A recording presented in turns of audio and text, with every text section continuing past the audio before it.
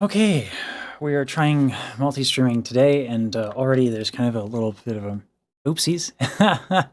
So rip-roonies. Yeah,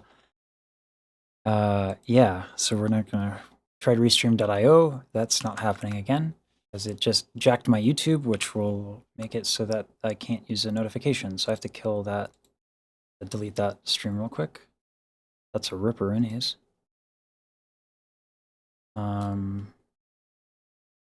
Or I should delete that. Yep. Whoosh. All right. Okay. Yeah. Hope everyone's good. Hmm. Okay. So I have a little bit of something prepared today. One of my little speeches.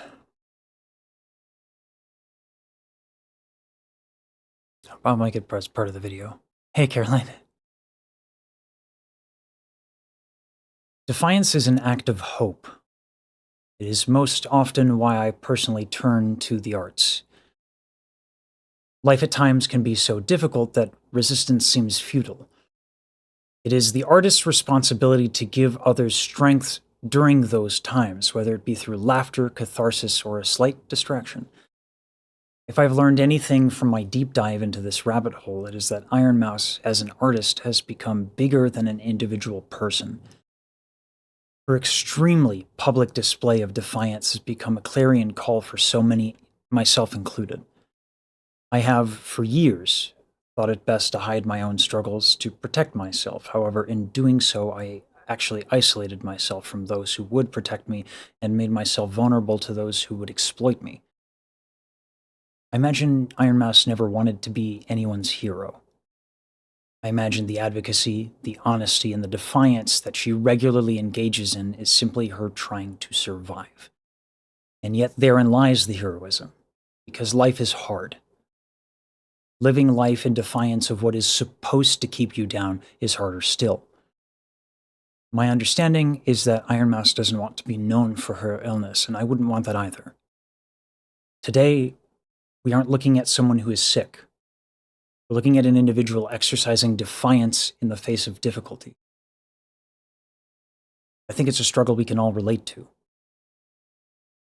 So, I'll be spending a lot of time today trying to understand CVID, not so that I can better understand Iron Mouse through her struggles, but so that I can understand the hope she brings myself and so many others through the defiance that she so wonderfully underpins the art that her and her masterful collaborators bring to us. Art that, in these dark and uncertain times, supercharges the will to endure.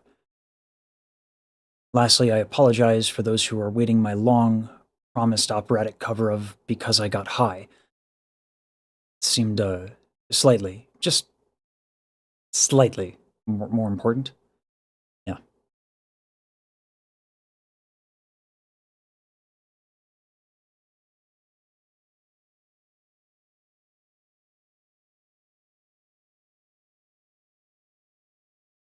Dope. All right. Good afternoon, everybody.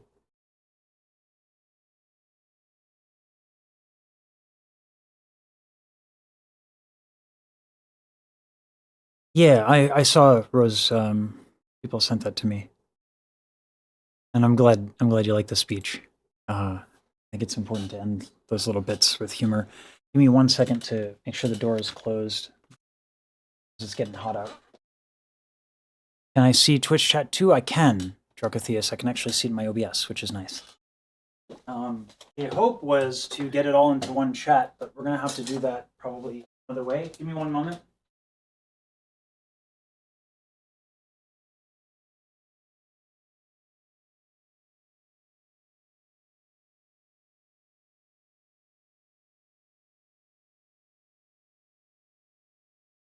The dog likes sunbathing.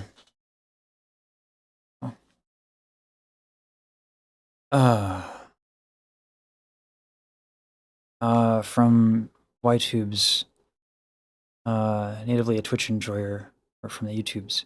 Looking forward to watching Explore again. Awesome sauce. Hey, Kiro Conte.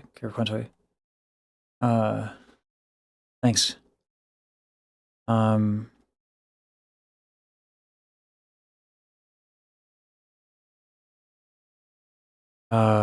glad you enjoyed it.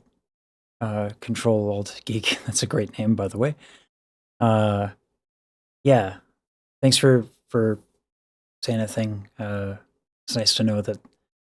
Yeah. Obviously, by all means, enjoy lurking. Enjoy however it is best for you to enjoy. But it's always wonderful to see people on chat. So thank you.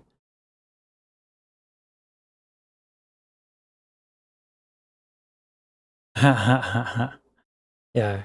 I also did that cover yesterday, so there's that as well. Yeah. Y'all, if you prefer Twitch, we're doing the multi-streaming. We're trying. Yeah, we're doing more Rabbit Hole. Let me make sure. I think I downloaded everything into what I needed to download it into today. I hope so. That was the plan.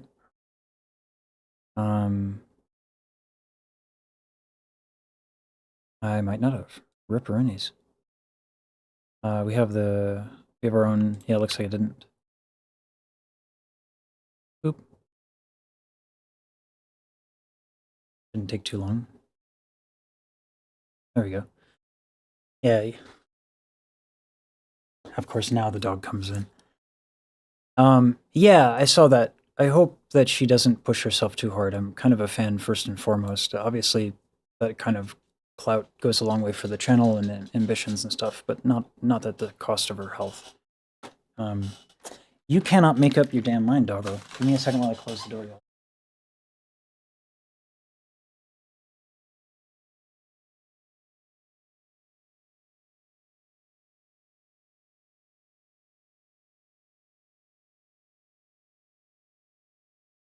Put one in the curse jar. Oopsies. One in the curse jar. I'm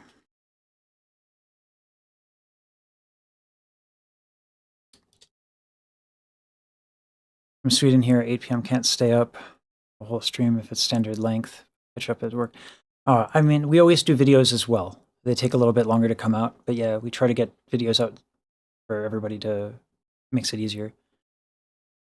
Watching you encounter Weston's music and the creative everyday video essay. Oh, yeah. Yeah, that one, I didn't know what to do with that one. Yeah, I think Blitz was outside enjoying himself, and then he heard me paying attention to someone who was not him, and then he came inside. Yeah.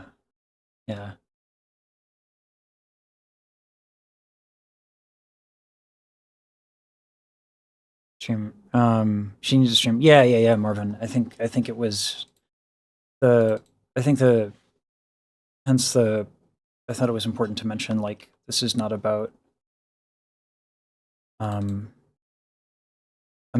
not a matter of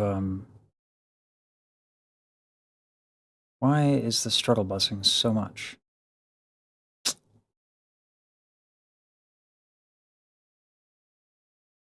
I need to have them fix this bug. Not good.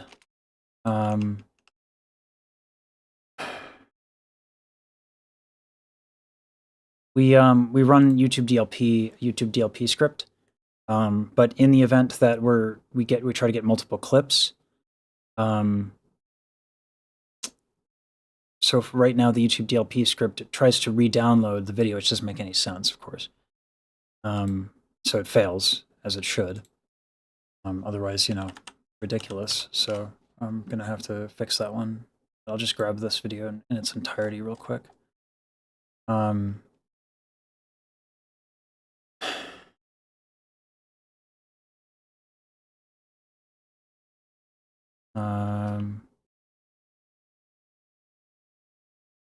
This is what happens when my guys are like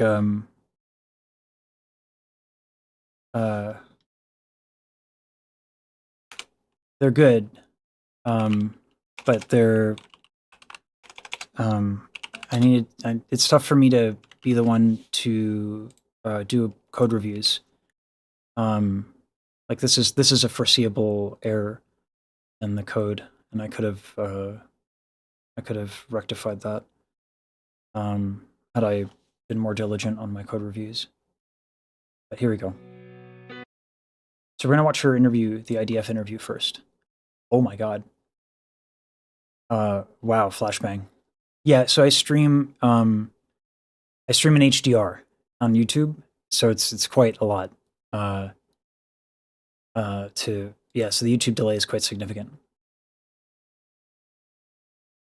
My god, there's so many people here. This is great. Thanks, y'all. She's really good at stopping when she feels she has to, but she apologizes when she doesn't need to. Good. You're Quantoy, yeah, that's good to hear. Slowly the name is spreading everywhere. Yeah, I'm taken aback by it, Quantoy, that my name is being spread everywhere and that people are showing me a lot of love. It's like, I don't know why. Obviously it's a blessing. But yeah, I'm taken aback by it. I don't know what to do. We hit over 100 members on YouTube in 3 days. I don't know what to do with that. You know, yeah. The charismatic voice published a reaction today. It was okay, but not as passionate as your PS. Audio quality was improved dramatically. We had 2 audio engineers come in. Actually, the audio engineers who did Music Box of Fate came in and helped directly. It's kind of incredible. So trying to catch up with everybody. Sorry, y'all. The bed clip is a good one, yeah. Yeah. There is special thanks absolutely to be given to an individual, but I don't want to call attention to it. Yeah, chronic illnesses, good days and bad days. Yeah.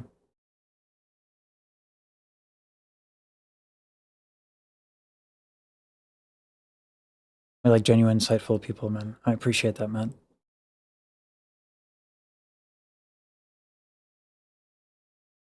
I do. I will go. I will co-sign the zany.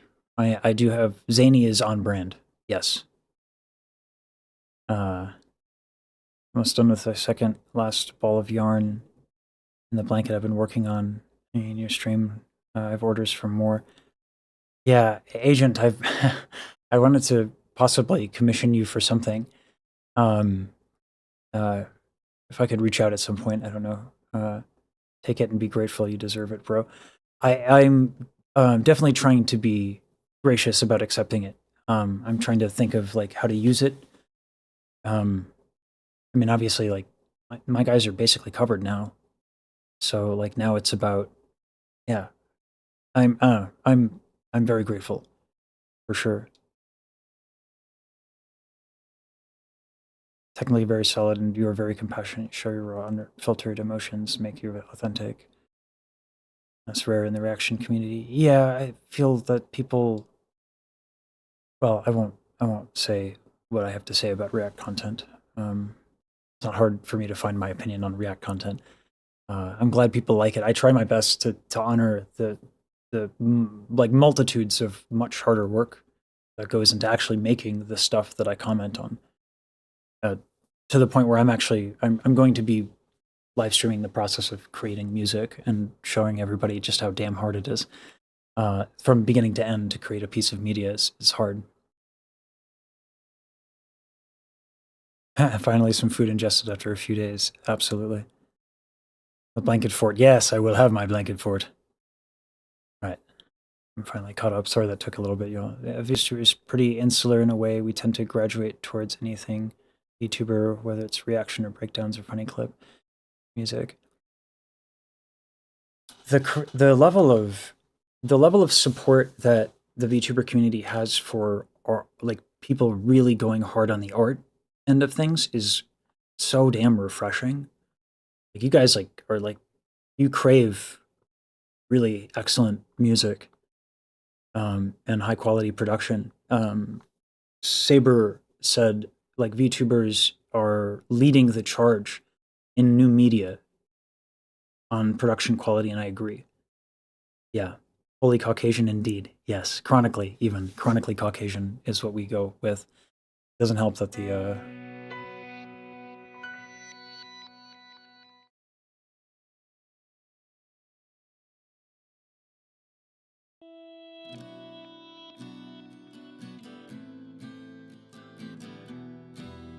On average, it takes 9 to 15 years of untreated illness to be diagnosed with and treated for a primary immunodeficiency. Hey. Recent studies estimate that 70 to 90% of those with PI do not yet have a diagnosis. You're listening to Undiagnosed, an Immune Deficiency Foundation podcast. These are the true stories of the harrowing journey to diagnosis. For the sake of privacy, participants in this program will appear with full or partial anonymity.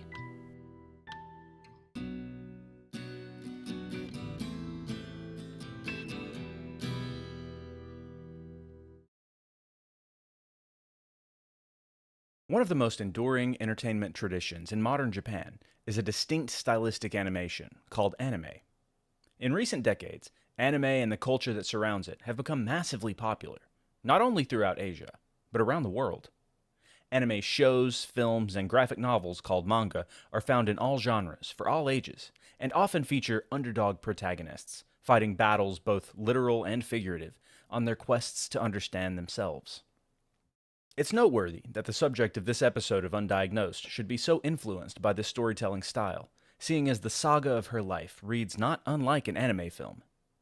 A talented young woman's dreams Fair are statement, smashed by actually. illness and circumstance, yet she, in her innate desire to provide for those she loves while making the world a friendlier, sillier, and more musical place, creates a path of her own to unimaginable success. We don't know her real name. The truth is, you don't have to. Yeah, I was going to Her say. Doesn't 1.6 matter. million followers on Twitch know her as a quirky, misunderstood gremlin with an O. She's a demon with a penchant for benevolent chaos, a bigger version of her own personality. As of 2023, she is the most subscribed to female creator on Twitch, and it's not uncommon for her colorful live streams to have tens of thousands of viewers at a time. Chat comments fly by in milliseconds. Recorded lines of her screaming Spanish swear words and proclamations like, "I love you so much you have to die," randomly chime in over whatever game she's playing or conversation she's having. It's clear at any given moment that she and her viewers are both having the times of their lives. I just wanted to say, Ermal, yeah, I agree with you. The VTubing thing, like rigging a model, is incredibly difficult. Yeah, like respect to people who design this stuff, respect to the technology, and then also like as I was saying to Starlight Daryl, like the piloting of these things. Like I say it like it's a Gundam. Would that I could. Yeah. I'll just pretend I'm a new type, I suppose.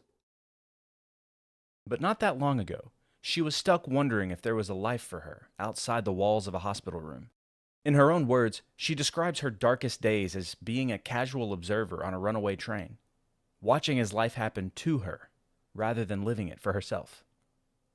And all the while yearning for a stage to use as an outlet.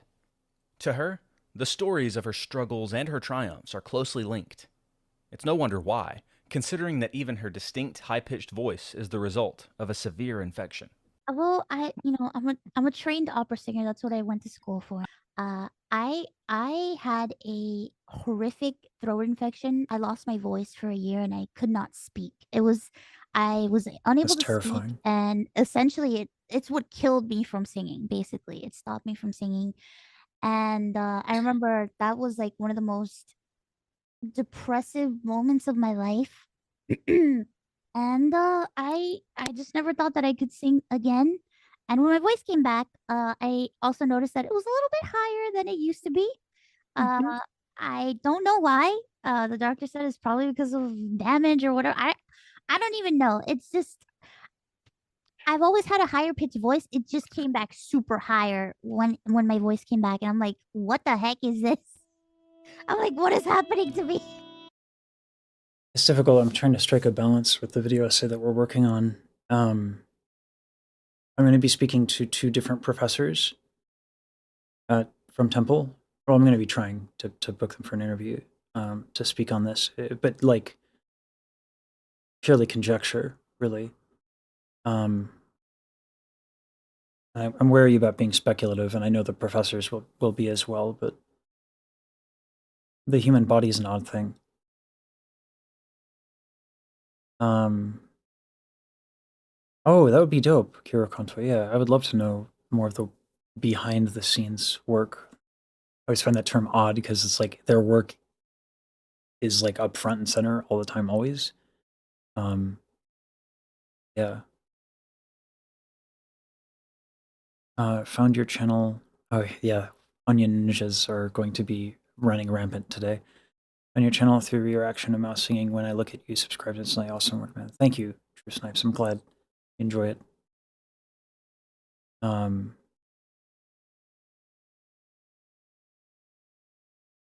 I love the Iron Mouse Pats emote in the app. This is the story of how a playful cartoon demon saved a real woman's life. This is the story of Iron Mouse.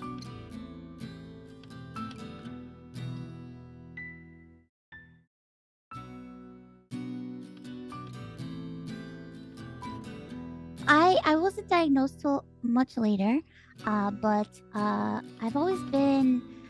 I like to explain it like I'm an extrovert who was forced to live an introverted lifestyle because I was always a very curious child and I was adventurous, but uh, out of all my siblings, I came out pretty sick, and I was always sick, and my parents were very, very, very protective of me. They were afraid any little step I take, I would get ill, and so I was very sheltered growing up. I remember I used to, I would love to play outside, and I would love to hang out with my family and my cousins and stuff, and they were always going out and doing a lot of fun stuff. But you know, I had to get left behind a lot because I was always stuck at home. Uh, when I was a kid, my mom gave me a pep talk and she told me, "Now, Mouse, you need to understand that I know that you're sick all the time." And this was like before I got diagnosed with CVID. She told me that I was born different and not everybody was born like me. And I have to work twice as hard to be normal, twice as hard to be as Fucking good as relatable. everybody else. And it happens to some people and to not feel bad about it. And I appreciate the conversation she had with me, but it's like it kind of like put this mindset in me where it's like I need to work twice as hard. I need to work 3 times as hard, and I put a lot of pressure on myself. And I'm a little bit of a perfectionist when it comes to things because of that fact. Being left behind in any capacity creates feelings that are difficult for a child to reconcile. But when you add the complications of constant sickness from an unknown cause, it can become impossible to have anything nearing a normal childhood. I've been seeing a lot of doctors since I was very young. Uh, Man, I would like to we're gonna have say very I don't similar think I bounced upbringings. around a lot, but I saw a lot of specialists because it always just seemed like something was wrong with me.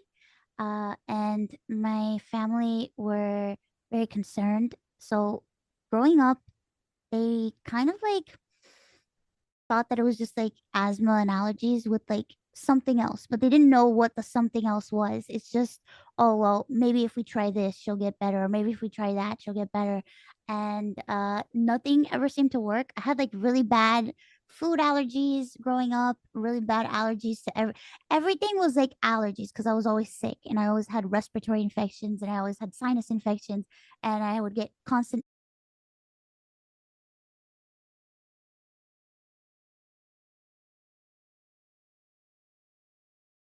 I didn't have physical illnesses. Things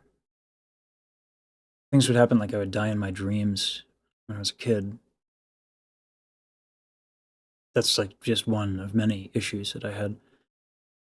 My dad was always the one who was out like trying to figure stuff out, and I saw a bunch of specialists as well. And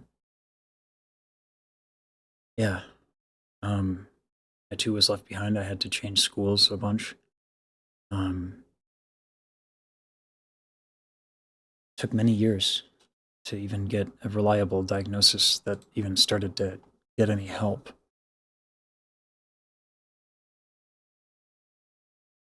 Ear infections, and it got to a point where I started missing so much school, where I was always in danger of getting kicked out of school, getting in trouble, and I always had to work extra hard to get good grades because I missed so much school. Yeah, I missed something like And 52 days of school I at one would point make up for the fact that I was always in a not single there with semester. doing very well in school, and I it was just a very I also got into a lot of fights. overwhelming thing. It's hard to I believe don't now, but I would like to say that I didn't really have much of a childhood. I didn't get to enjoy all the things that normal kids did. I did enjoy some things. I'm not going to say that I didn't because there were a lot of things that I did get to do, but it was mostly inside. I wasn't allowed to play sports. I wasn't allowed to go to PE. I wasn't allowed to do anything that overexerted me, anything that had to do with, altering like my breathing or, it was just, it was a lot to take in as a kid. I remember feeling very upset growing up, thinking that life was very unfair. Why did this have to happen to me? Why do I always have to be sick? And how come everybody just says that it's asthma and allergies? But my friends have asthma and allergies and they're fine and they can go out to the pool and do all this stuff. And I can't really do any of those things. So my parents were very adamant about refocusing my feelings. And I got into music and I got into performing, which was something that I could do. So I didn't really do much of like the normal kid stuff, but because I had a vocal lesson teacher and all this stuff, I was able to like get into like performing arts and sing and do some light dancing and stuff like that. So I was able to just hone all the I don't want to say anger because I wasn't really angry. I just felt like life was very unfair. And I was able to hone all that and distract myself with performing. Artistic performance gave a young Iron Mouse her first taste of normalcy. At last, there was something she could excel at without a high risk of illness or injury. During her early teenage years, her constant sickness seemed to wane. After being denied a normal childhood, she was certain she was on track to at least experience a normal adulthood. I remember growing up thinking, oh, when I become an adult, I'm not going to be sick anymore and I'm going to be fine and I'm going to live my life and I'm going to be a singer because I've always wanted to be an opera singer since I was like 4. I'm like, I'm gonna be an opera singer and I'm gonna be traveling. I'm gonna do this and all that sick stuff because my doctor's be like, you'll grow out of it. You'll grow out of it. It'll be fine. And I was like, well, you know, once I grow out of all this stuff, I'm gonna be fine and I'm gonna live my life. But then as I grew up, I was really sick as a kid, and then when I got a little older, like I hit like puberty, things got better a little bit. Puberty kind of like helped me out a bit, and I started not getting as sick as much. And my doctors were like, "Oh, well, she's getting better. She's improving. That's great." that is kind And of similar to my I was situation. happy. But A then little different. it's like I feel like everybody goes through this because I remember uh when I first got diagnosed, I was really scared, and I By a little different, I mean, let's be real, tenors don't really complete puberty. We're kind of like, we stop halfway, you know.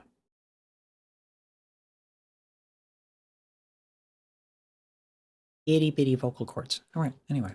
I was able to find like support groups and stuff thanks to the IDF, and I was able to find other people like me thanks to the IDF. And a lot of people's stories were very similar to mine, where it's like they got better for a time, but then all of a sudden something happens and it just all goes bad again. So I was fine for like my first teenage years, and then all of a sudden I hit 18 and my body was just like, nope, that's it. Everything started going haywire again, and it was worse than when I was a child, and it was very overwhelming for me because I'm here trying to make it through school and I had to drop out of school because I just couldn't. Oh god. I'm getting a little emotional thinking about it because I just remember I one had to drop time out of I high had a school at teacher come up to 16. me and my teacher's like, Mouse, you were struggling in my class and you missed so much class. And I noticed that every time you come back to school, you're worse, you're sick, and it's hard for you to pay attention. and she was like, "I suggest that you should drop out of school." And hearing that from a professor Ouch. just affected me a lot because I felt like everybody was giving up on me and I was working so hard to try to make it, to try to do something because I was the only one in my family that was like this. I was the only one in my family that didn't finish school.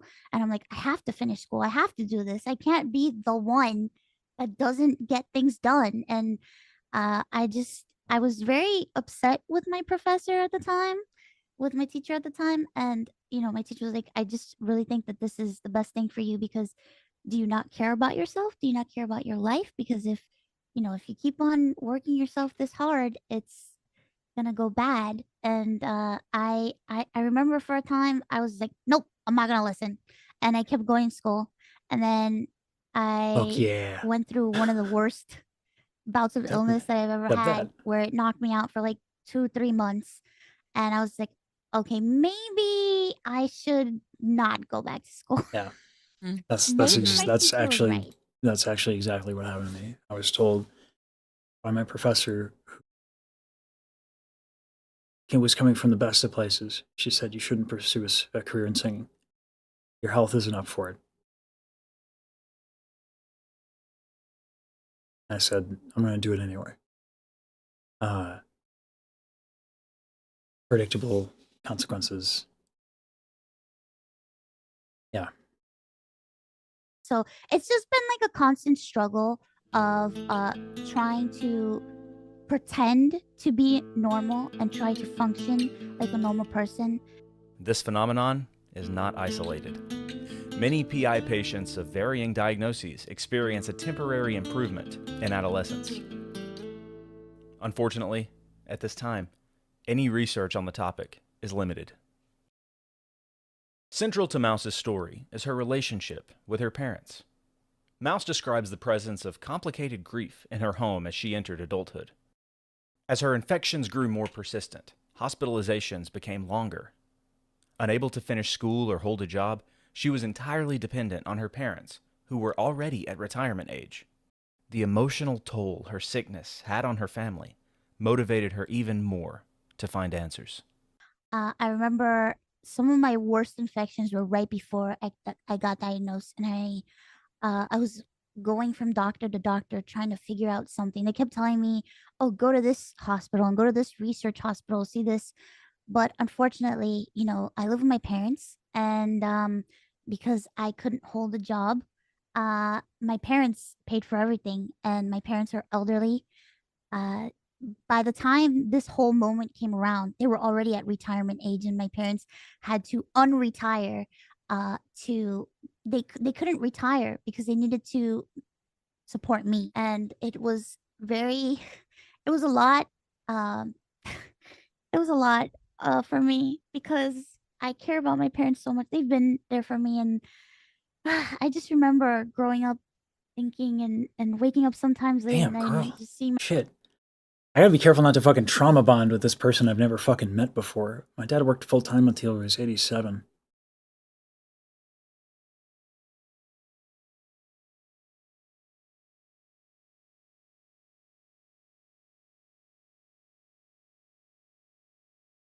He would have done it anyway, though, to be fair.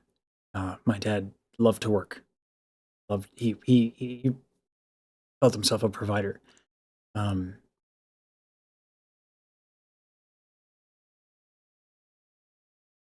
shit. By the way, there are good things that have happened in my life too. By the way, like my father was an incredible man. My mother is an amazing woman, brilliant. Um, my brother is incredible as well. Um,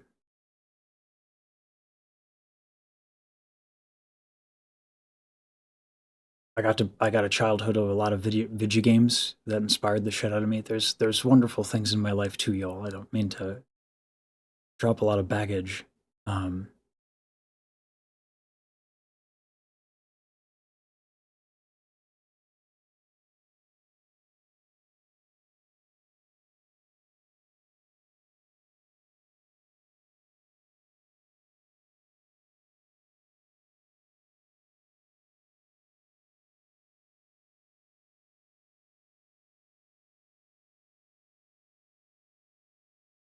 I found out what it was that I was struggling with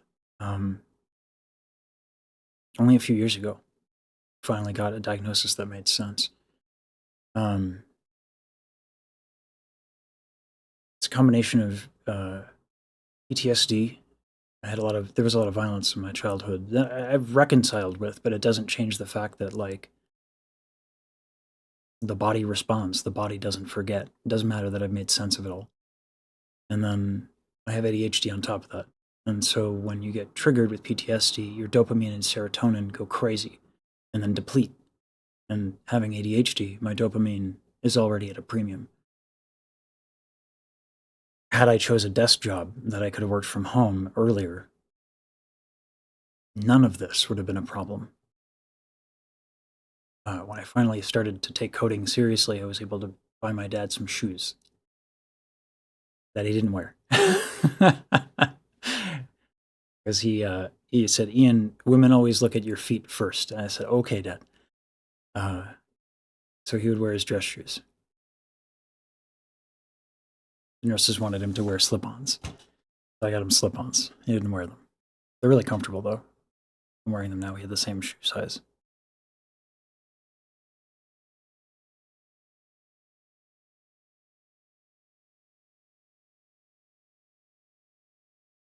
I think it's crazy. There's so many people in the chat sharing their stories. Yeah, it's like I said in the beginning. The struggle is not othering; it's relatable. You know, we all have these hardships in some way, shape, or form. And yeah, the swear jar is going crazy right now. I'm going to have a lot of work to do when this is over.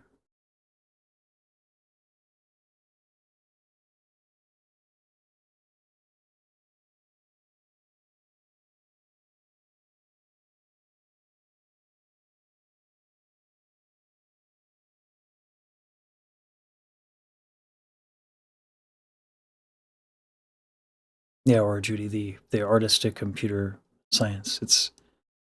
I think computer science, coding is creative. And it leverages something that I have a hard time being able to leverage in the arts.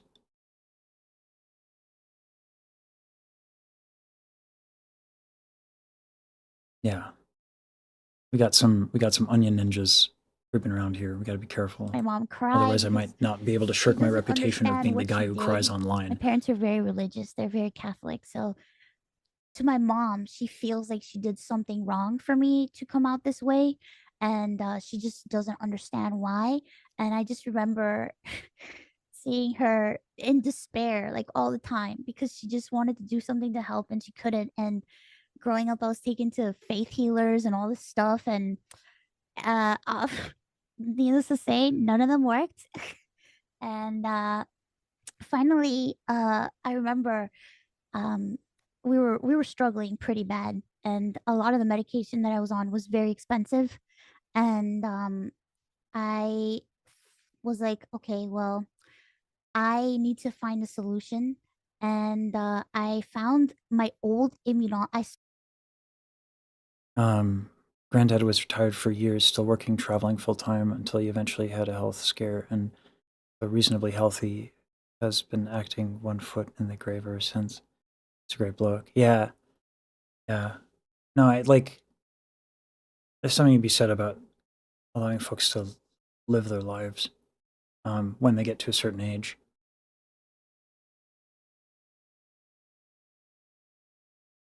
Yeah, his employer called me and was like, please get him to retire. He's running into health issues." I'm like, "This is what he has." Um, but yeah, I'll talk to him. But yeah, discovered my own healing from trauma, and hearing you literally say the same things about her, it did makes me smile. Yeah.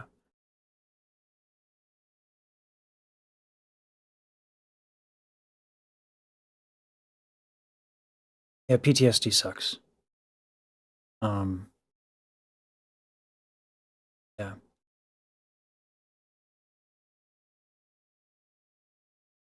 First time I ever met somebody with PTSD was actually a Vietnam vet. He's actually a very gentle man.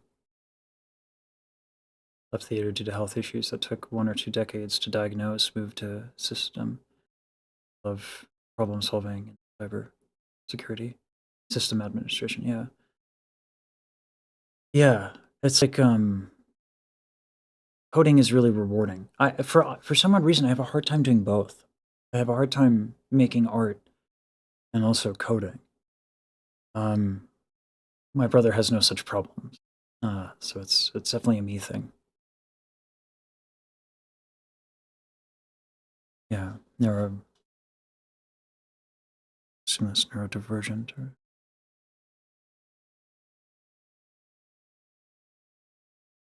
yeah. I mean, there's a lot of folks. I think we're all saying the same things. We all have a hard shit. Life is hard, you know. I think the this is what I find inspiring about Mouse. Um, yeah, yeah, Agent. Yeah, I feel that. Separate sides of the brain. I don't know if that's how it works. I don't know. Yeah.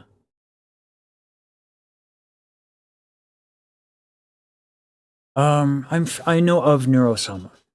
Um, I'm wary to go down that part of the rabbit hole until I kind of figure out a little bit more about the artists behind the art of Neurosoma, and even then, I'd almost rather focus on those artists. Um, I'm torn, and please don't take that as me saying that you shouldn't enjoy Neurosama. Um, you know, enjoy whatever it is you enjoy. I'm wrestling with how I feel on that one myself, and that is my own thing. Yeah. Why diagnosis can take time, that a process of elimination of possibilities. Things can look like other things. And that's kind of what's difficult. Yeah. And the problem is that sometimes we'll. Oh, I didn't know that Shinigami King. I didn't. Um,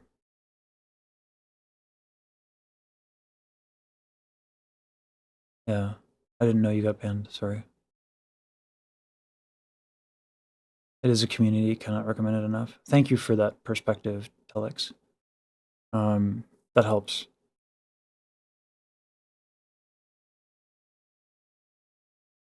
Yeah. Um,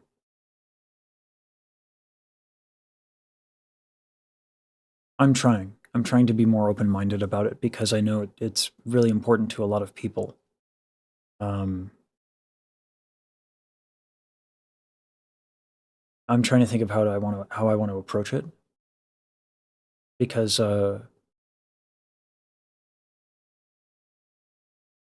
human skill is what I like to highlight because it's what inspires me. It's what I get off on. So if I can find a way to do that, that's how I would want to do it. Um, oh, okay. Okay, Shinigami. Saw an immunologist one time when I was younger, and I don't know. I don't know what exactly happened.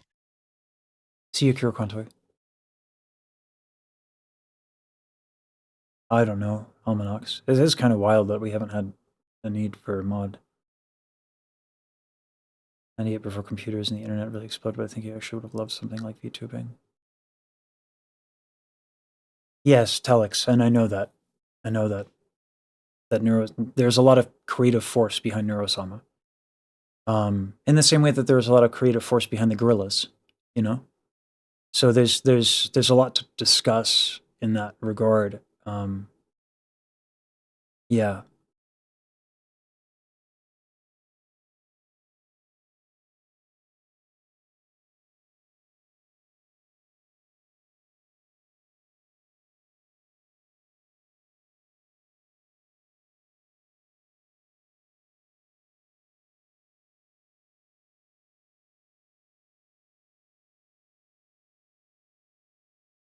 So Vidal, Annie, and also Massey is this the voice behind Neurosama? Is the I believe Massey is the vocalist that Neurosama is trained off of or something. So I'm going to be going. I'm going to be interviewing Massey. I hope at some point. Really interesting singer, actually. I got. How you just recently watched the Ironmouses video saying "Sound of Music." Oh, that would be lovely. Some too.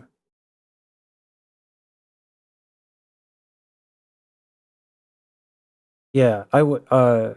Yeah. So that's the plan till end is to go like basically all around Neurosummon to discuss the artists. That I would love to do. Especially Massey, Saber showed me some of Massey's stuff. It's really, I'm quite fond of it. Excited. Yeah. We contain multitudes applies a lot. I'm a father of 6, an aircraft engineer, an interest in code, mostly Python. I do love me some Python. Christian ministry and counseling training, singer in my church, switching brains between engineering and interpersonal work can be hard. Yeah, I think it's the way of thinking, yeah. Anyway.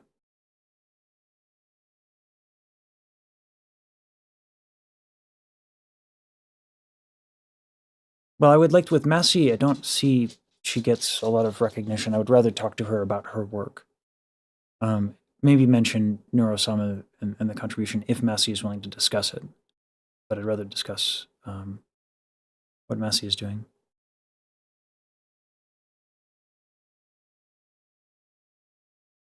Yeah, chibi, relatable. Right back at you. Same stuff. That just it didn't like work out or something. I honestly don't remember. I think it was because our insurance changed and we couldn't afford to see them. So I couldn't see them anymore and nothing ever got done. So I found them and they're still practicing. And it turns out that the insurance that we were on this time actually works with them. So I was like, oh, well, why don't we just go see this person? They're still practicing. And they were like, wow, you, you're all grown up now, but you're back here. And I was like, I explained to them everything that happened, and I said, you know, I improved and stuff, but I turned 18 and everything just went to hell again. So I don't really know what to do anymore. And you know, they looked over my history and they said these are a lot of infections back to back, and these are a lot of hospitalizations. And they were like, I think I want to get you tested to see if maybe you have a primary immune deficiency disease. Because at first they thought, so the first thing I got tested for was cystic fibrosis, which came back negative. Everybody thought that that's what I had because the respiratory infections I kept having was just insane. It was just like really bad. Um, and then my immunologist said, okay, well, we're gonna test for. I think we also tested for alpha 1 antitrypsin or something. Yeah, alpha 1, and that came back negative. And they're like, we're gonna test for primary immune deficiency disease. And I got the pneumovax vaccine, and well, And you had no no response no whatsoever. response. Okay. At Yep. all. It was like, and it's so funny because uh I had just gotten over a very huge illness. I just had a surgery. I had sinus surgery done, and I was really ill, and my family was on vacation. And I remember I got a call from my doctor, and my doctor was like, well, we really need you to come in. And I'm like, okay. So I went in and they were like, I know what's wrong with you. And I'm like, I felt relief, but I also felt fear at the same time because I'm like, holy oh, I'm so sorry. I didn't mean to curse. I'm so sorry. This is the moment that I've been waiting for. I finally have a answer as to all these years as to why they were like, we know what's wrong with you. Uh, you have CVID. And I'm like, what is that? And I remember my mom was crying because the first thing she asked is like, is she gonna die? And the doctor's like, well, if she takes care of herself, she'll be fine. And I was just like, okay, but that's when all these questions started appearing. And I'm like, what is this? I've never heard of this before in my life. Like, I didn't know what it was. I've never heard of it. I didn't even know about PID. I didn't know any of this stuff. All I knew, the only reference I had was Bubble Boy story. Um and that was basically it. And I know that's SCID, and I'm like, so what is this? I'm like, I don't understand. And the doctor sat down with me and explained to me everything, and I felt like I didn't listen to a word because I heard common variable immune deficiency disease. It was like all of a sudden my brain, like what my soul went somewhere else. They were like, do you understand that you have to go on treatment? And I'm like, uh, yeah, okay. I remember the day that I came home from my diagnosis, I just started Googling like crazy. I was Googling everywhere. I was frantically Googling, and I couldn't find anything. And I'm like, Jesus, I don't even know how to look. Like, I just found like the most vague stuff. And I found the IDF, and I was able to get in touch with people. And I remember I was so terrified. I was so scared, but it was a bittersweet relief to me because I found people that were like me, and I found people that understood what I was going through. But it made me sad because it's like the fact that other people are going through this too just tears me apart, and it really makes me very sad. And it was a lot to take in. As anyone with PI can tell you, a diagnosis may provide relief and clarity, but it's hardly the end of the journey. Mouse's immunoglobulin levels were so low that her doctor insisted she start IVIG treatment the next day. Her first infusion was disastrous. The facility that cared for her wasn't necessarily equipped or fully trained on the administration of IG replacement. She didn't receive pre-meds, and the medication was applied far too fast, causing an extreme reaction.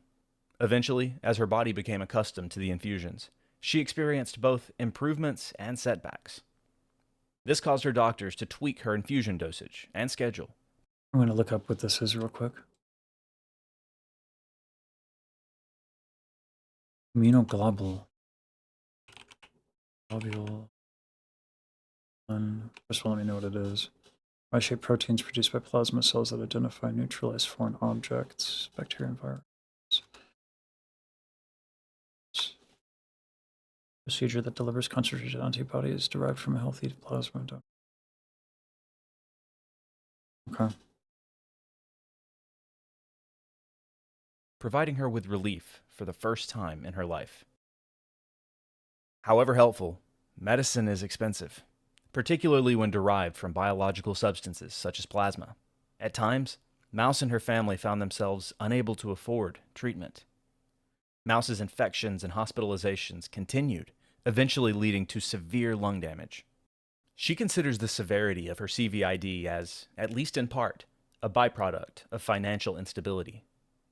Not to mention the difficulty of convincing insurance companies to pay for proper treatment. All of these factors eventually led to Mouse becoming convinced that she'd never truly get to experience life.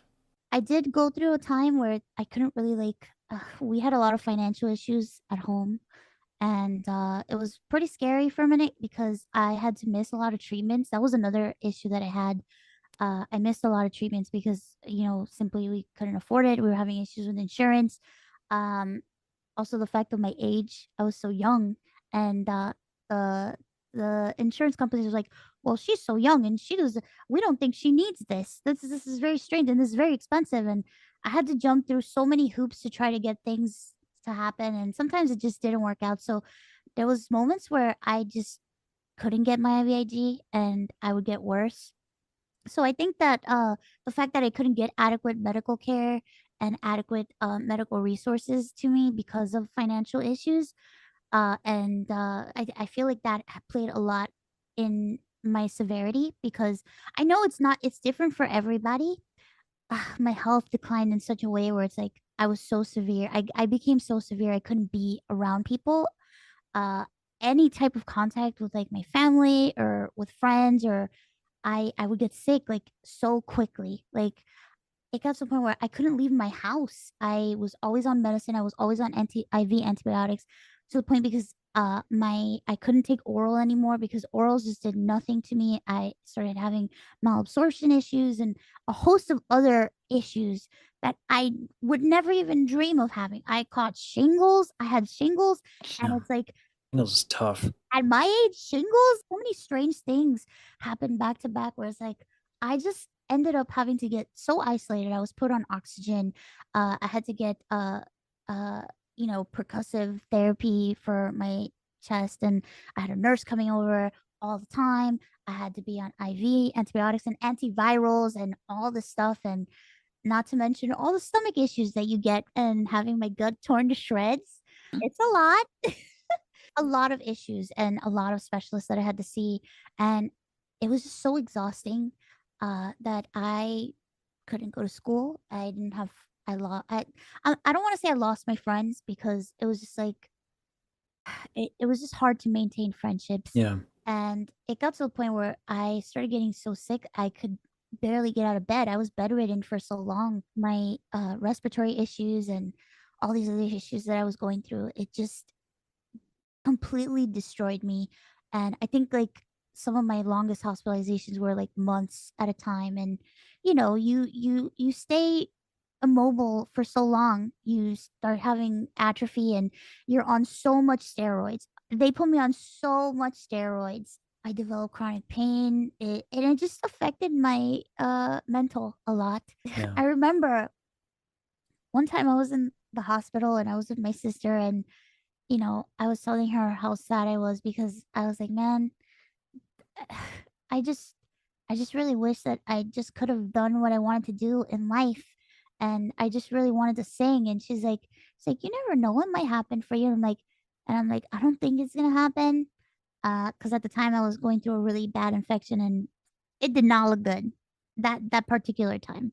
Um, and uh my sister was like, "Oh, it could still happen. You just need to have faith." And I'm just like, "I don't think it's gonna happen. I don't even think I'm gonna make it out of here." And she was like, "You can't talk like that. You can't because if you start surrounding yourself with that type of energy, it's just not gonna motivate you to."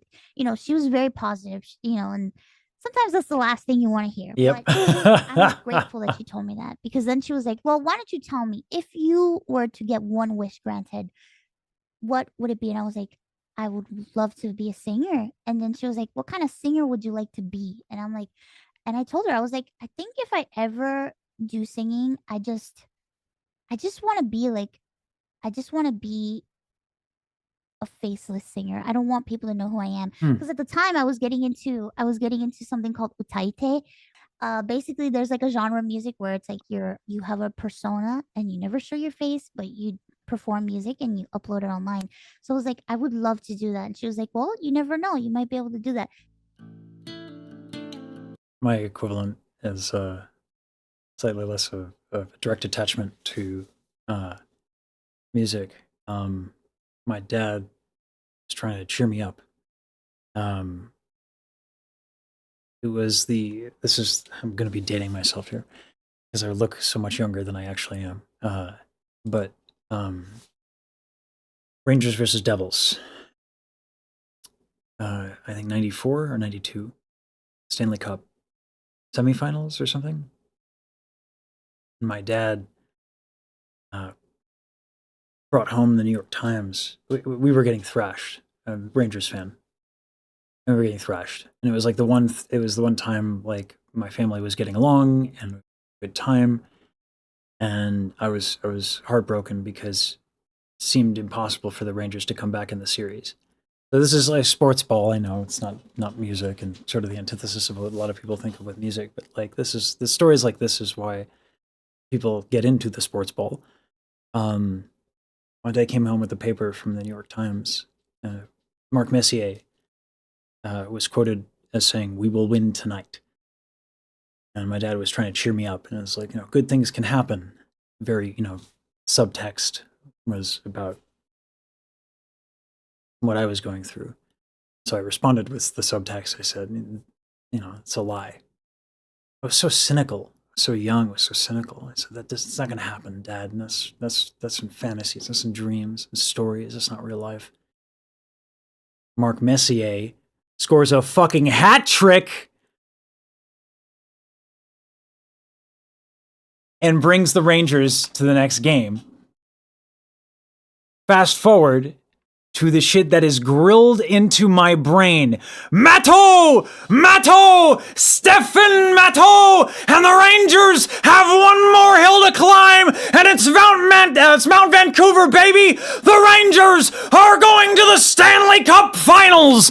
And the whole family gets off the fucking couch, and we just lose our minds, because, oh my God, miracles happen, ladies and gentlemen! Woo! That's my version of that. Didn't go into hockey, though. It's a good thing, Blitz. Oh my God, I scare the shit out of my dog.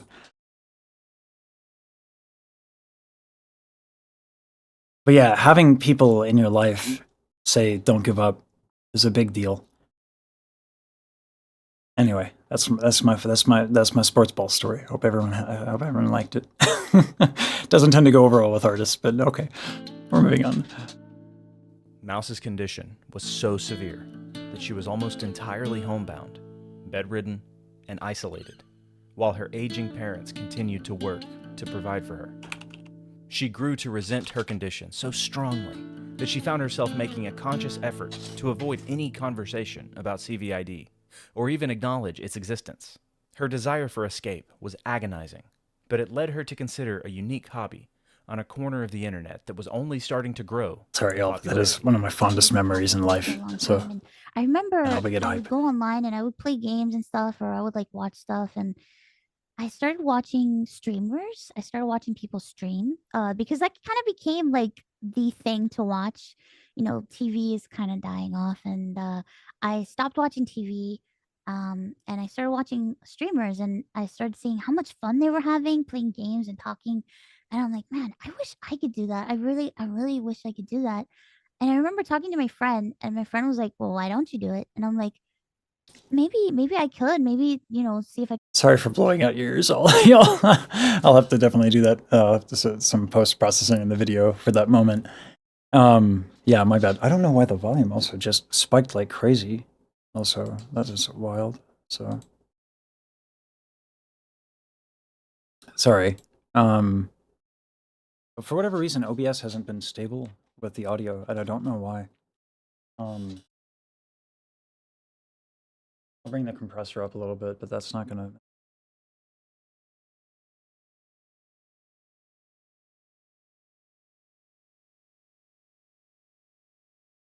Yeah, esports became my passion.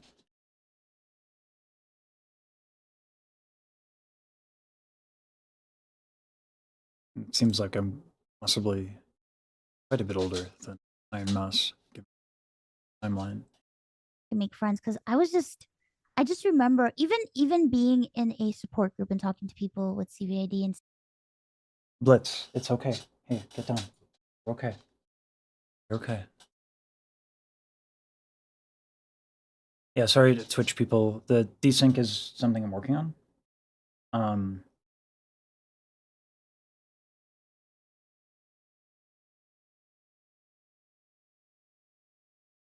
Yeah, there is a noise gate, but it's more the inconsistency in the levels is annoying. But I almost did esports commentary run. I decided against it. A lot of people that I knew were going into it when StarCraft exploded, and I totally could have. I had the connections.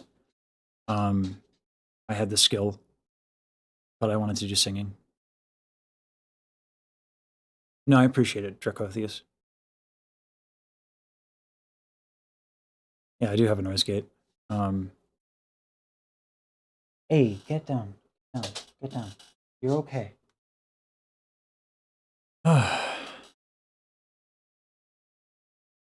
stuff. I don't know. I just felt so alone, even knowing that there were people like me. Mhm. But because we were all like of different like severities, Right. still like something in me that I just felt isolated. It was a lot, and I just thought, maybe if I go online and maybe I could stream and like I can make friends and talk to people, and because I also wanted to talk to people that didn't have CVID and that didn't have what I had, and there was a part of me that just wanted to just be normal and talk about normal stuff and not think about it. I went through a moment where it's just like I don't even want to think about CVID. I don't want to talk about it. I don't want to acknowledge the fact that I have it. I just want to forget that all this stuff is happening. I was scared to start because I didn't want to have a little bit of a complex regarding being sick because I'm connected to machines and I'm on oxygen and I just felt scared. I didn't want people to see me like that. I didn't want people to feel bad about me. I just didn't want that to be a focus of why I was streaming and why I was online. So I just didn't want to talk about it. I didn't want anybody to ask me questions. Yeah. So I kind of like pretended like I was not sick for quite some time. I remember my friend was like, "Well, if you're Fucking afraid to start relatable. streaming, why don't you there's this program that you can use and you can be an anime character." And I remember seeing this anime girl, her name is Kizuna Ai. She was something called a VTuber, and I thought that was like a term just for her. I So VTuber is a virtual YouTuber. So it was a woman that she would be an anime girl, and that was her persona. She was a character named Kizuna Ai. She would go on YouTube, make videos, and do like gameplay and like talking to people, and I just thought that that was the cutest thing, and I thought it was so adorable, and I was like, man, I wish I could do that, but it seems like it would be so expensive to do. I don't think I could ever do that because it seems like it's like it was a 3D rig, it was a 3D model, so I figured she's probably like jumping around and it's motion capture software and stuff, and I can't even get out of bed, so I can't do that. And then a friend of mine was like, there's a program that you could use called Face Rig where you can be an anime girl too, and you don't have to like be in a 3D model, it's 2D, and it just tracks the movement of your camera. And I was like, "Oh, okay. I guess I could do that." So my friend got it for me as a gift, and it's been the one of the greatest gifts anyone could ever give me because that's what sparked my career and what sparked my love of streaming. And so I became this anime girl. I wasn't Iron Mouse yet. I was just random anime girl. I mean, I was Iron Mouse, but I was just like I wasn't myself. My character wasn't really fully realized. We don't do the just an I was anime using like girl free models here. because I didn't have Iron money, Mouse. and I'll have none of it. my parents would I thought my parents would never like help pay for any of this stuff. We can barely support ourselves with my medical bills, and they were piling up like so much. Also, I was still very ill when I first started, so I took a lot of breaks. Like I was not as consistent as I was now. I could only stream when I first started streaming, I could only stream for like 1 hour at a time because I was so sick and so exhausted. It was just I it was hard to lift my head off the pillow. So when I first started streaming, I was laying down in bed streaming. I had my laptop on my lap, and I was using earbuds, like the Apple earbuds to talk on the phone. I was Mm-hmm. using that as my microphone to speak, and I was using a crappy webcam that was in a really bad laptop. Horrible. It was so hot. I ended up getting a lap desk because it would overheat from me like streaming for like 1 hour. And I remember thinking, man, this is it was like one of the happiest moments of my life starting streaming because even though I was doing it from like this horrible setup from my bed, at least I felt like I was finally taking control of my life. Yeah. Fuck yeah. Fuck yeah. Fucking champion. Today, Mouse sees herself as a fierce advocate for people with illnesses like hers, and uses her platform to spread awareness of PI and the need for plasma donation. She makes a pointed effort to empower her community while avoiding false positivity and overt negativity. But at first, she was more than a little apprehensive to share that she was suffering behind the camera. Yeah, I didn't want to talk about it at all. I just didn't want to be seen as the sick girl online. I wanted to be Iron Mouse. I wanted people to like me for me and not think about any of that stuff.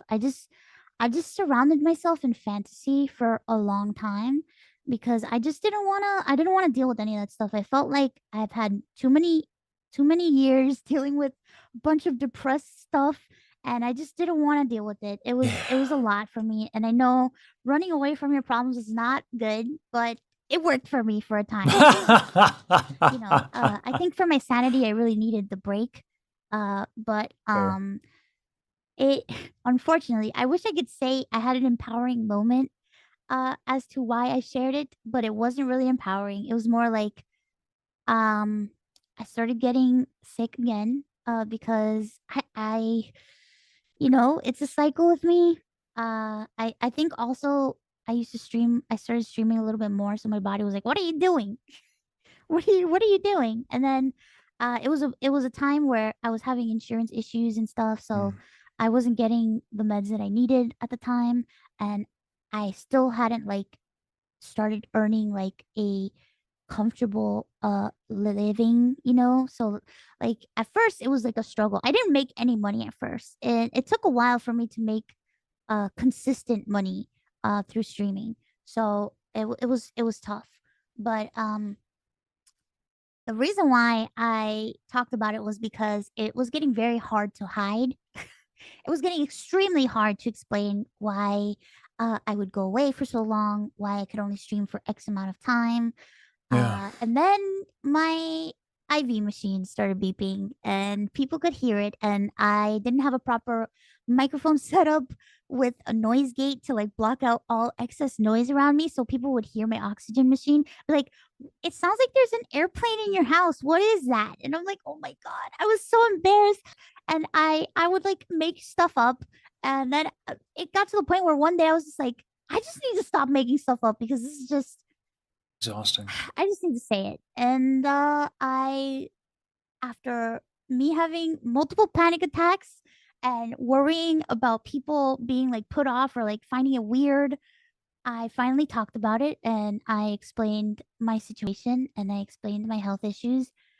And it was the most support that I've ever seen. Like, I was so overwhelmed with the amount of support from people that were watching me. I was so shocked because I was for sure certain that people would, I don't know, I always think the worst. But I think it's like I think it's just like through my experience. I always expect the worst at all times. And I know I shouldn't be this way, but it's hard not to be this way. I always had this thing in me where it's like I'm gonna tell people and it's just gonna be bad. It's gonna go bad. And thankfully it did not. And people were very supportive. And I slowly started talking about it more and more, and I shared that, I have a IV machine and I named my equipment and my IV machine's name is Rutherford and Yeah. I have my air concentrator, I have my concentrator and I have all this stuff and I just started, talking about it and it was interesting because then I slowly started getting people who also had health issues watch me and I started getting so many kind messages from people saying that, how empowering it was to hear my story and to see me doing all these things and that it gave them hope. Like, for the most part, I think I'm more of an optimist myself, but given my circumstances, it has led me to become pessimistic, but only when it comes to like my own stuff, not when it Mm. comes to like other things. It's weird. I'm very critical of myself. I'm very hard on myself. I always expect the worst, and I know I shouldn't, and I'm trying to fix it. It's just, it's difficult. It's a hard thing to break, but it's only because of all the stuff that I've been through that I am the way I am. So, I'm working on it. I'm working on it, but I try not to let that I try not to let that seep into like my streams or like any of like my content and stuff because I just really want, I don't know. I just want to make people smile and I want to make people laugh. Fuck yeah. It's a hard balance to strike too. Mouse's modest growth in the early part of her career was hardly enough to become financially stable. Her parents continued to work, unsure of what she was even doing, of who she was talking to in her room at all hours of the day and night. Then came spring of 2020. The onset of the COVID-19 pandemic and the great wave of job loss hit Mouse's family particularly hard. In a bizarre twist of fate, it was her online character, that foul-mouthed, animated demon, who saved the day. I was living with extreme guilt for a long time because I was so ill that they were still taking care of me, and it's like I felt so guilty that I had nothing to contribute to the house, and I had nothing. They were just it just really ate at me, and then the whole streaming thing happened, and then COVID hit, and I felt even more guilty because they lost their jobs, even though they were supposed to be retired, but they lost their jobs. And I remember the first week, that was when Iron Mouse, like the day they got fired was the day that I not fired, the day they lost their employment was the day that I essentially like blew up on Twitch because a friend of mine rated me, and I went from having like 100 viewers to like 800 viewers Yeah. and then 1,000 viewers, and I'm like, what is happening? And then a lot of people started watching me, and I started actually earning money from streaming, and it was just the the overwhelming emotion I had when I I heard my parents worried because they're like, "How are we gonna pay bills? Like, we're gonna get kicked out of this house. What are we gonna do?" Da, da, da, da.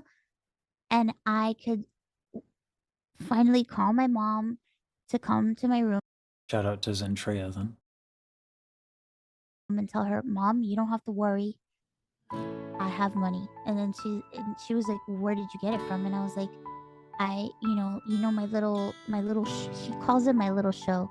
I'm like, my little show on the internet?" And she's like, "Oh yeah, the little show you do with your friends." And I'm like, "Well, I make money now." And it was just like a, an emotional moment because I was able to finally, for the first time in my life, I paid every single bill that my parents had. I paid off my mom's house.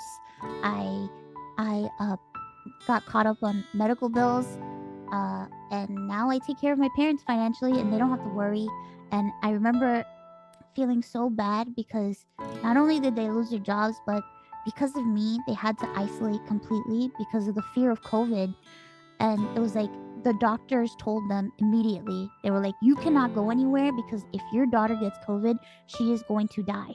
And the fact that they had to stop going to church, which is something that they love, they had to stop hanging out with their friends, which is something that they loved. They had to stop hanging out with family, which is something that they loved. It, and then they were just at home, locked up with me for 2 years, basically. And it left me with such guilt that I was just like, I'm going to do everything in my power to give my parents the best years of their Ah. life now. I suppose Melody was the one who rated at that point, so shout out to Melody. Also shout out to Zentrea, why the hell not? Because I just feel like I owe it to them after everything that they've done for me. And thankfully, I was able to afford getting a new place. And I remember my sister was like, "What kind of place are you looking for?" And I was like, "I want a spacious house where there is enough space for me to be in my own area, and then my family can be in their own area. And if they want to have friends over, they can, and they don't have to worry about me getting sick because the house is big enough for them to have fun and have friends over and have family over and do whatever they want to do."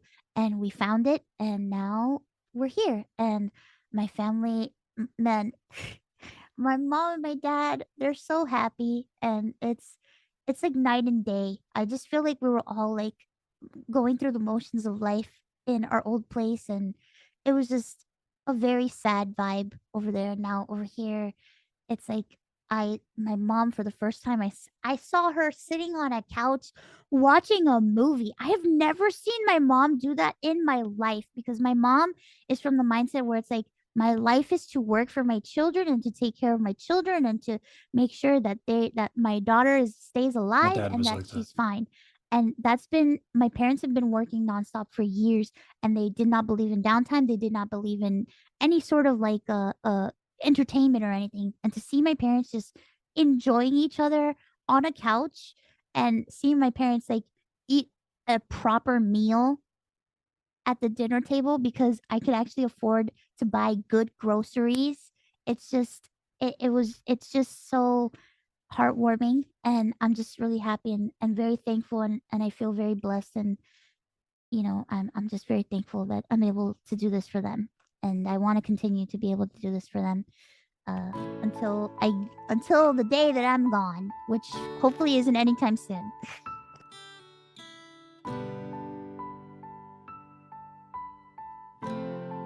Damn, this is some shit that's good for the soul. This is like wholesome as hell. Despite her parents' support, Mouse wonder still if has an her- understandably difficult time explaining her career to We're at them. 4 or 5 now. Her mother in particular expressed concern over her character's background, which is explored in greater detail in an upcoming anime special. But yeah, so I had to explain to my mom because when I explained to my mom about VTubing, I had to tell her, I'm like, so I'm a VTuber. She goes, okay. And then I showed her my character. And she's like, what are those things on your head? Are those horns? And I'm like, I was yeah, wondering I'm a how demon. She's like, this what? You're a yeah. demon. I'm like, well, my backstory is that I'm Satan. I'm on Earth disguised as like a girl named Iron Mouse. But it's not because I'm doing anything bad. It's because I escaped from hell because I don't want to live there anymore. I saw the human world and I thought humans were amazing and they're incredible and they do so many fun things and hell is so boring. Uh that's my backstory. But I know it's a lot because you say Satan and people are like, ew, what? But they're like, oh God, especially my parents, they're super Catholic. And my mom was like, is there any chance that you don't have to be Satan? And I'm like, I'm sorry, Mom, that's already my lore. It's already locked in. I can't change it. And she goes, well, it's fine as long as you don't like make fun of like God and stuff. It's fine. I'm like, I would never, but but it's just a fun little thing. God. She also loves the fact that Iron Mouse, since Iron Mouse was Satan and is a demon, that means Iron Mouse also has an angel form. And she's like, can't you just stay as an angel all the time? And I'm like, no. no, there's no drama to that, Mom. People with PI You ever know watched the an importance opera? of a support system, both in and outside of the family. Iron Mouse seems to go out of her way as often as possible to express how much her friends and coworkers mean to her. She's now a member of a massively popular VTuber company called VShojo. She jokes that her frequent collaborator and friend of IDF, Connor Cahoon, the internet's favorite friendships. I used to watch his videos. So I was like I'm not gonna say I was a fan because I would watch his videos and You're a fan, then but you don't want to give him the satisfaction. I found out that he talked about me on his podcast and I'm like, what the heck? He talked about me? And he said he admitted to watching me and my streams. And I'm like, oh, that's funny. And then after that, he messaged me, he DM'd me on Twitter. And he was like, I really like your content. I think you're really cool. And I was like, okay. And I invited him on a show that I did with my friends from Vishojo. And then I ghosted him because and then after he went on the show, I kind of like got nervous talking to him because I was still in a mind frame where I was like, I can't get close to anybody. This is too much. I was in a moment where I was afraid to get close to anybody. I didn't want to get close to anybody. So I didn't talk to him for a few months and then that was like in November. And then in January, he messages me and he's like, "Oh, do you want to be in one of my videos?" And I'm like, "Okay." And then that day when we were recording for the video, we talked for like 5 hours and we've been like best friends like ever since. And one day he told me, he was like, man, it would be really cool if you could like meet up with me uh in Japan. Like you would love Japan. Part of me was like, I felt so comfortable around him and I wasn't afraid to be myself. So I was like, I'm just gonna tell him the truth. I don't think I was scared. I was really scared, so scared telling him. But part of me thought, you know what? If I tell him the truth and he doesn't want to talk to me anymore, he thinks I'm weird, that's fine. It's okay. Terrifying I'm not gonna guard hate him or dog. anything. It's fine. So I was like, I can't go to Japan because I have a condition. And then he was like, what condition do you have? And then I told him everything. And I've never done that before. I just straight up told him. I was honest from the beginning, and I was like, I have CVID, and I explained to him all this stuff. He's like, I have never heard about this before, and he cried. He cried for me. I remember the first cyclothon. we were talking and he was telling me he wanted to do a cyclothon, and I was like, oh my god, why? And he's like, because I want to raise money for charity. And I'm like, Hmm. how long are you gonna do it for? And he told me, oh, a few days and whatever. And I didn't want to like ask him because I figured it was some cause there or whatever. And I was like, okay, so what charity are you gonna do it for? He goes, oh, I'm doing it for the IDF. I'm like, what? I'm like, why? And he's like, what do you mean, why? Are you not happy? And I'm like, I am happy, but I just want to know what brought this I on. want He's you to like, say it he's like, aloud. he's like, I just want to have a beer with you one day. Mouse has a lot going on, and she admits to being a bit of a workaholic. She streams more days than not, but despite this, she's recently regained enough mobility to enjoy her new home, and is in the process of discussing long-term improvements with her doctors. While she assures us that she's taking care of herself amid a hectic work schedule, Mouse admitted to us that she's never really filled her care team in on what she does for a living. And only partially because it's hard to explain. My doctors kind of don't know about Iron Mouse. But yeah, that's another reason why I'm afraid to say stuff, because my voice is very recognizable. One, and two, because this is my voice. This is very recognizable. And two, they don't know that I do this whole I've never told. The only person that knows about Iron Mouse is my nurse, and it's because she comes to my house and she has caught me streaming, and she's caught me and she's seen my setup, and she's like, what is all this? It looks like a space station. I have like the multiple monitors. I have like all my equipment and stuff now. I got And she's made like, fun this of looks for like a my space setup. station. What is It's this? fine. And then she saw my character and she's like, what's this little character thing? And I'm like, I just told her, and she was like, oh my god, that's so cool. And she fully supports me, but she's like, you need to take care of yourself. You better not overwork yourself, because if not, I'm going to tell your doctor. I'm like, no, please don't tell them. Jesus. Sometimes I admit I'm bad. I overwork myself and I push myself, and I know my limits, and I try to make sure not to go beyond my limits, because I know that if I do, then I can't stream. So When asked That's if she funny. would do anything differently, Yeah. given the chance to start over, Mouse's answer is simple. I wish I could have been diagnosed sooner, that's for sure. I feel like the only reason why I got so severe was because it took so long for me to get diagnosed, and it was Yeah. a struggle because of our financial situation. So it's the only reason why I got as severe as I did, which was pretty bad. A lot of people that I meet with CVID that I've met online, it's so varied, because there's some people that for the most part they're living a pretty normal life. But I got to a point where I just had to like completely isolate myself, and I was just so sick that I She was can walk just now. confined to my bed for That's awesome. a few years, and it was a lot. It was a lot for me.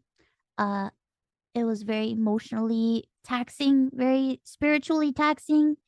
Um but thankfully, that time is over, and I'm slowly regaining mobility and slowly, learning how to live my life again, and uh I'm able to spend a little bit of time with family now, even though it's tough still, but uh I just wish I would have gotten diagnosed sooner.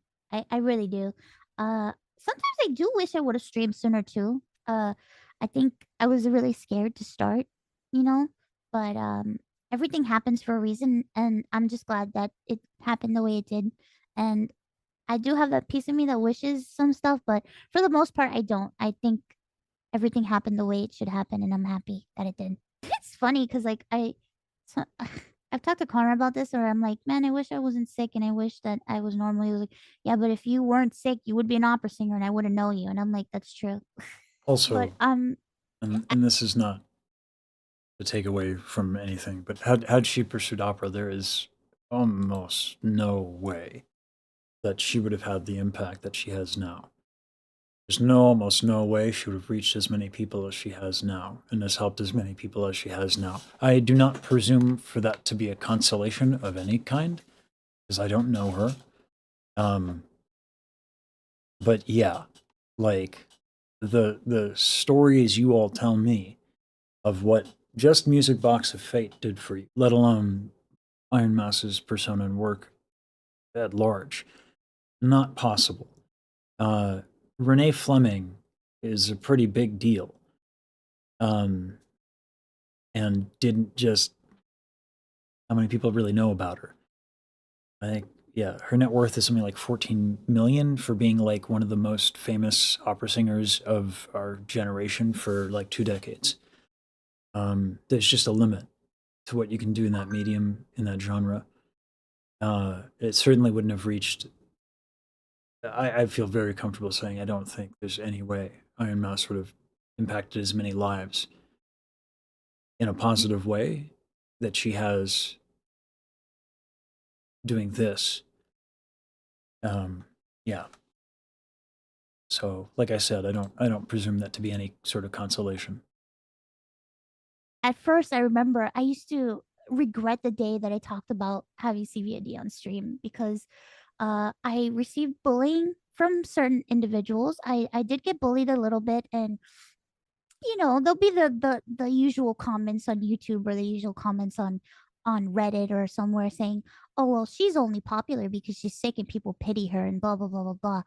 And Oh, they can fuck. that I remember thinking, man, I regret talking about this stuff because people always use that to hurt me. Like some, bully. People who want to bully you, they'll use whatever it they can, and but I'm so thankful that I did share my story, and I'm so thankful that I did open up about it because the amount of She's good a that's skilled come from it entertainer, outweighs and of any course, type a of skilled bullying that singer. I've ever received.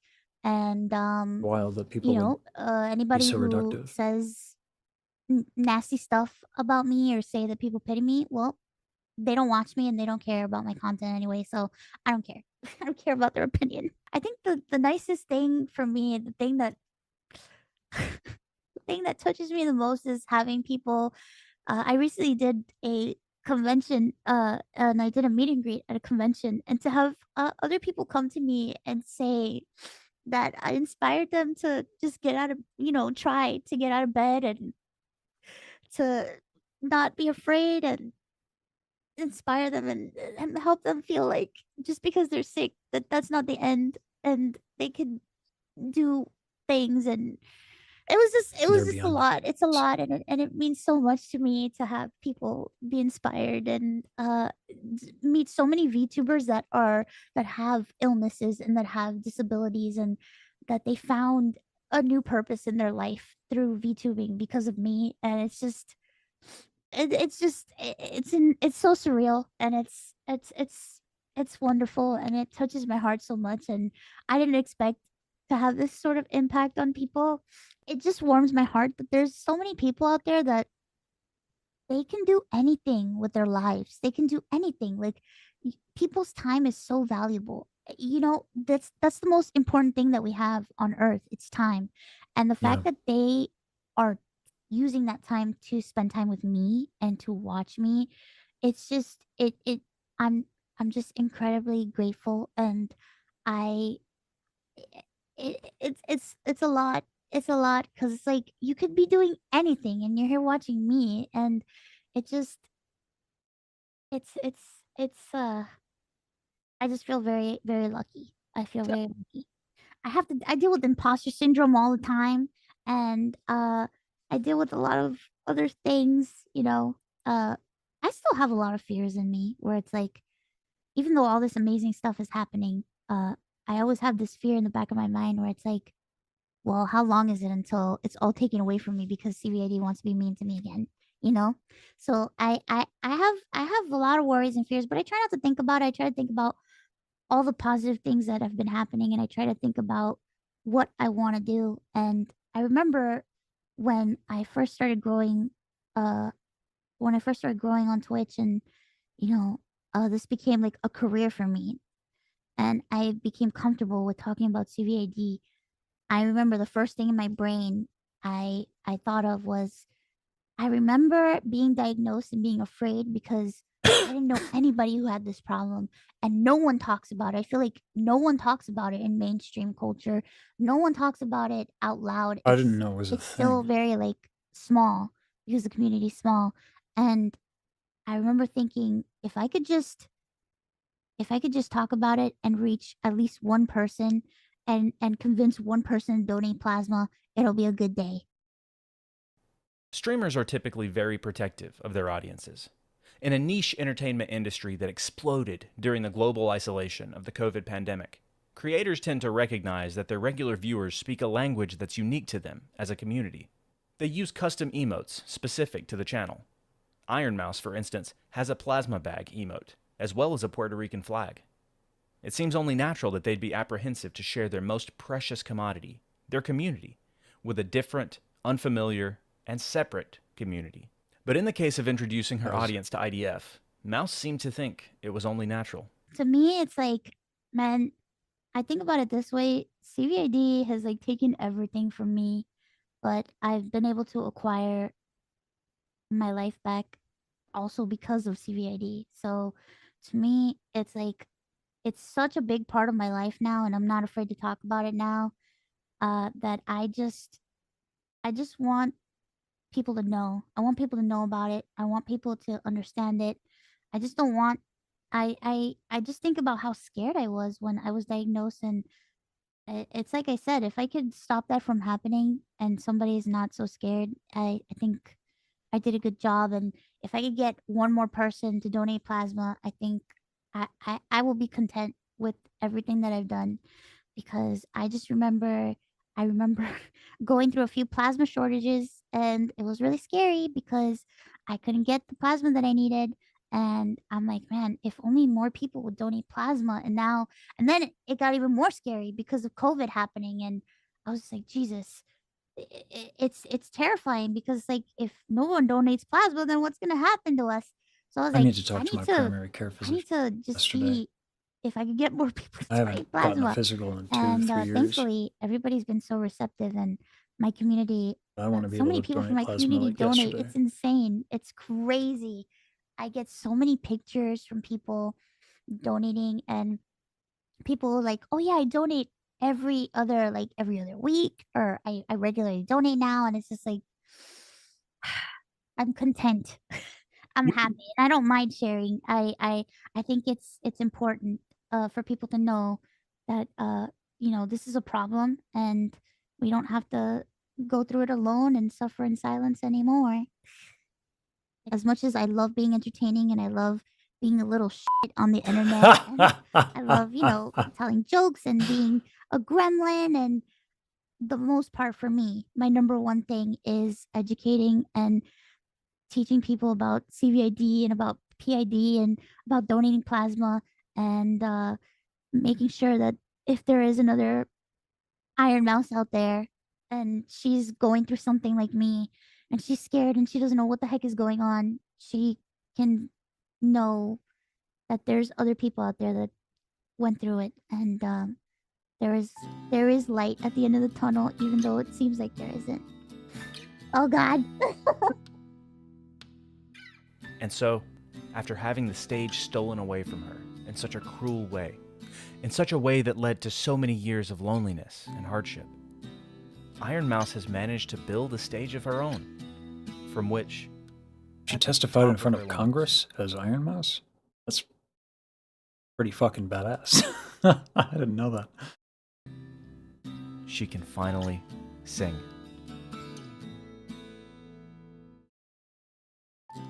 This is Your dope. support of IDF helps to ensure that people like Iron Mouse get the advocacy. That is well done, the IDF. I had no idea CVID was a thing. Certainly didn't know about this organization. This is incredible stuff.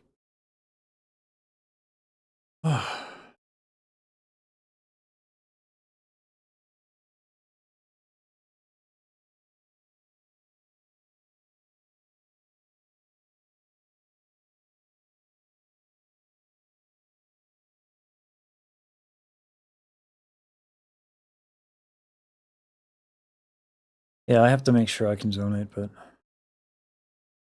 did you hear his song she sang at the end of the documentary? Education and community support they deserve. To donate, volunteer, or learn more about primary immunodeficiency, visit primaryimmune.org.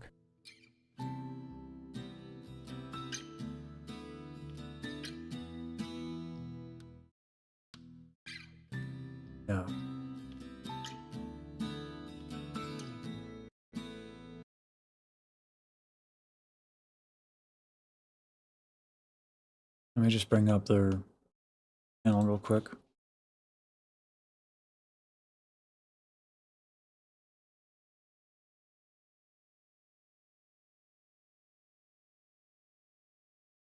Wrong IDF.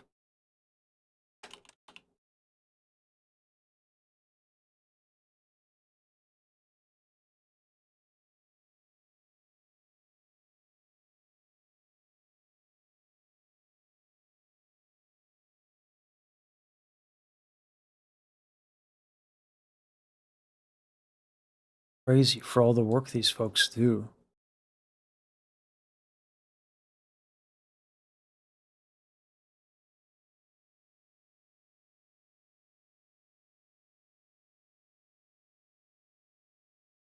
Yeah.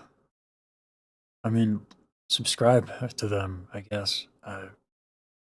That's wild.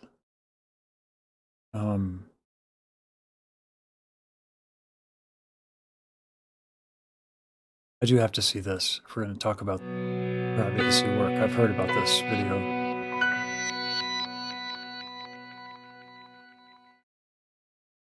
Hello, I'm Jory Berry, and I lead the Immune Deficiency Foundation. Sometimes it's hard to find the right words to say, but I'll try. I wasn't expecting Ironmouses to create the Tiltify fundraiser to benefit us, but it shouldn't have surprised me, because that's who she is. Even in the midst of challenges, she thought of us before herself. And what has been raised in less than 48 hours is surreal, overwhelming in the best possible way. But honestly, I've known how special Mouse is for a long time. What I didn't know is that an entire community would rally around the Immune Deficiency Foundation in a way I couldn't have imagined. I sent Mouse a message yesterday. I told her that her authenticity and vulnerability inspire me. But so do you. You've inspired me in ways you may not even realize. Gratitude doesn't begin to describe it. So whether you were able to donate or not, you made a difference. More people know about the Immune Deficiency Foundation. More people know about primary immunodeficiency. More people know about the need for plasma donation. Vulnerably, authentically, and very much sincerely. Thank you. One of the things that needs to be said here, obviously Mouse is a total fucking badass. 7 on the curse jar. But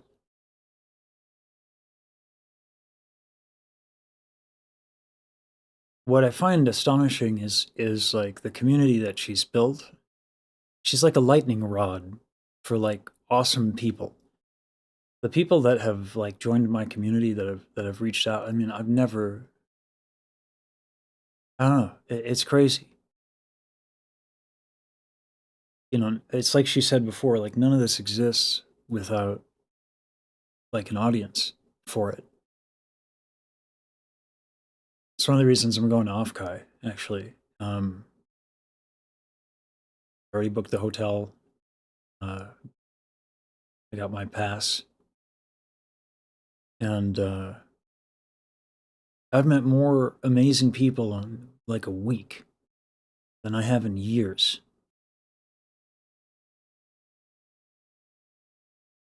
It's incredible.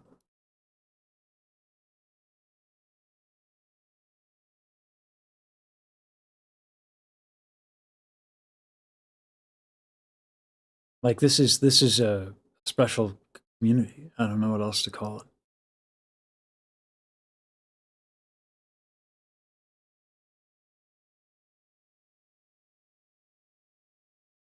I'm sorry to hear that you're having some connection issues, Marvin. HDR can sometimes be demanding. I'm also on Twitch right now. Hi, Janice. Beatbox. Sorry I didn't get to you. Hey, Shaggy. Sorry, y'all. I was chat here. Yeah, the onion cutters. He's the tide that lifts all ships. I don't know. I think it's more symbiotic. It's hard to express. Obviously, Shaggy, that's certainly apt. But she's... It's like the waves rally around her and then y'all are the wave. She's yeah. I'm not trying to take anything away from Mouse, for sure. But like, yeah, it is the community. It is a collection of people congregating to do good in this world that kind of is unbelievably beautiful.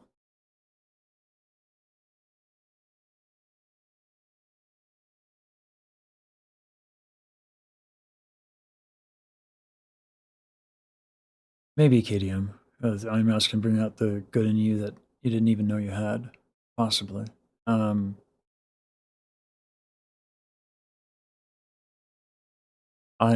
know. I feel that from the community of people. No one's the rights to the song Carry On, and any funds streaming it goes straight to charity. Yeah, I think I will, Matt. I think I will have a good time there.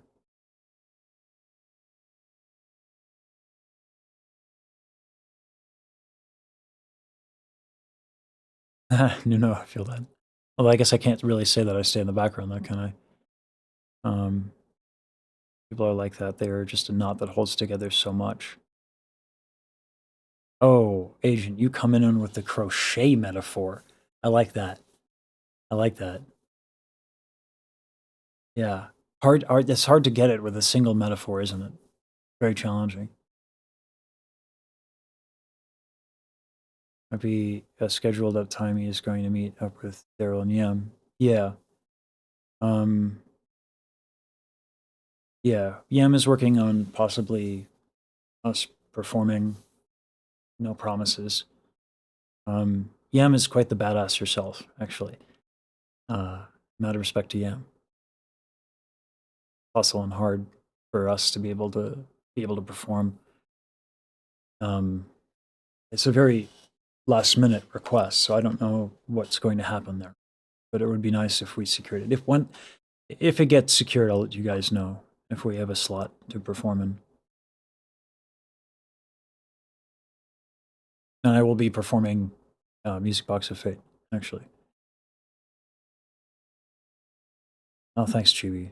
I'm glad you all stayed, stuck around. I'm a little shocked myself, but yeah, Infinity Verse. Yeah, it's a treat to get to know more about this. It's quite inspiring. It's almost as good as Stefan Matteau bringing the Rangers. It's actually better. It's actually better. Yeah, because this one actually ends up with plasma donations and saving lives and raising money for the IDF. As much as I'm a Rangers fan, I can't pretend. Yeah.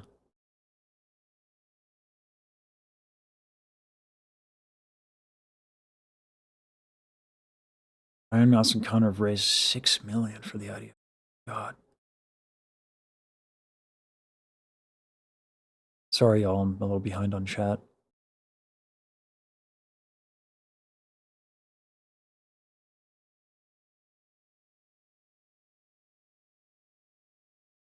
Creators build their community. It's part of her effort. She magneted great people, gave them a safe space, and then flooded. That's fair, Aura. That's a good observation. Yeah. Cyclothon starts April 5th. Selective if people donate to it. Do I have the link to the original video? I'll put it in chat.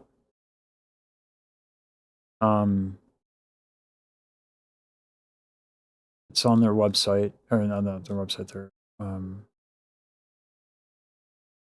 It's on. Hold on, I'm gonna get this one, and I'll put this in the description, of course. And then Ironmouse. So I'll get you the CEO one. And then of course this one. I'll pin it. I'll put it in the description of the live stream, and I'll place it in chat.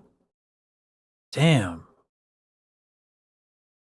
1.3, almost 1.4 million.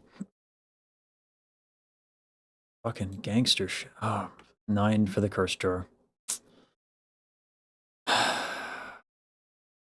9 for the curse jar.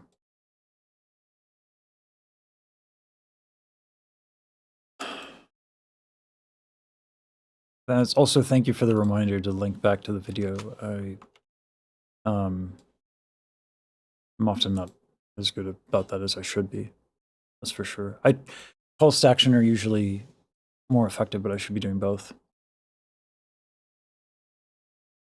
So I just added it to the description.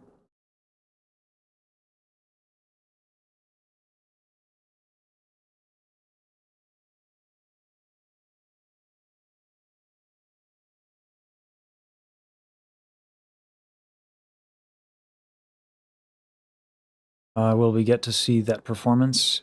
Possibly. I need to talk to Yam about it, and I need to, like, Yam is cooking. So if we get to see it, it'll be difficult. Stayed for Blitz. Listen, I get it, Kenobi. Blitz is far better than I. Anetsu does have a concert, though. Mouse will be a guest. Oh, that's dope. Across the street from Offkai, maybe. I'd watch read messages, must see funny reactions. A Norwegian knot point is also used for generally in place of things to gather. That's elegant, Agent. From a VTuber, live streaming from a VTuber con can be iffy for privacy. Yeah, Ray, that's kind of my presumption there.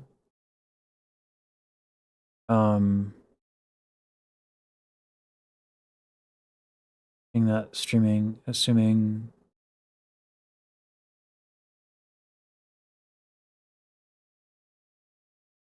yeah, Shadow. Sorry if it's the HDR or if you're talking about the Onion Ninjas. Valkyrie seems like a nice human as well. There's some folks that seem really nice on Twitch.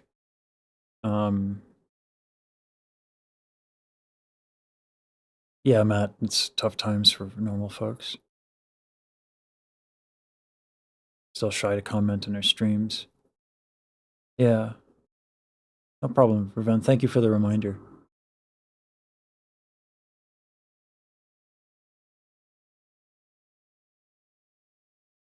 Oh my goodness. A lot of lovely people in the chat. I'm sorry, I'm a little slow today. I'd have to go back to Twitch. I've been going back to Twitch specifically for Ironmouse, actually. It's been a minute. Usually I'm only there to support friends of mine. Massey sings all the way through the cyclothon karaoke style on her channel. That's dope. I wonder if there's a way I can help in any way.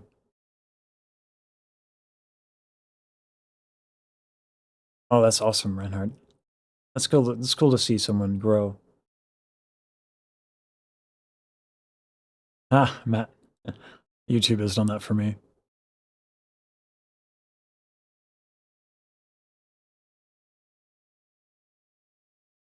We've been trying to do better about that, Ash Topaz, yeah.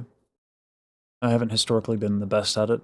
I measured the click-through rate once upon a time, and it was so low that I deemed it unnecessary. I don't know why. I didn't like run a large sample size either. It wasn't a good test. I don't know why I thought to that. But, like a call to action and then link. I mean, you know, whatever. I should be doing it if even only on principle. But you know, I need to be better about it. Long to react to, but Ironmouse didn't interview Dr. K on mental health, get a learner journey. Maybe. What is the curse jar going to be used for if you donate all the funds? Oh, it's not a financial thing. I'll go broke. I curse a lot. It's mainly like one to use to make sure that I'm making a decision about whether or not I'm using a curse word. I think the fact that I default to it is a problem. It's not, I don't really care if I curse, but it should be deliberate. It should not be in my common vernacular for no reason as a default. There are better choices for that, one. And then two, it's like it's just a positive stuff. It's like it's like a penalty thing. So there's a lot of like forcing me to practice and fun things. Yeah. Yeah, Katie, for sure.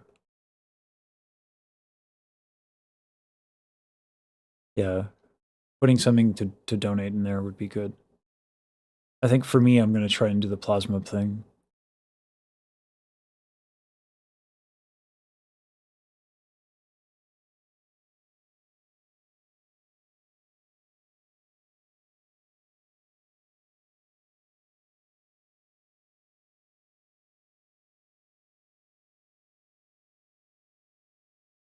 Stop using it in the account. Should I even use it multiple ones at a time? Oh, thank you, Rose. I will try to check out Connor's thing. The IDF interview is good. About how much Twitch will have changed. Which has been pretty good, I think. Easier to engage. I think it's better for engagement. A way to help us to spread awareness. That was the idea behind today, Rose. Although I don't know how much I'm not exactly a big deal, you know. But it was also just, yeah, like you can't talk about Ironmouse without talking about this work, I don't think. Honest. Just talking openly about this stuff helps. Yeah. One call to action at a time, like comment and subscribe people, because none of the three. Yeah. That's a good point, Telly.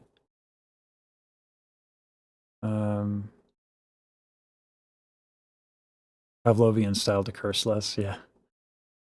They watch streams on Twitch, never YouTube. You're an exception. Oh, wow, Melvin, thank you. For your video and stayed because of the great content and awesome chatters. Dope. I'm glad you can enjoy it. Ooh, salmon and avocado toast. You get paid for donating plasma? Maybe I'll donate whatever I get paid.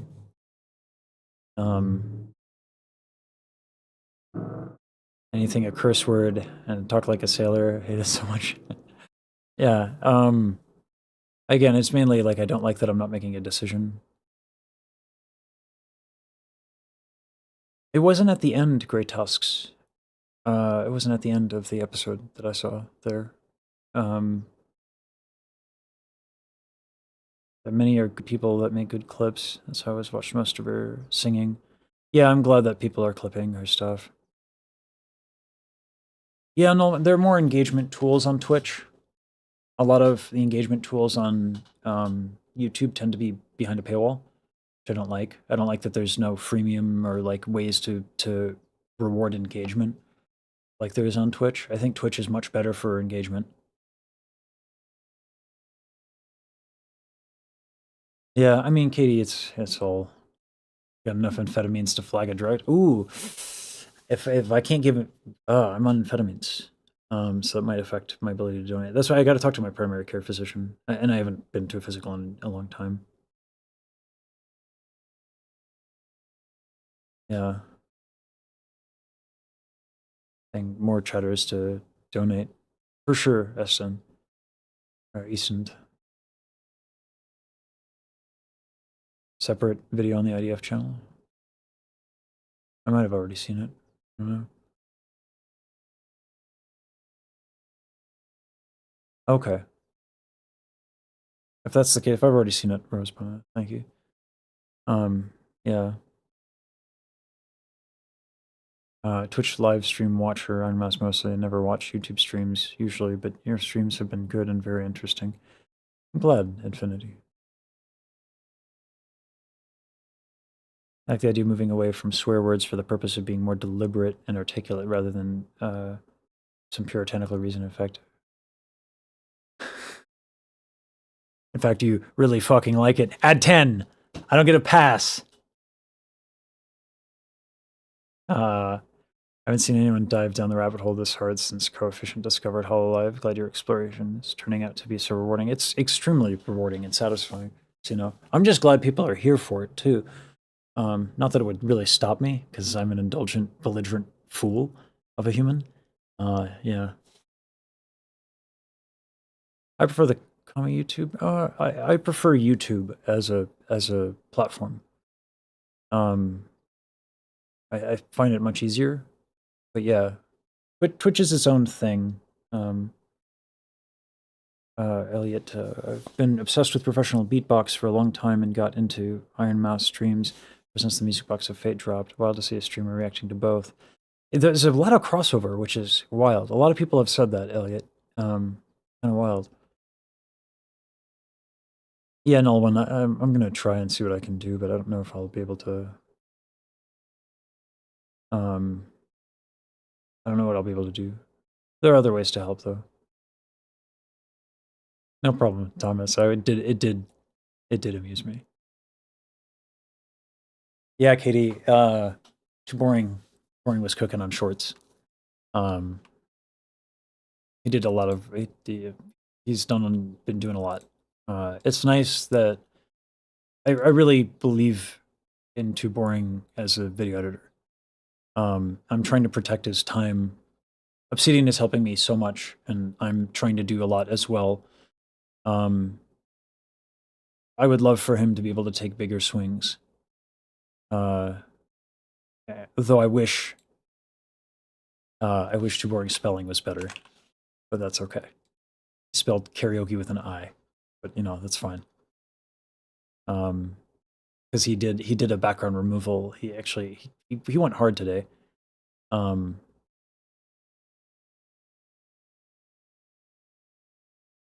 Broken brain very fast. I can't give now. I'm mad, but I'm not bitter. Must have me. Bitter over. So no giving blood.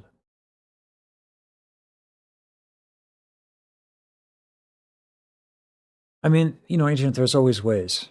You know what I'm saying? There's always ways to help. There's always ways to do good things. You know, when I'm recording Music Box of Fate with 3 people watching, and you're crocheting, and we're having a good conversation, you know, that helped. And you helped me with the recording, and I remember that very fondly. Right? So maybe I can do something with that, and we can make amends for both of our perhaps inability to donate, depending on what amphetamines do. Oh my goodness, Jenner, thank you. Thank you so much. Oh, I haven't been writing on my mug. My hand has been cramping. I've been trying to write every member's name on my my new bottle that y'all got me, and there's so many so fast. I can't write everyone down. Like every time I like make progress, there's like a bunch more. I don't know what to say, guys. Like I've been doing this for like 8 years trying to make this work, and the sudden surge of support is incredible. I don't know why. I'm not mad about it, that's for sure, but thank you. Thank you.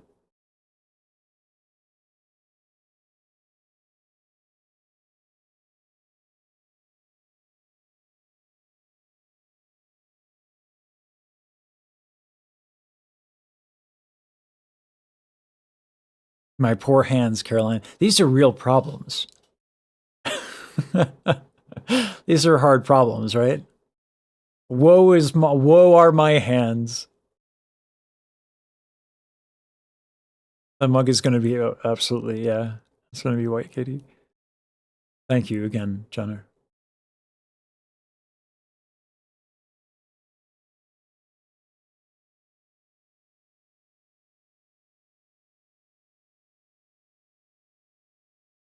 Yeah, there's always ways to pay it forward. I hate to be boastful on behalf of my own editors, but I want to see what he did here. This is a sneak peek. It is on the stream from this session.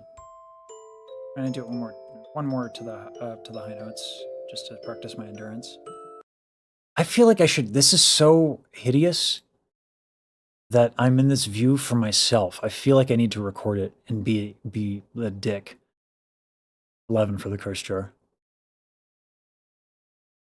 You have artistic dainty fingers. They can't take a lot. That is true, Agent. I don't have your robust crocheting deftness and aptitude.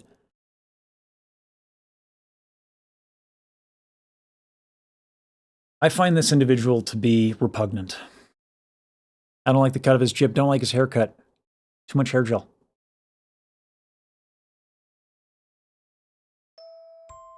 I'm usually not critical of singers. I'm going to make an exception here. High notes, just to practice my endurance.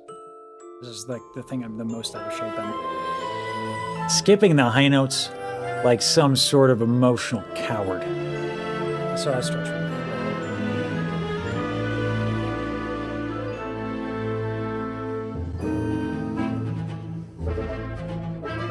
We rotoed this whole thing. Let me switch the views.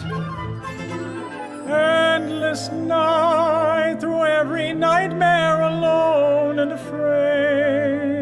I actually don't sound bad here. Round it would play the music box of fate. Oh my god. And one day, Lee.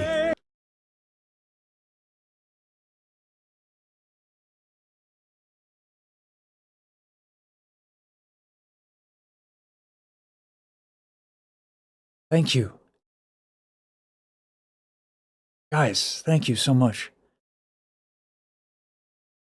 Oh my god. I'm gonna have to think of something to do, because pretty soon, at this rate, like, my guys and me will be covered.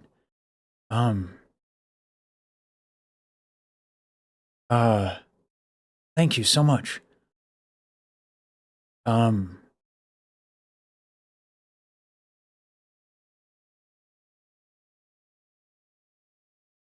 Thanks, guys.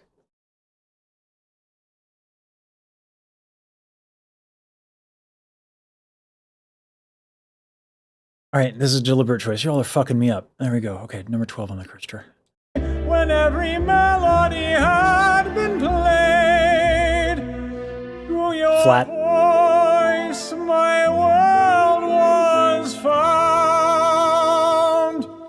That's actually not bad. That's good. Empty space, then filled with such endless joy in its place, where love conquered hate. God, I'm concentrating so hard on technique because I'm trying to practice this, and like meanwhile the background's so epic. It's like, oh. Ooh, you went to hell and back, my friend. No. Y'all.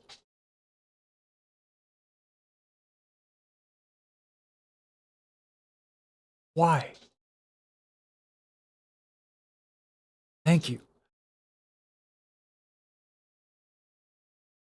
Sound is broken on Twitch.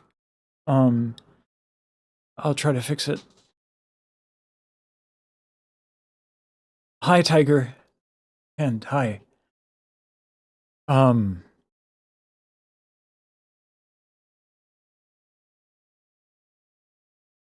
my god, guys, thank you so much.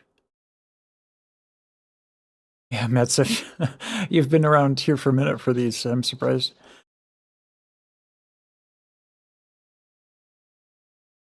Agent, thank you.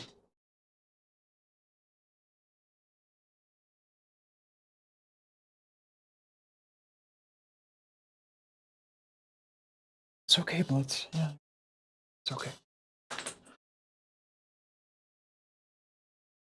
Thank you, guys. all I ever wanted was to be able to cover. After I made promises to my 2 editors, I just wanted to be able to cover them. And that's been a sure thing for the last few days. And now, like, I look at the numbers and it's like, oh my God, am I going to be able to do this full time again?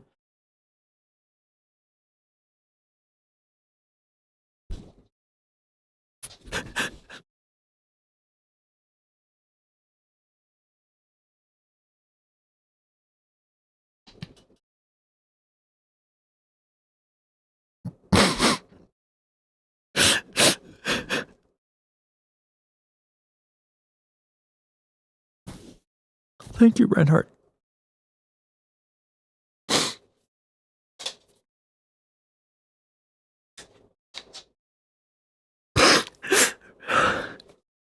Shit. My reputation as the guy who doesn't cry online is ruined. Oh, damn it. 13 to the curse jar.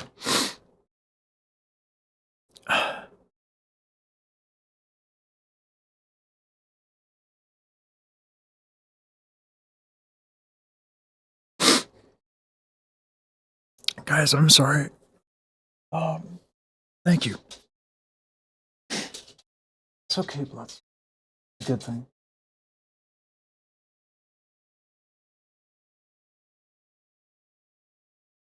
Don't worry about it, Tiger Hand.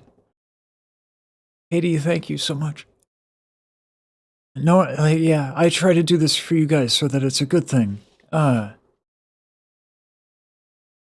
Lee.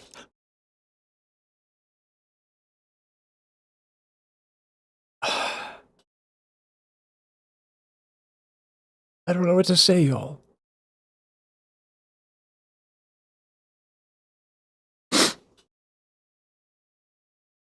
I don't know what to say.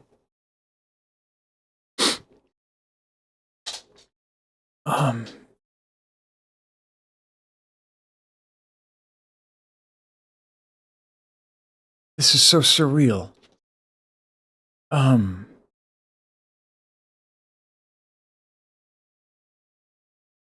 I don't know what to do with this.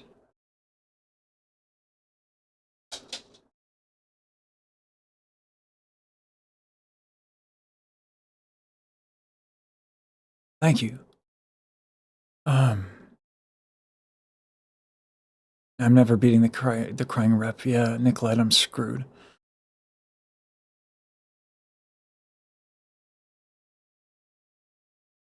Yeah, no one needs to donate anything. I'm obviously thank you to those who do, but people who are donating. Yeah. Thank you, Kyra.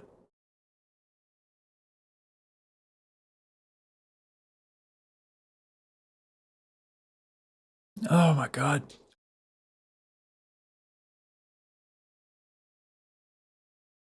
Thanks, Jackie Bagums.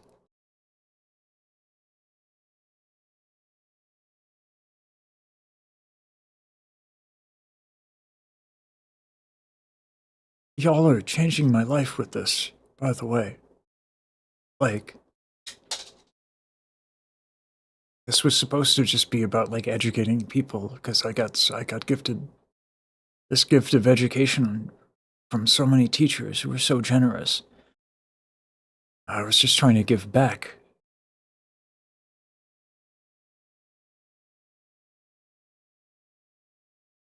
I'll make it worthwhile. Promise.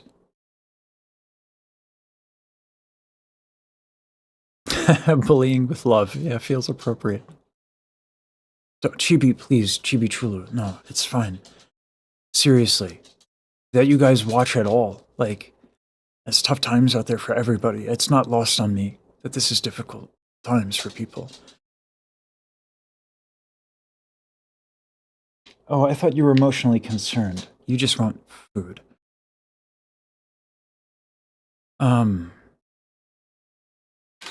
45 minutes, dog. You know better. Come on now. Come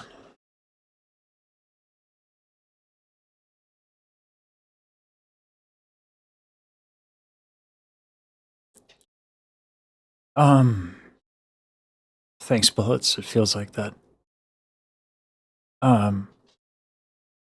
tomorrow I'm giving a free voice lesson to Carl of the Bells. I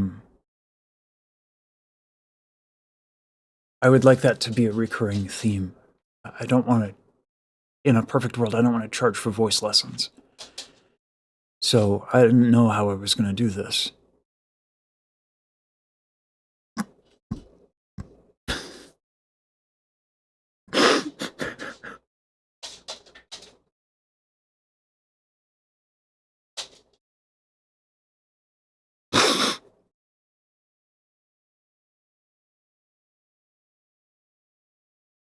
Thank you, Thomas. I guess now I know how.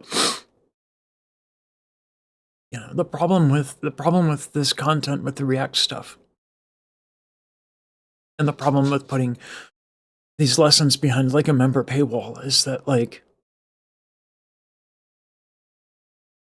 I can do these things to like really train singer, like I can watch trained singers and I can tell you what's happening, but it doesn't help people solve their problems. Whereas free voice lessons would. And it's such a privilege to get voice lessons. It's an expensive thing, and not a lot of people are good at it, to be quite honest with you. I'm okay at it. I'm not Diane. Though Diane will be on. I have to talk to her. You're gonna have to write really small. Right, Nolwenn? I don't know what this cup is the least of my concerns, but I wanted to do. Carl was like, "What do I owe you?" I say, "Nothing." And I was telling my guys, like, I don't know how I'm going to figure this out, but I can't charge. Or if I do, it has to be just enough to where people show up. But I remember I had this one student when I was giving free lessons on Reddit. This was a few years ago. Unbelievable talent. Couldn't afford $5 lessons. It's like, you know, he just had a few things he needed to work on. That's the kind of stuff I want to do. So that's okay, Caroline. I'm overdue for some mourning and crying and emotions. I'm gonna have to write really small. I'm gonna have to also pack up, write on my guitar again.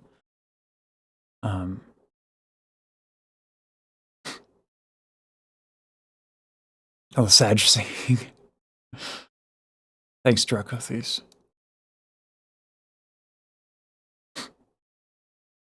Diane is a fucking wizard.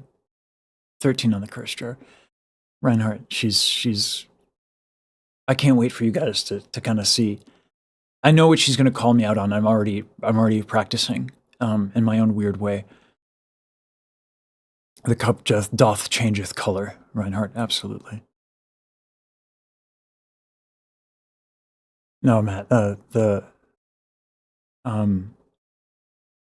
my God, there's so many people who donated. I can't even see the bar of chat. Oh my God.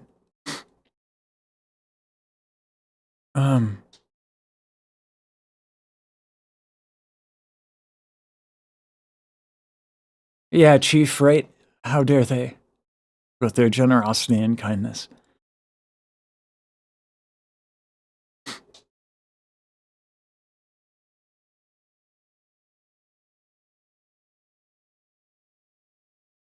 Fair point, Agent. You make a fair point. God, it's gonna be really hard to keep tearing myself down here. Hey, Max Lindgren, thank you. Welcome. Welcome to the member things where you get early access, and that's all that I'm willing to put behind a paywall.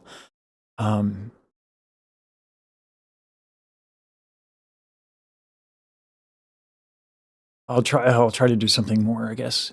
There's a video of Blitz. I can put stuff like that up, because there's no way the YouTube algorithm will do anything with that, quite frankly. So, I'll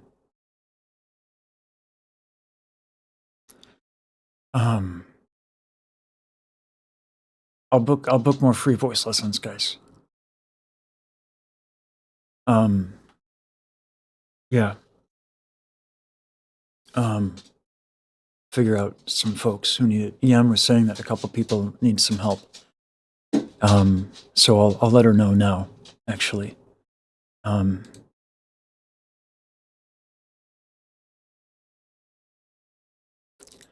gonna get upset. I'm gonna get all sappy writing this.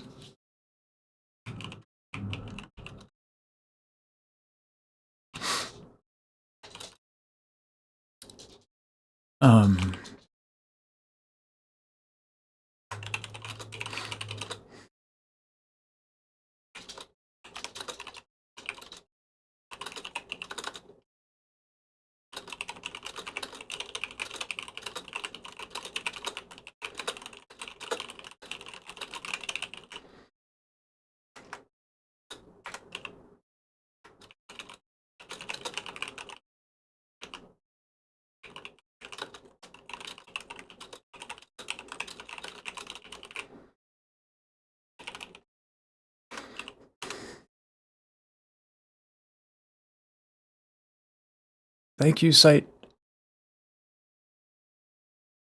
Caroline.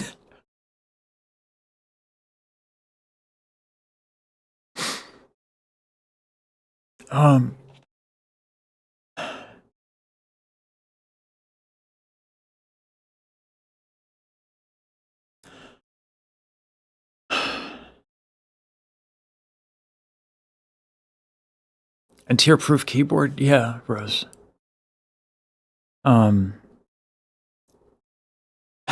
JMD came for the VTuber memes. I stay for the VTuber memes. That's fair. That's a fair statement.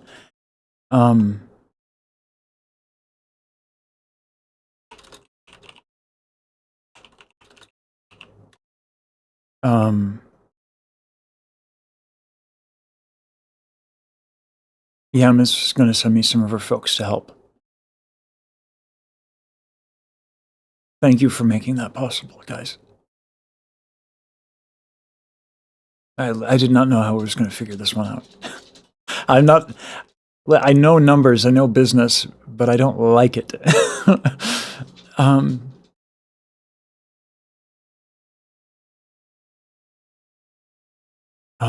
Yeah.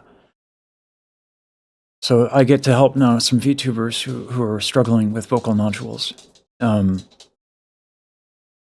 it won't have to cost them anything.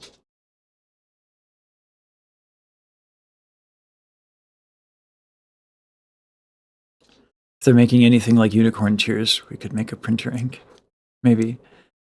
No,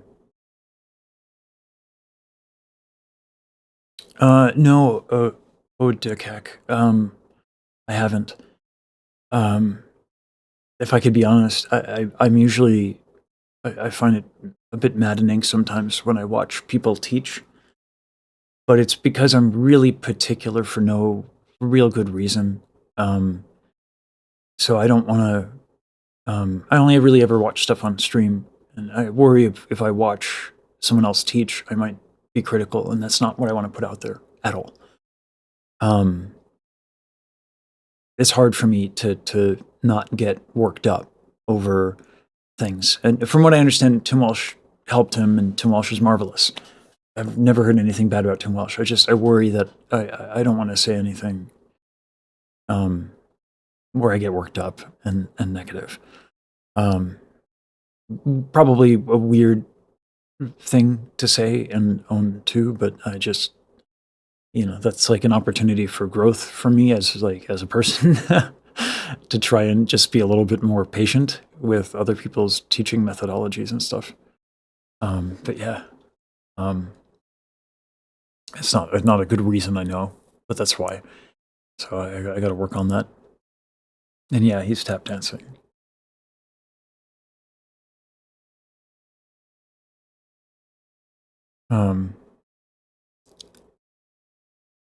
Oh, I was gonna watch. I actually was gonna watch that. I don't. When people review, it's fine. When people teach, I get worked up. It's hard for me not to get into that. Thanks for understanding that, guys. It's a bit of an embarrassing thing to admit, but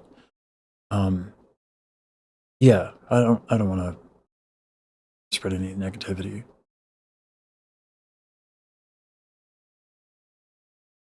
My God.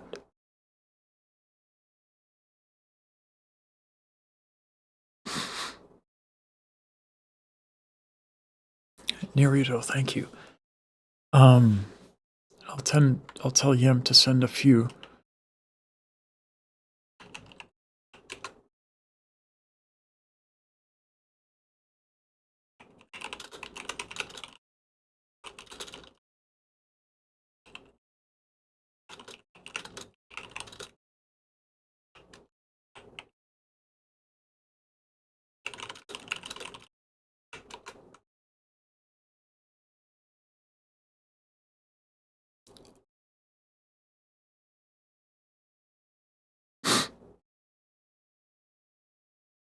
Oh my God.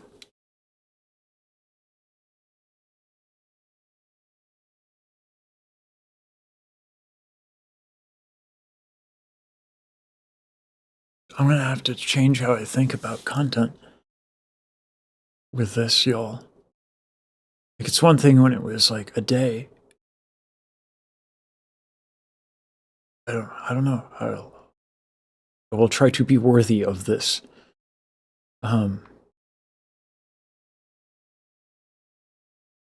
Thank you. Too Boring and Obsidian are gonna have a fucking field day making fun of me tomorrow morning. They're gonna make fun of me so hard.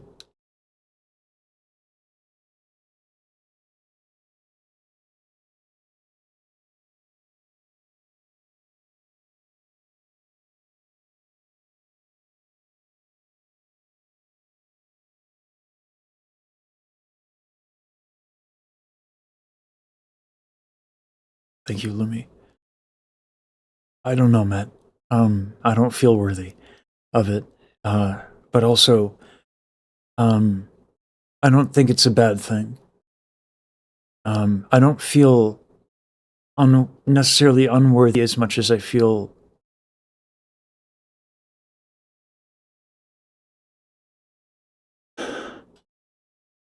holy shit. Notice.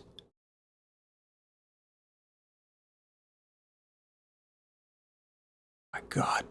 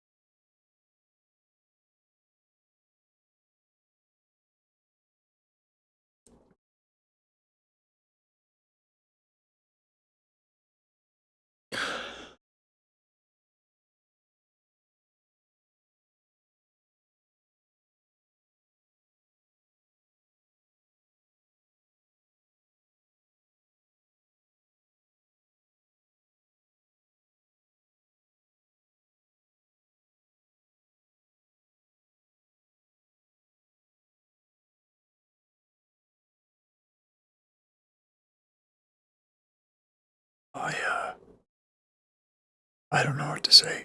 Thank you. Thank you. Um,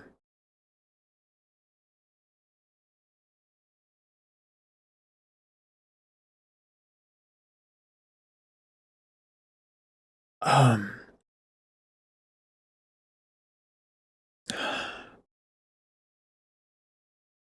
Thank you, Matsiv.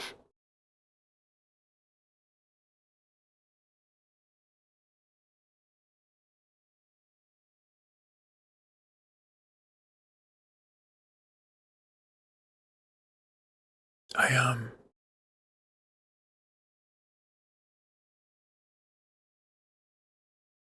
uh,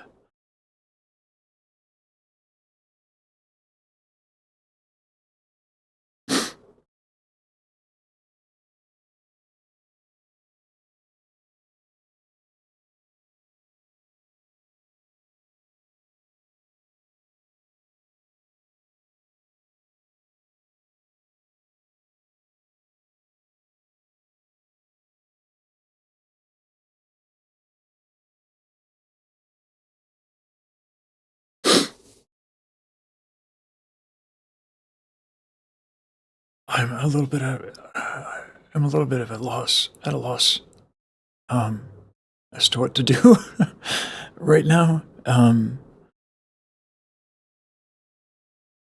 don't even know if I can book enough lessons to feel like this is warranted. I got to think of something. Oh, well, no.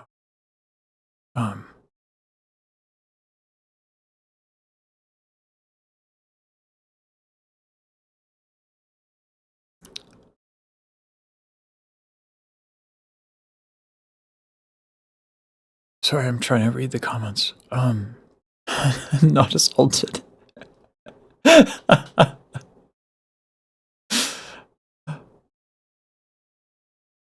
I actually do feel a little nauseous, Thomas. I didn't want to say it because I won't make him feel bad.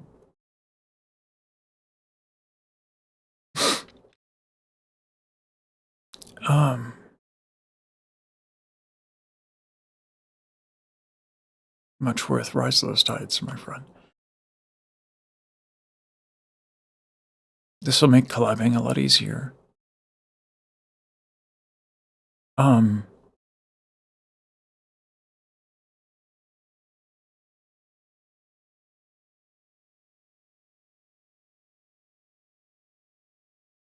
Thank you, Thomas.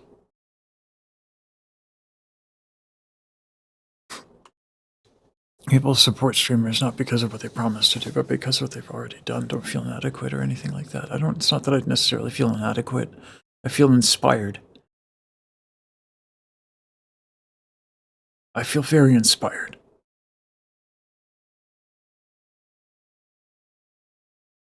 I ordered Goku hair for cosplaying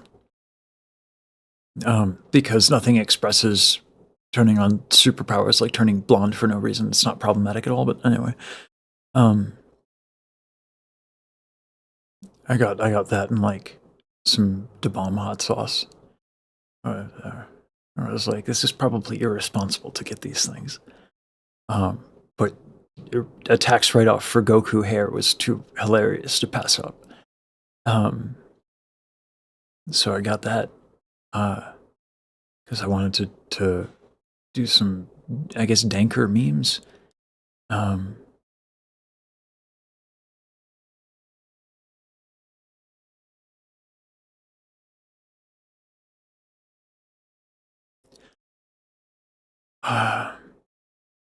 Maybe tell Mouse to get loved on Nerd, yeah. I feel it, guys, thank you.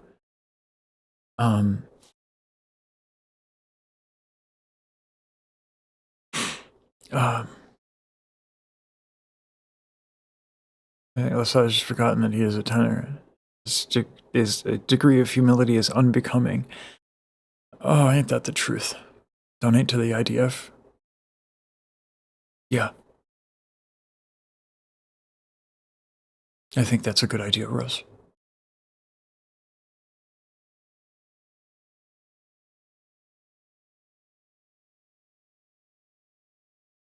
Yeah, Matt. I think that's fair. I should sit on it.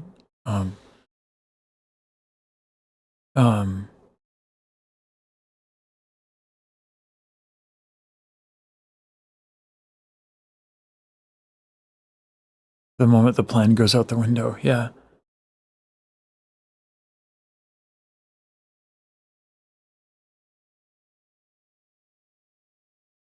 Chief of the Sky, well, I mean, that's not true. I was going to say I don't feel like I need to prove anything, but that's not true. I always feel like I need to prove myself. My own.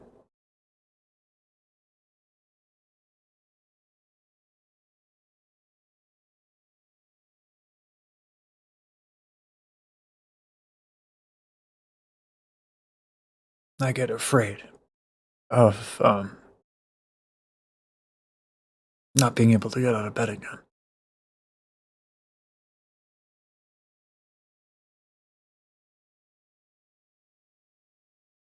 But, like, it hasn't happened. And I'm close. I feel so far away from that. I haven't been this excited to do anything and to get up in the morning. for years.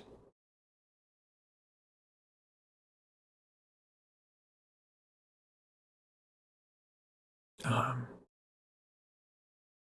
just not been looking here. I can, after I discovered Mass, wanted to donate a bit for those in vocal lessons or help us singing. Thank you. I'm gonna have to find a couple people to help.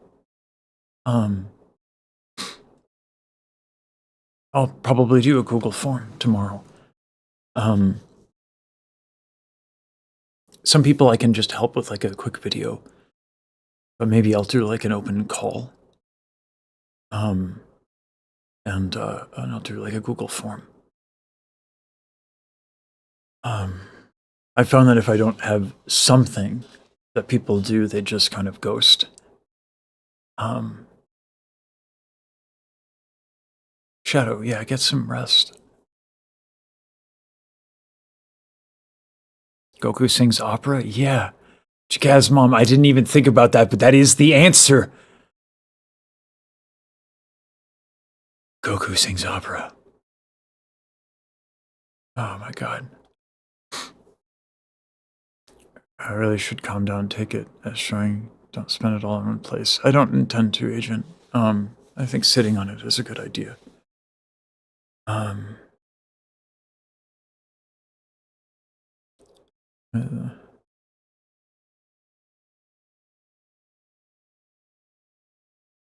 Yeah, Chief, it's been a long journey.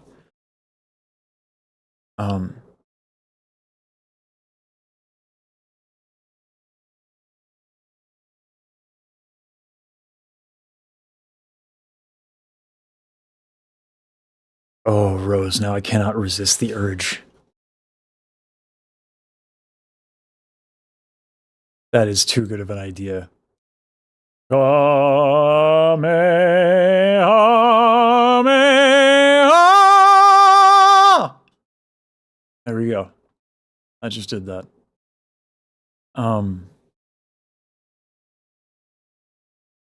His voice powering up like Goku? Yeah, that would also work, Thomas. For sure.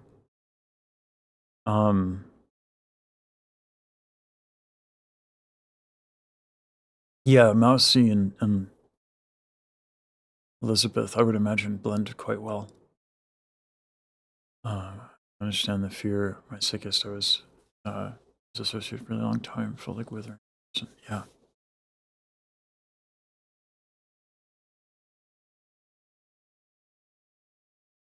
Oh, that would be amazing, Adelhudson.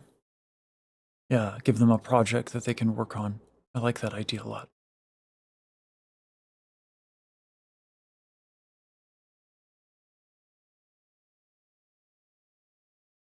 Yeah. Do, re, mi, re, mi.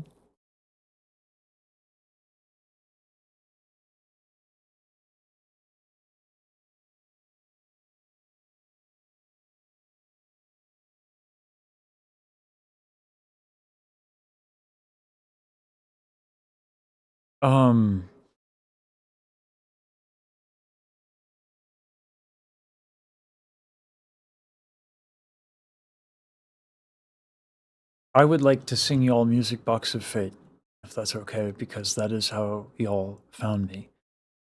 And it seems appropriate. I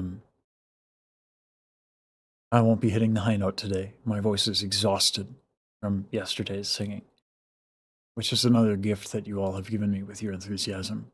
And of course, not just y'all, but like the work of Starlight Darrell and all these folks.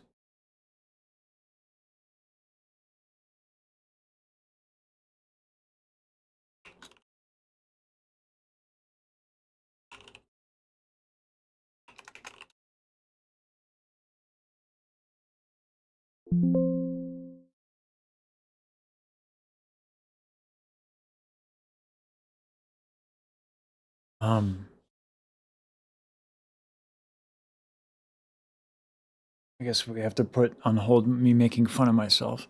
Oh, I'm sorry, Twitch chat, my chat froze up a bit. Content's so good, I'm watching it twice. Yeah. Even a place to start for beginner video. My older videos do have that Dracotheus, but they are in dire need of an update. Yeah.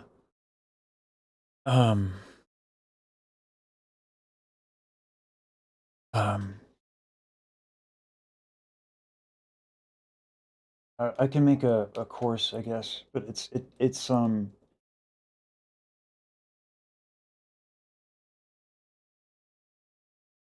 I have another student.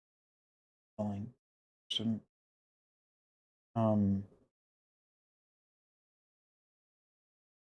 sit on it. I think Matt was right. I think sitting on it is a really good idea. I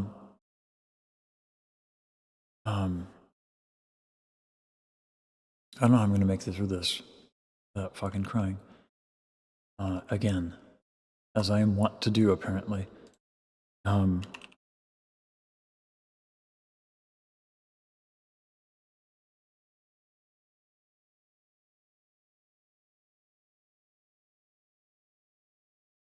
Stretch a bit first. So I was actually going to show you guys, I guess speaking of something that, I was thinking about funnier ways to do the psoas stretch that you guys could see. This is from Jack Dempsey's book. Jack Dempsey was a boxer. One that Tyson was particularly fond of. I like boxing. So Tyson talked about this in his biography as well. So, sorry for the reverb. I'll remove that in a second. Testing. There we go. So, when you do an uppercut, you twist with your foot as you normally would, right? Boom. A lot of people stop there. Dempsey suggested that you should thrust your hips forward like that. This is actually a really great stretch for the quads and also the psoas. And my uppercuts always sucked because of how tight my quads and psoas were. So just that motion, is actually a really, really good stretch. And I like these active stretches that also mix in cardio for singing. So the other one I do is I have leg swings that I do just to kick back and forth like that. That's another great stretch for psoas. But I was walking down the hall towards the kitchen doing these fucking bad 14 for the course jar, doing these bad uppercuts. It's like my hips, that is as far as they go forward, they are extremely tight, which is really affecting my singing a lot. My hips lie, Rose. They are liars. My hips, I'm white. I'm very, very white. Good night, Shadow. Yeah, Dempsey is kind of, his story is incredible. But yeah, so this is something I've been doing.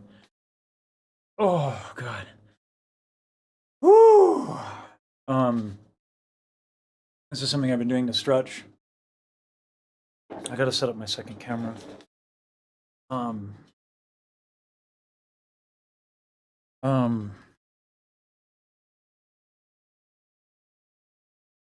Yeah, oh God, it feels.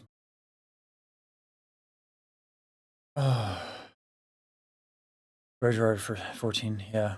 I'll have to do it before I end the stream. Right. After the splits.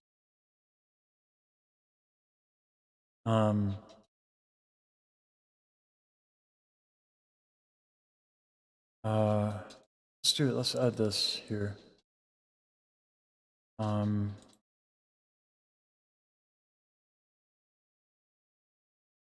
I think this is correct. Yeah.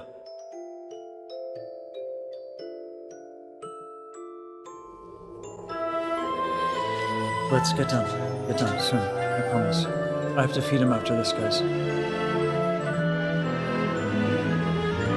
My traps are really a problem too. That's been getting in the way of the high notes. That's a different problem.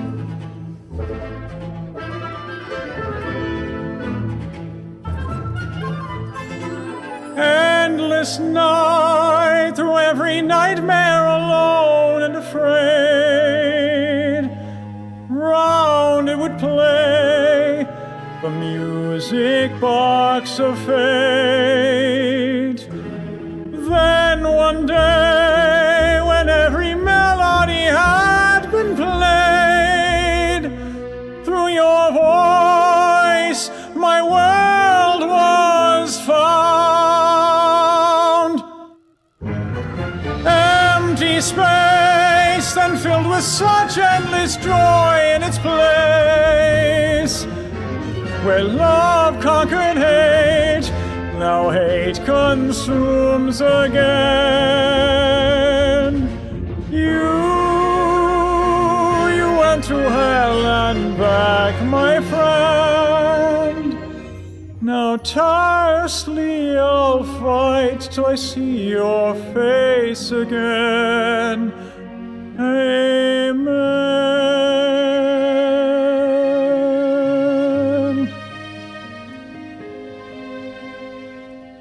That song is so fucking good, 15 in the curse chart. But I don't care, it's so fucking good, 16 in the curse chart. So fucking good, 17 in the curse chart. Worth it. Even far apart, nothing else could sway my heart. From the start, you shone brighter than heaven's star. Through the fire and the light, against the wheels of God's will fight, chasing the sound. Oh, how your song resounds, eternally bound to you.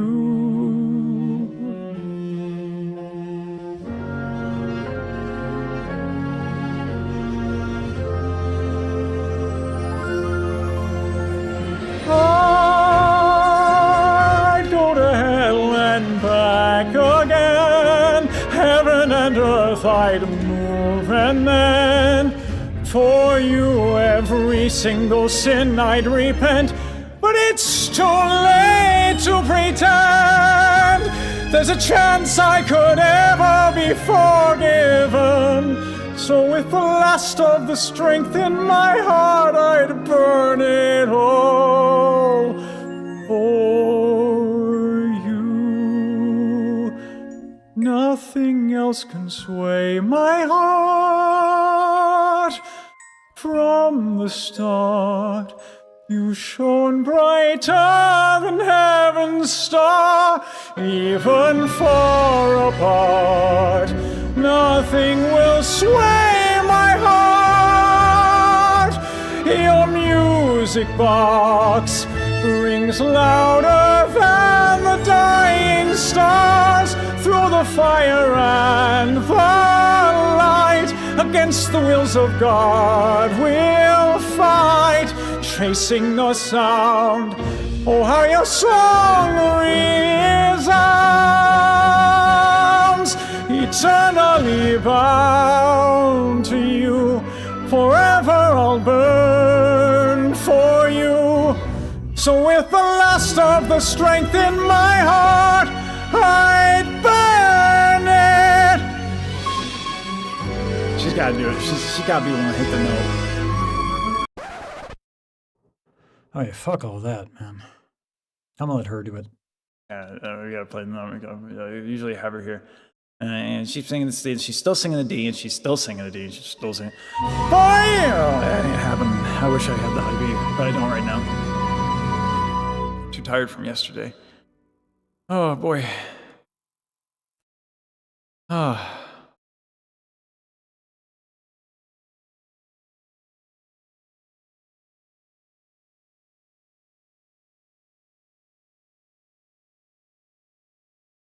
Lee. Oh my God. Oh my God.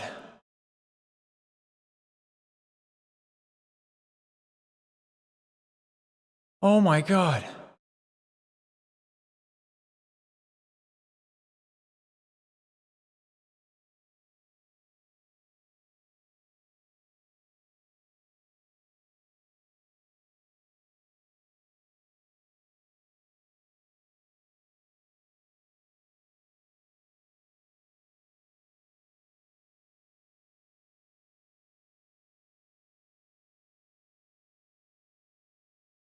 Do you want a particular react, Lee? Can I do something for you?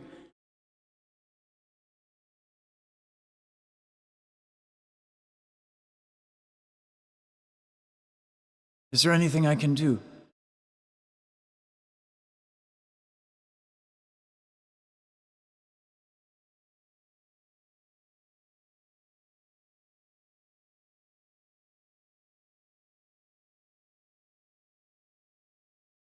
Oh yeah, that's right. Let's need to eat. Sorry. Um,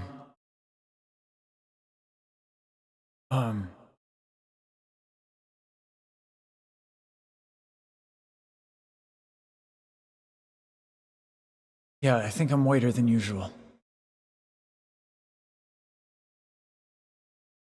I will eat L4. I'm like absolutely sure that I've forward. Starting with my dog. Been patient. Yeah, he's looking at me with a look of disgust. I'll be right back. Oh, enjoy Obsidian's hard work. If Lee wants me to sing it again, I will sing it again. This is Obsidian's hard work on the Be Right Back screen.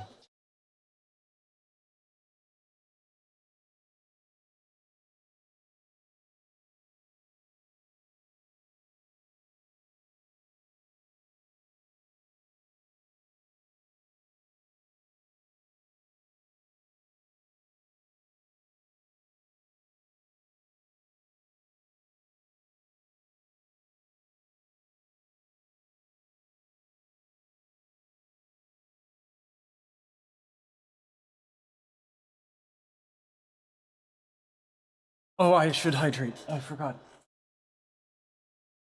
Thank you for the reminder.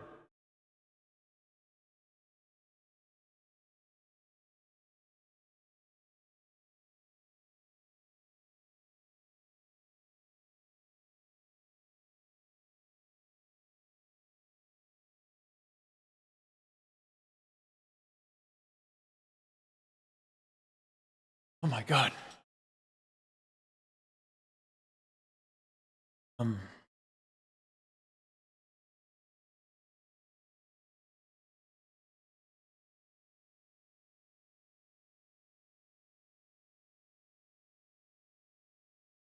Oh my God, all those tears must be dehydrating.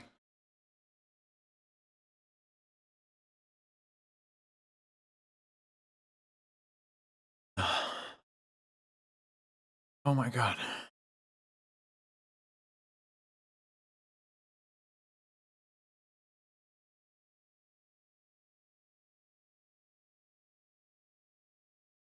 I'm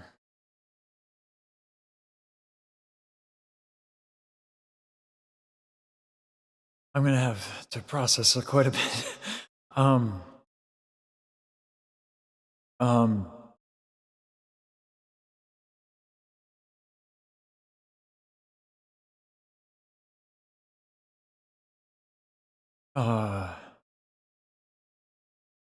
The old algorithm. It's the people, man.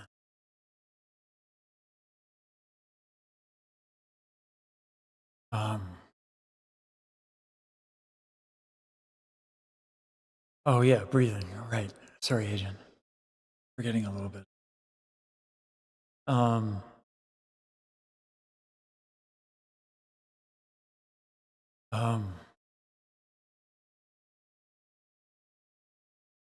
There are 150 people watching. I haven't done anything other than chat and sing.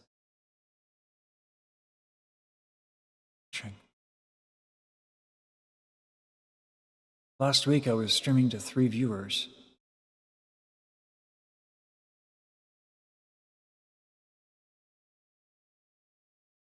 I haven't.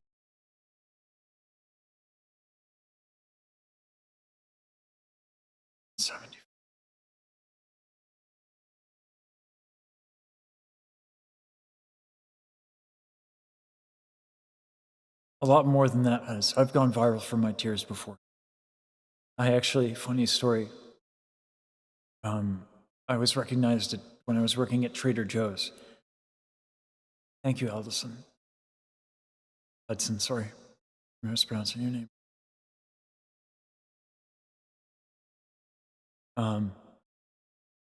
When I was one of the first things that I went viral for was actually I was listening to Tamala Man. It's probably the most viewed video on the channel, actually.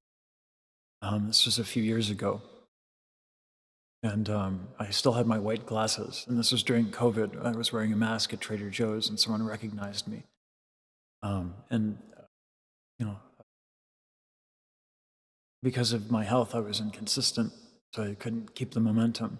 And it was like, I'm not religious, so it felt insincere to continuously, and also Jaron LeGrier was also making more content at the time, so it felt inappropriate to kind of try to ride the momentum of just doing gospel content.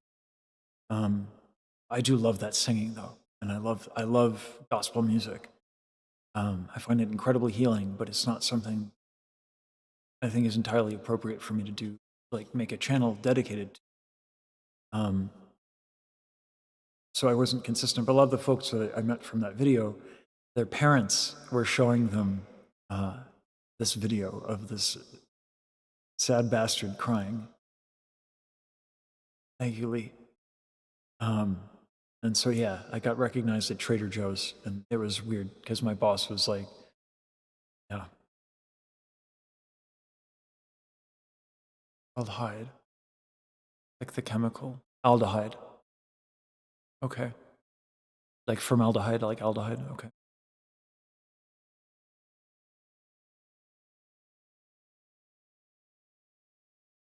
Yeah, there is something funny about that, Katie. Yeah. Yeah, that is funny. Oh, Echo is still enabled. Sorry, that's the. Forgot I had it on. Yeah, it's.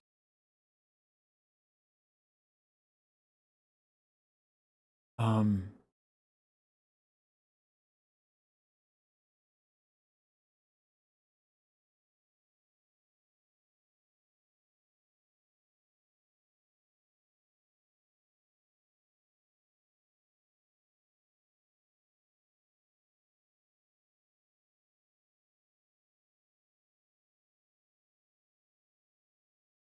how timely is this?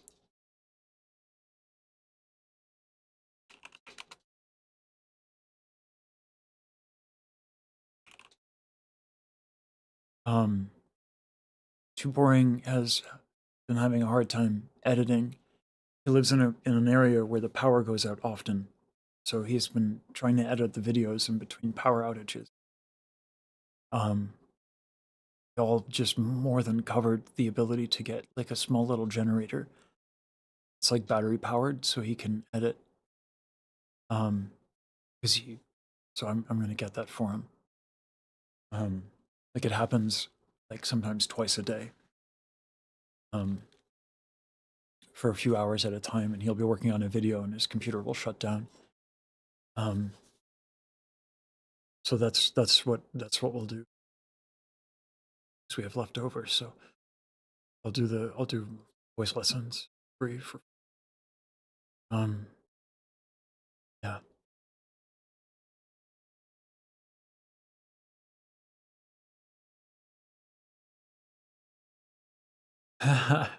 Agent, I would never want to be rid of you. You're wonderful to have around. Thank you. I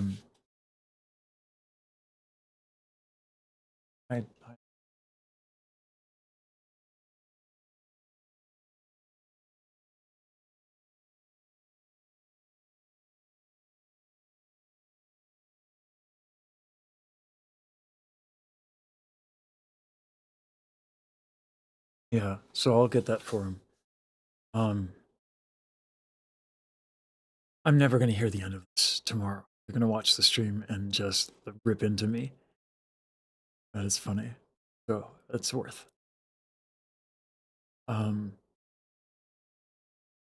Hashtag pass. Yeah. Um, um,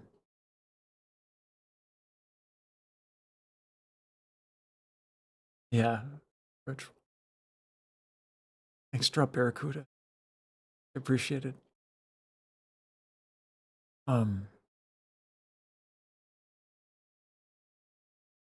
Hey, Kimchi.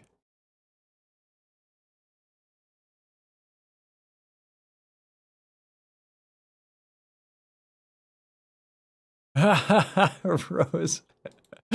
Don't give them ideas. They're already doing they tried to finish something during the weekend behind my back. I asked them to do a bunch of more tedious work. And they said behind my back they were doing a compilation of my first week in this rabbit hole.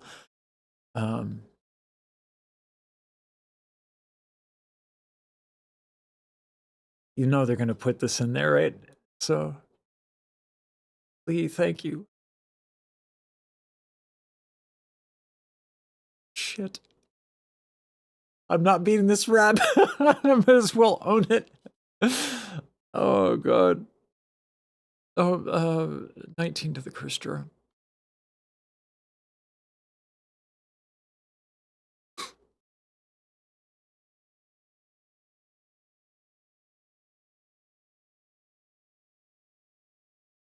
Lee, thank you so much.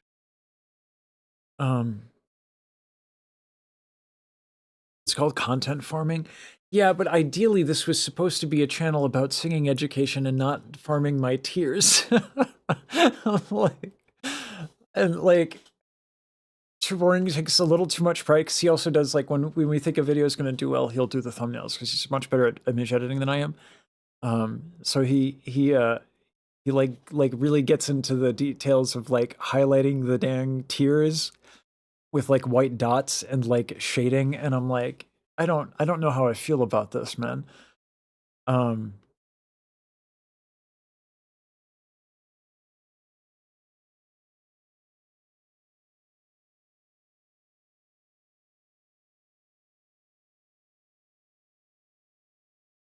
farming him for content. I mean, if you guys are okay with it, fine.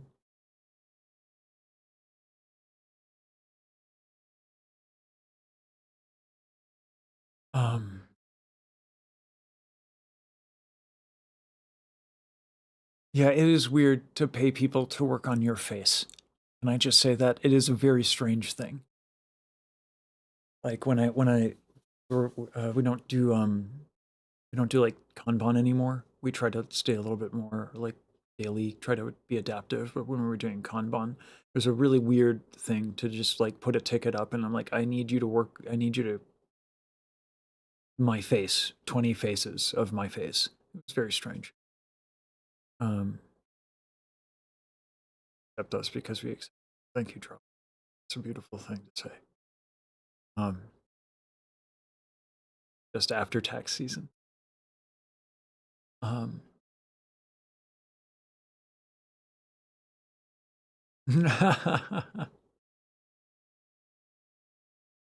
Asian. If Lee would like a custom video, absolutely. Send that in a heart.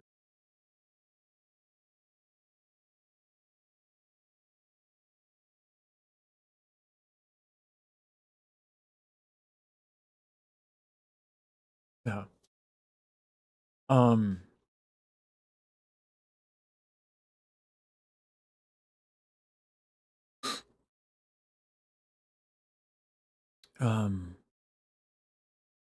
Dang y'all.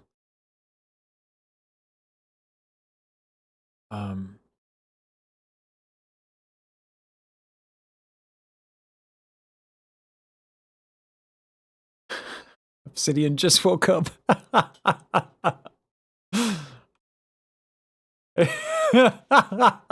Yeah. Yeah, Obsidian. Yep. If you're watching, yeah. Yeah. Yeah.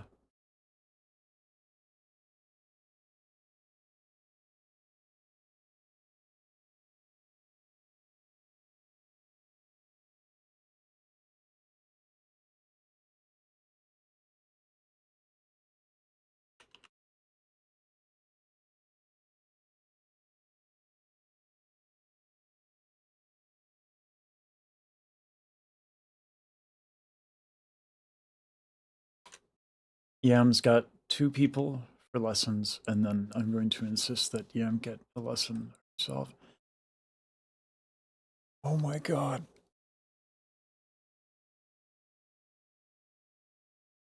Aldehyde. Thank you. Y'all. I messed up my hair. It's not okay. Tenor moment, sorry. Sorry. I'm a tenor.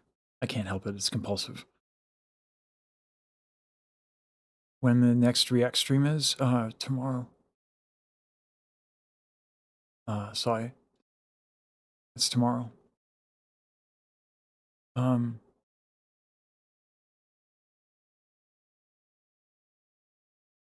Guys, thank you.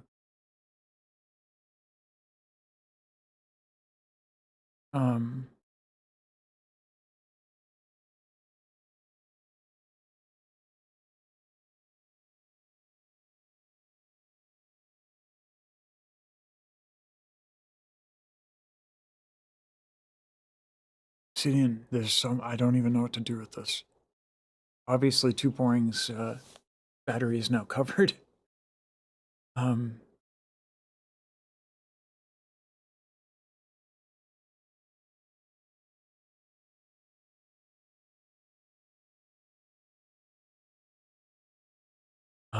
I'm still processing, y'all. Sorry, I don't have much to say.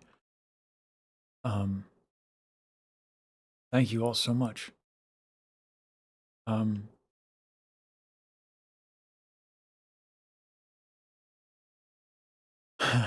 Thomas, I don't know, but I don't know, imagine that's ever been a problem. I don't know. I don't know.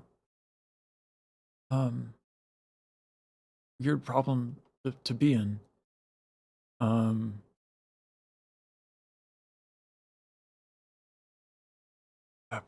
200.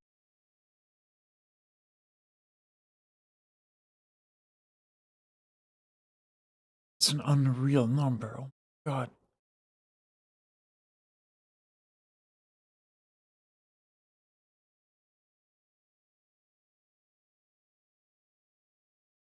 Site.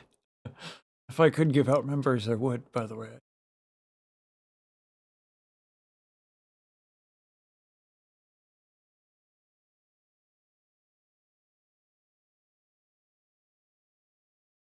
That most preferred to brand accounts. Oh, that's unfortunate. Thanks. Sorry. I can start maybe hosting some of the stuff in advance that we hold in advance on Discord, maybe for folks. But it's a little difficult to do.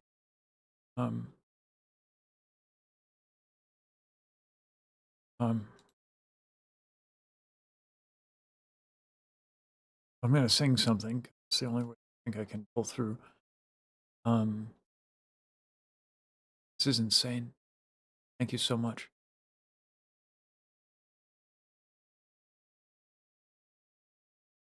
I'm going to tell Yam I'm now the guy who cries on the internet.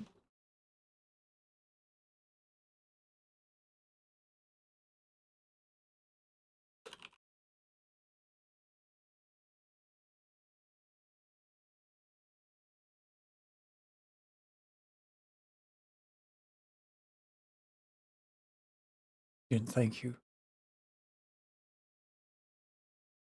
Y'all with your listen, we say onion ninjas, y'all are the onion ninjas. You know that, right? I can't even say ninjas. I can't say onion ninjas. There we go. Words, they're hard right now.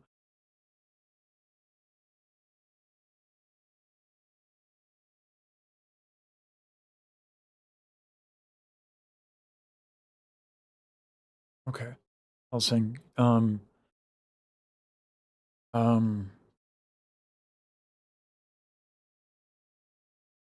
I've wanted to do this one with the actual music for a long time. Let me see if it's okay. I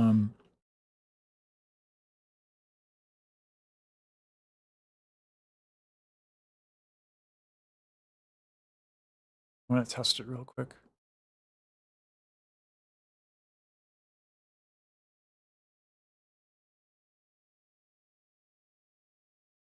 This is one of my favorites. I love Tony Bennett.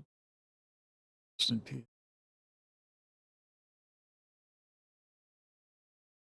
Just have to check it for copyright.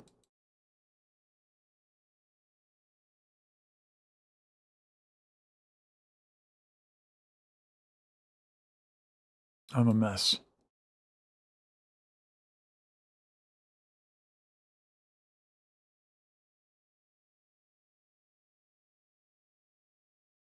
A try not to cry challenge. I don't know how far I'd get. Oh no. Yeah, I'd be boned. Terrence the Teary Tenor. Yeah.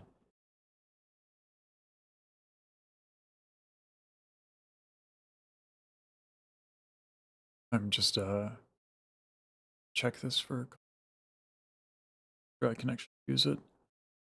It should be fine, but famous last words on YouTube.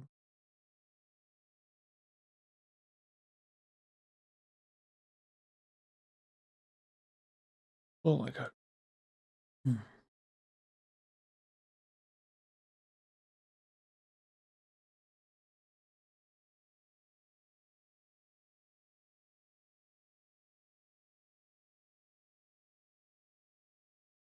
Thanks, Marson. Hit 20. Worth it.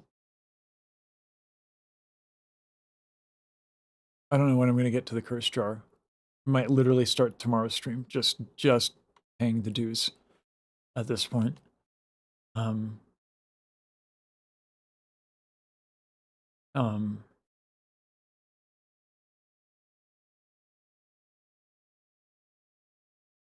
This should be okay.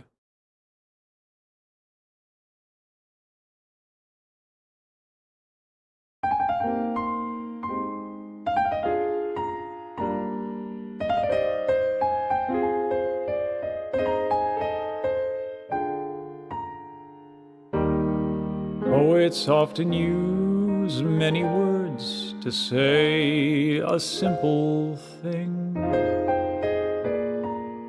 It takes thought and time and rhyme to make a poem sing. With music and words I've been playing. For you, I have written a song. Be sure that you'll know what I'm saying. I'll translate as I go along.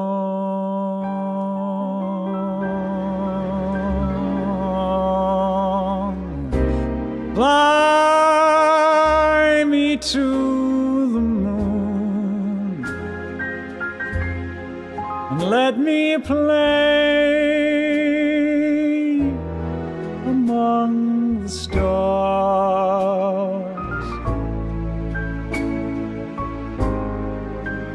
Let me see what spring is like on Jupiter and Mars.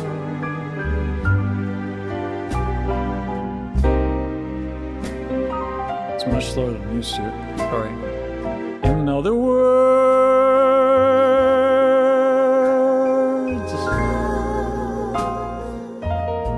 hold my hand.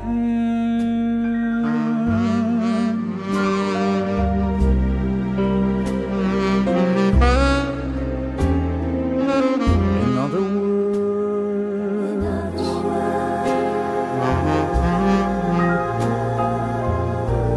darling, kiss me.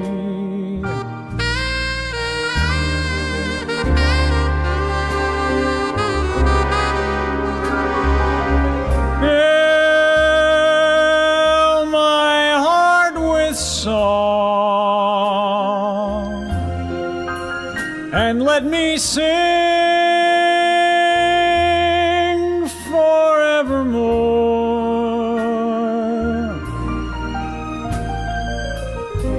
You are all I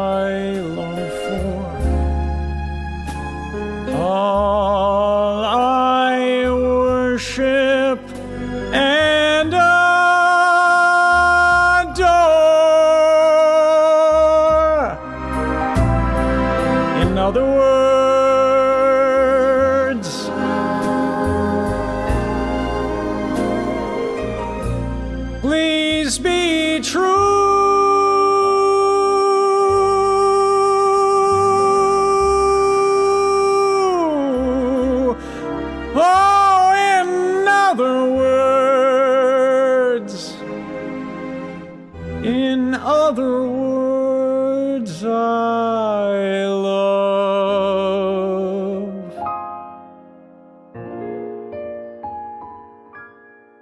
I love you.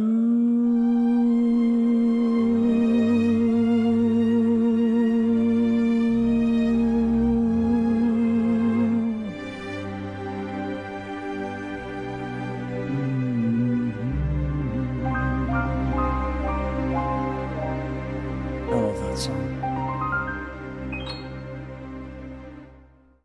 Dark South Raven, sorry, I missed that. Thank you. Thank you.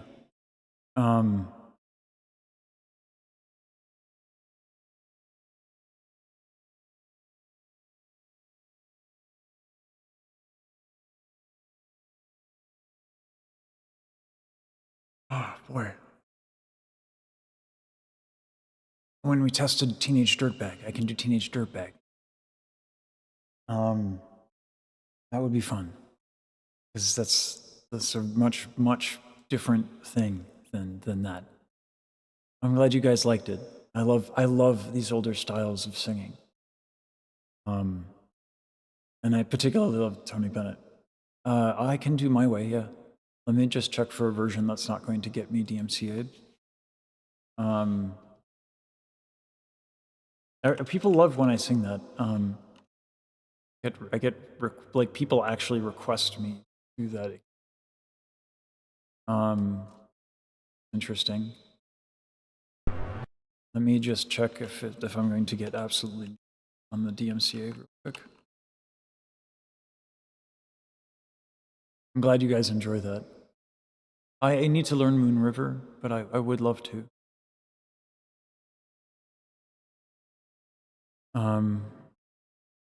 Watching you a lot, being such wonderful people is good for my soul. It's been great for my soul as well. Feel completely and utterly blessed. Thank you.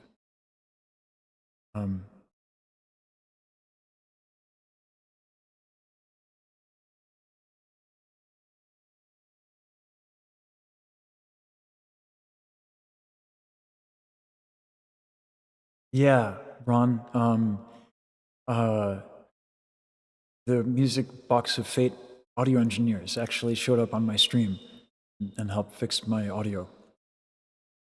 They loved my react to it to help, and I was able to pay them, which felt really gratifying because audio folks deserve a lot of recognition for the work that they do, and that's again because of y'all. So thank you. Yeah, Light Shard was very complimentary, and I choked up a little bit as I sang Music Box of Fate. I can't. That's what an honor that I was able to sing for the guy who actually did a lot of the engineering for Music Box of Fate, and he was moved by singing. I was stunned by that, imagining like this is someone who edited Mouse's singing. You know, like not that I imagine there was not much to edit. There's always just a little something, right? But Mr. Wobbles is an insane singer in his own right.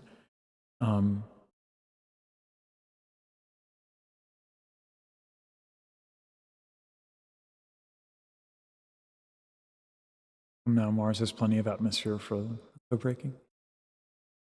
It's fine. Those old songs. I love singing these things. Saber and Light Shard. Lightsaber, yeah. Reinhardt, I love making that joke.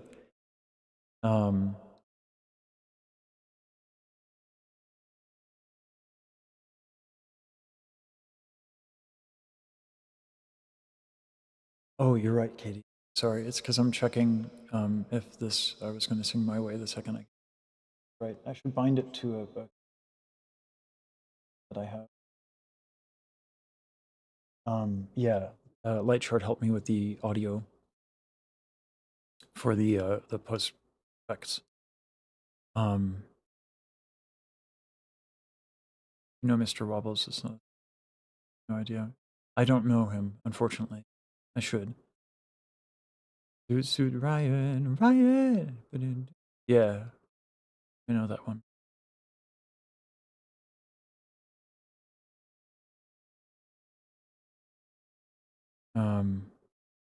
By my dream.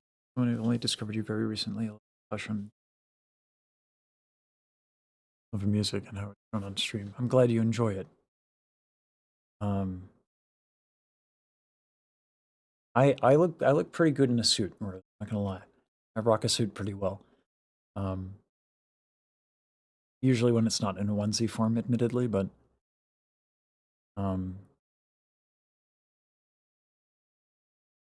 I think very recently is most people here already. I actually do have a tux. I have a real one, not just the onesie. That would be good, Almanacs. Please don't make me cry.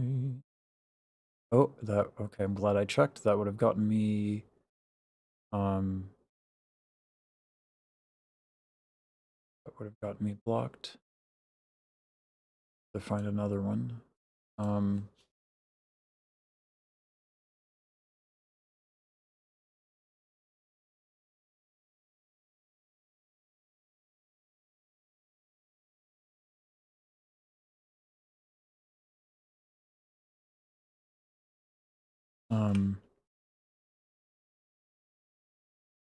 My hope was to do,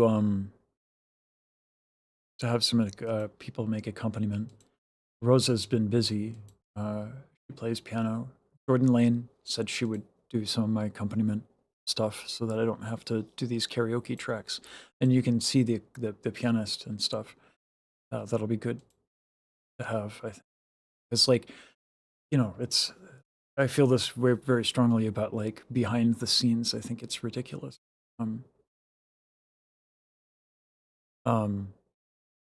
Like the instrumentalist is like, big part of the music, Yeah,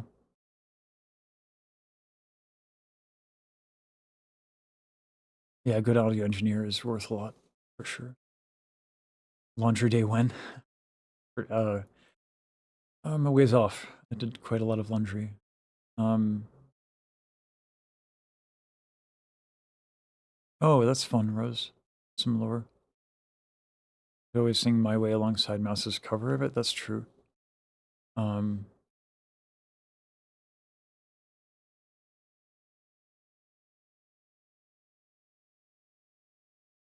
much above 25. And you can add a decade and some change on. I'm older than I look.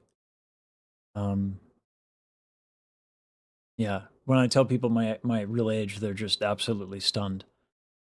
It runs in the family, actually. We tend to live a long time as well.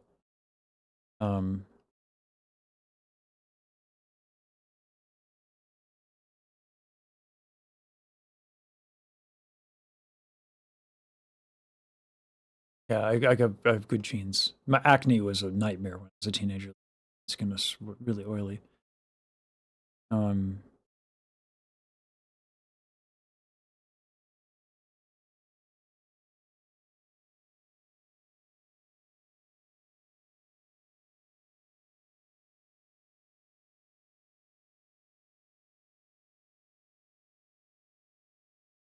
Close Edel Hudson.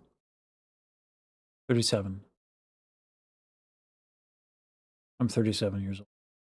Yeah. It boggles most people's mind. But yeah.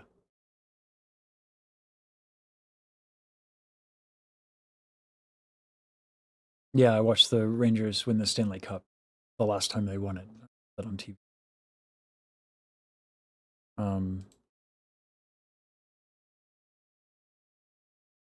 Okay, this will work.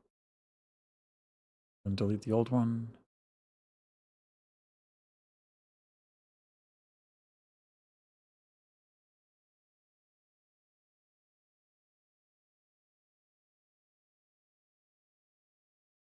Oh my god, that's very blue. Oh, it's a pretty terrible track. And now the end is near. So I face the final curtain. My friend, I'll say it clear. I'll state my case, of which I'm certain. I've lived a life that's full.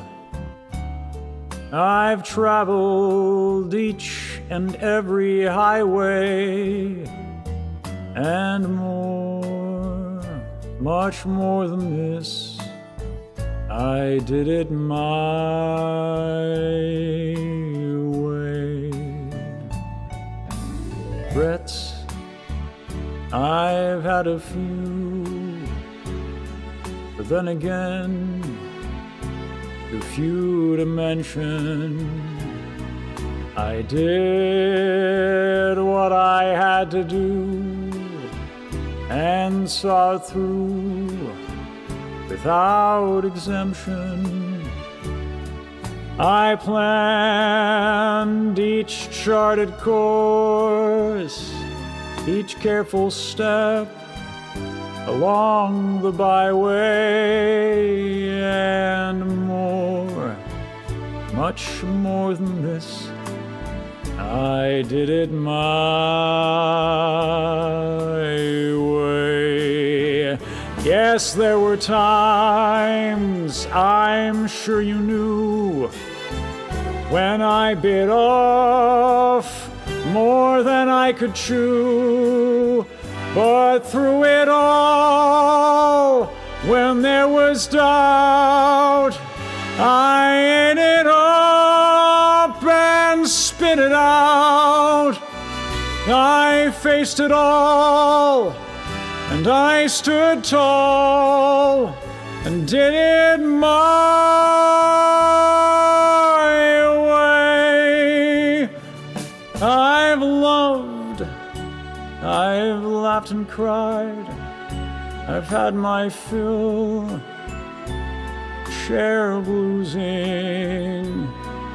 And now, as tears subside, I find it all so amusing to think I did all that.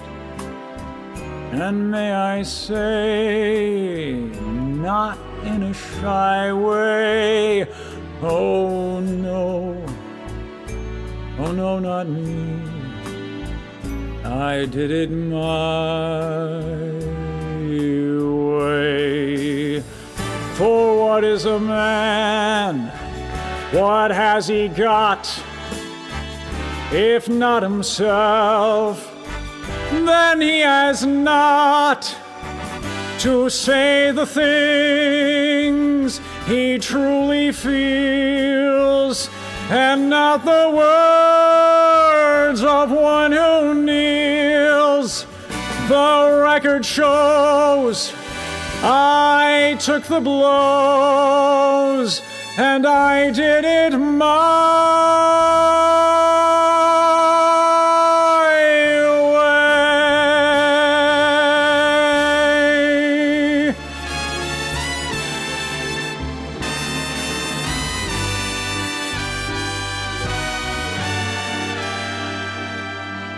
what's more, yeah, it was my way.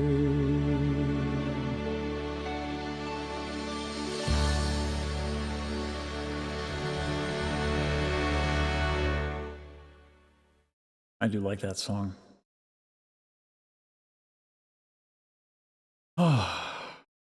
Welcome, Bleezy. Oh,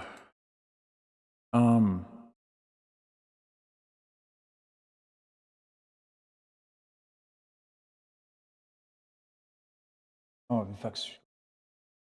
I forget about that. I'm glad you guys liked it.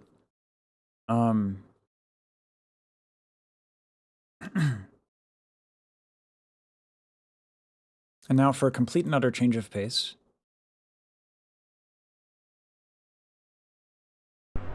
Anyway, because my cricothyroid muscles are tired, so this is an educational moment. I'll do an educational moment because we're an educational stream, not just do cry stream. So the muscles that I'm using for more classical and jazz singing are the cricothyroid muscles. They're getting tired at this point. As you can hear, I can't really use them as much as I ordinarily do to darken my voice. So my speaking voice is now kind of more in its actual natural timbre. But this can go backwards for a belt. And this would fatten up the folds. It's a different muscle. So even though I'm vocally tired from doing that, I can do something that would require me to belt and be fine to do so. Oh, could we watch Mouse's cover of it? Yeah. But also Teenage Dirtbag first. And then we'll do it. And then we'll watch Mouse's. I'd love to see Mouse's. And because the last time I sang this for you guys, I didn't know if the audio was safe. Now we know. I'm going to leave the verb off because it's wheatus.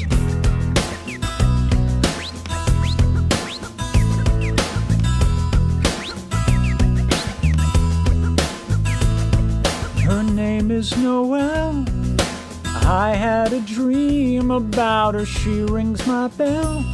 I got gym class in half an hour. Oh, how she rocks in kids and tube socks.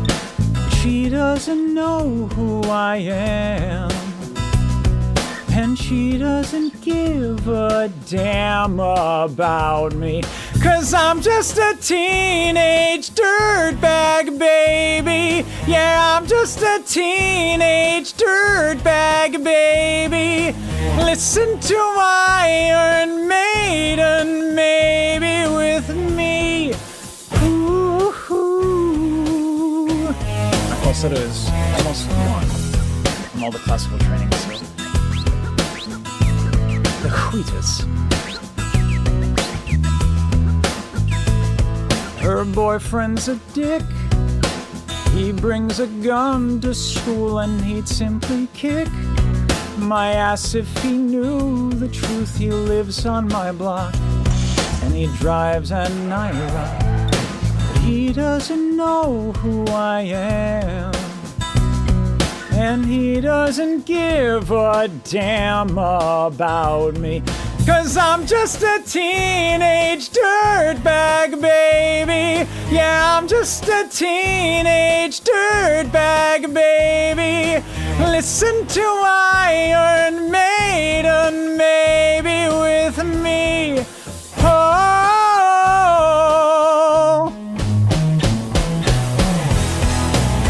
hurry and dirtbag. No, she doesn't know what she's missing. Hurry and dirtbag.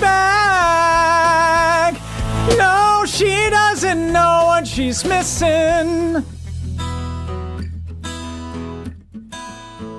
Man, I feel like mold.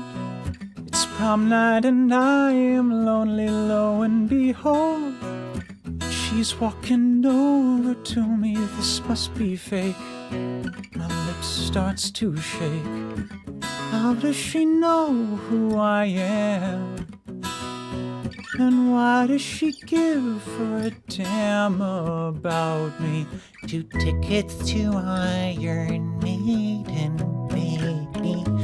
Come with me Friday, don't say maybe. I'm just a teenage dirtbag baby like you.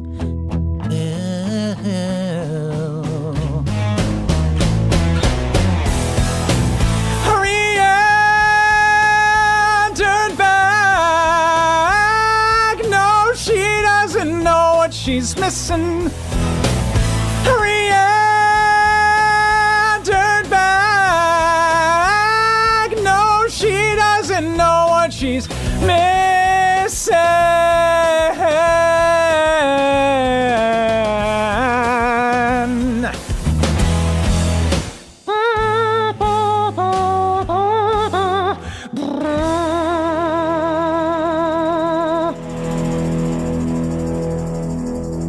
Good night, Ardrudy. Preemptively. No, he's okay with me singing, for some reason.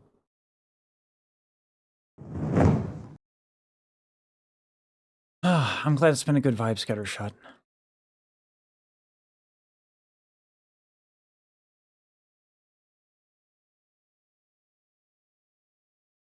Yeah, Thomas, yeah. Oh, 21 of the swear jar. I do love this era of music. It's actually quite a good fit for my voice. Let's watch My Way. I'm glad you guys like that song. I very much enjoy it.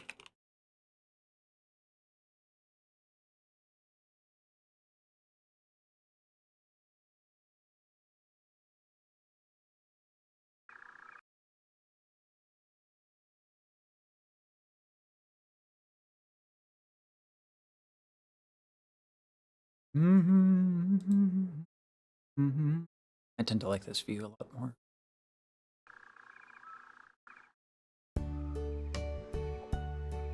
Not that, yeah, we do use the same track. How about that? And now the end is near, and so I face So funny going from me the doing it to her. final curtain. My friend, I'll say it clear. I'll state my case, of which I'm certain. I've lived a life that's full. I've traveled each and every highway, and more, much more than this. I did it my way. Regrets, I've had a few, Nice. but then again, too few to mention. I did what I had to do and saw it through without exemption. I planned each charted course, each careful step along the byway, and more, much more than this. I did it my way. Yes, there were times, I'm sure you knew, when I beat off more than I can chew. But through it all, Nice, when bro. there was doubt, I ate it up and spit it out. Nice. I faced it all, and I stood tall and did it my way. Y'all were telling me she was tired I've here. loved, I mean, maybe I can maybe hear I've it, but she laughed still and sounds real cried. good. I've had my fill, my share of bruising, and now, as tears subside, I find it all so amusing to think I did all that, and may I say, not in a shy way. Oh no, not me. I did it my way. For what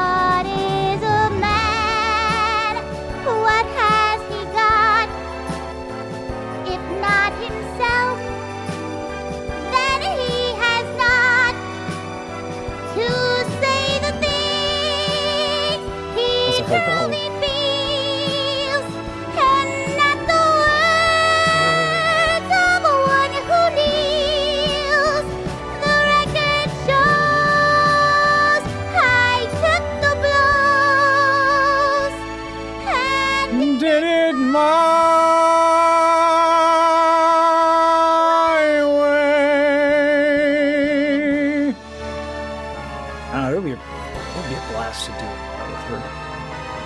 Maybe one day.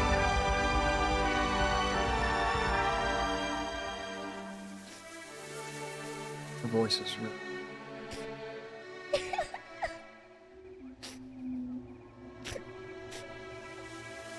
Your viewers did it to you too, huh?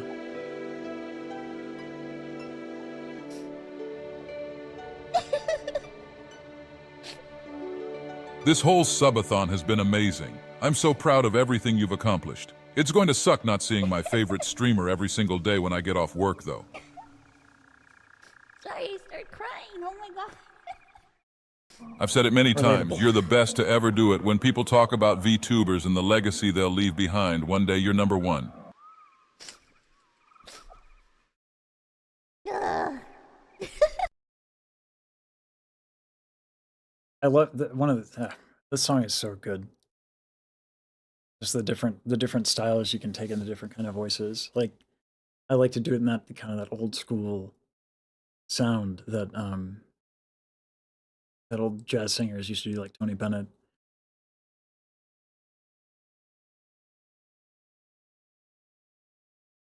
And Mass's voice is kind of very, very akin to what women did, back in that old style as well.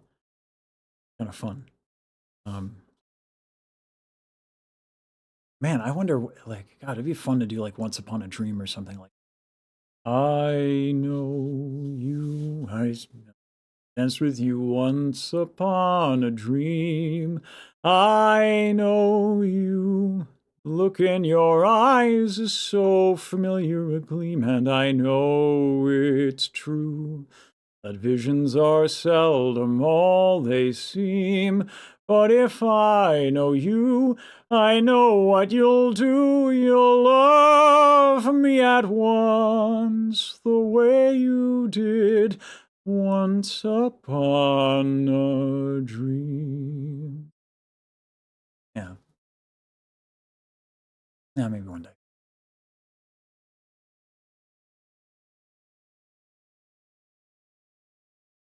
No one has to do anything.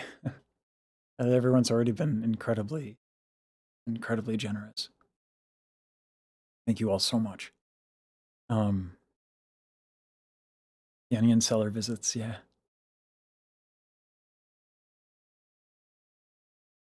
Not the Radiohead choir one specifically, no.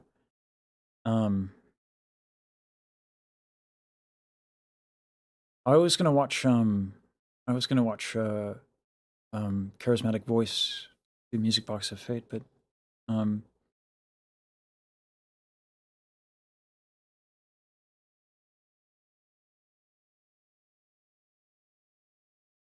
my god, y'all.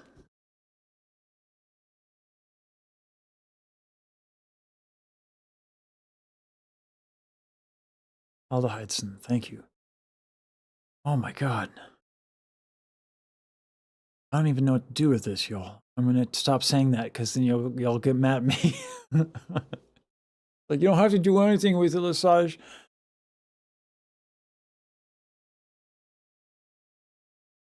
But I really want to do something with it. This really motivates me a lot. Oh, 22 on the curse jar. Motherfucker, 23 on the curse jar.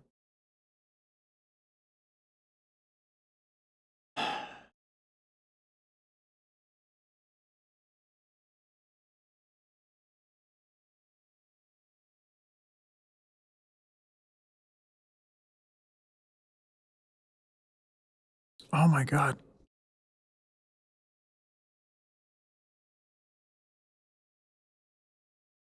Do you want something in particular?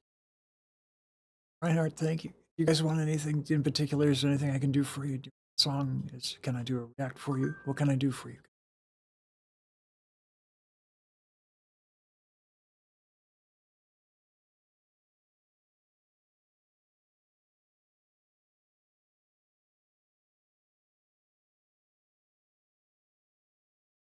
I think the conversation of having you react to her would be educational. Deadpool wasting bullets energy, and it's Gratitude with attitude? I don't know how to do it. Okay. I'll do the charismatic voice lip.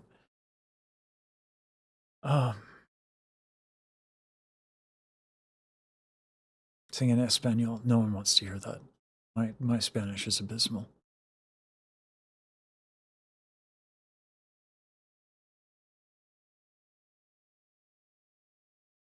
I don't feel burdened at all, Adrian. I feel really, really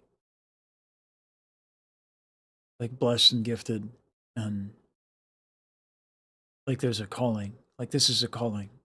I don't believe in signs and like that, but maybe I'm now becoming a bit of a believer. Pourquoi?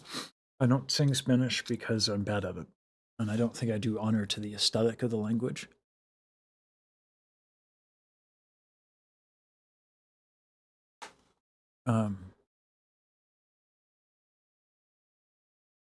Welcome back to the Charismatic Voice. I am really excited about the song we're about to dive into because it's performed by somebody who can't have a traditional singing career. Iron Mouse has a chronic illness, and it doesn't allow her to do things like go touring. However, because of the internet, she's been able to kick off an awesome career as a VTuber. And this is going to be the first time that I hear her sing. Let's get to it.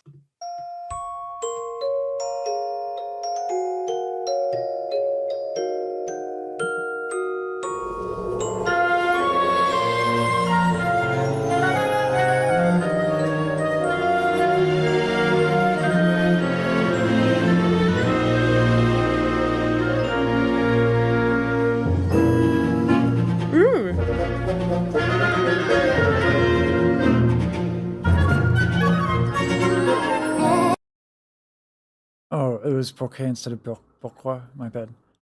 And sorry, Agent, I didn't mean to.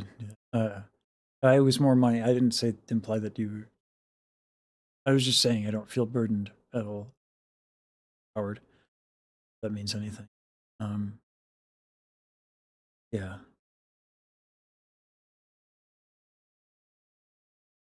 Thanks, Katie. But I feel it's my responsibility to have a vision, something greater than myself. Mainly because I look at Iron Mouse, I look at Starlight Daryl, I look at a lot of the people. Like, what's helped me has been the work of others that have been more than they could have ever been on their own. I don't know how I'm going to get there. I'm not going to or what I'm going to do that, but that's something I feel inspired to do. Yeah. Sorry, y'all. The gain is tough.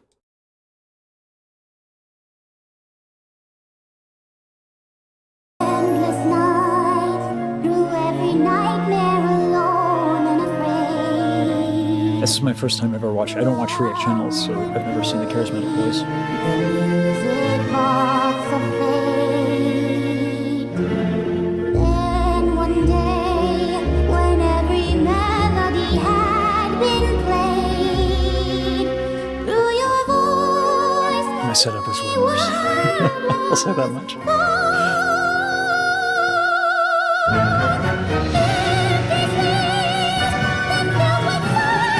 Whoa. So much just happened. We're going to go back and tackle this from the beginning. Number one impression was her voice sits way higher than I expected. I was expecting that we'd have like a combination of operatic instruments because I heard that this was opera-ish. I think they even call this an opera song. But usually when people say that and they have animated things, they mean that there's symphonic instruments and a pop voice. Sorry, guys. Or opera. She actually sounds like a coloratura soprano, and even like brings it to be like more thin in areas while having those operatic elements. The entire structure of the beginning also, it was almost like a shortened song cycle kind of form where we went into through journeys, but rather quickly devolving into the actual singing. Back to the beginning. I want to show everyone an older singer. So this is something that like Charismatic Voice like touched on, but I actually have an example of an older singer that is a mezzo, but sings in a style with a technique that is reminiscent of what you would generally hear from this era that Starlight Darrell kind of was trying to pay an homage to, and I think it's worth listening to.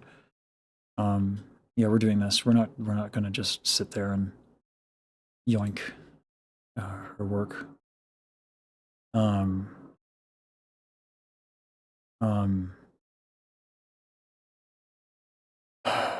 Not that anyone would have asked me to. I'm historically used to apologizing for that, and y'all like this, thank God. So I have feelings on just yoinking people's work.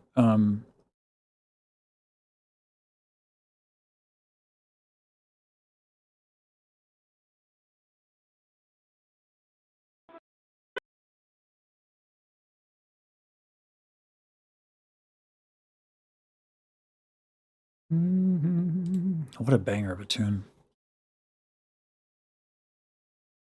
So this is a mezzo, and listen to the technique.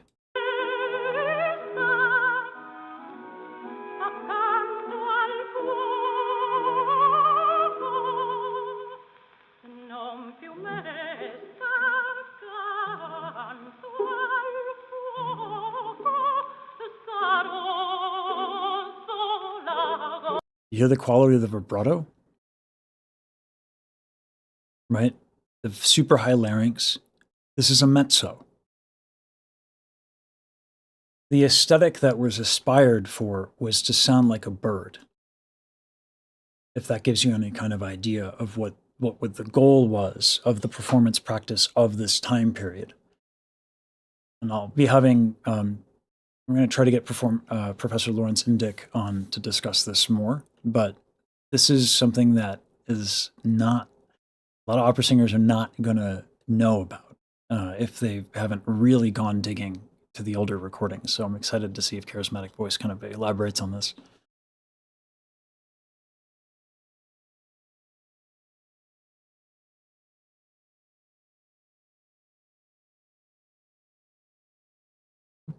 Where did it go? Right, there it is.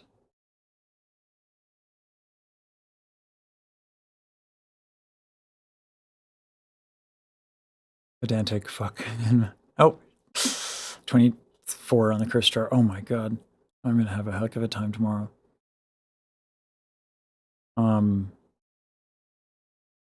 Responsibilities. I hear that, Reinhardt. I have to take care.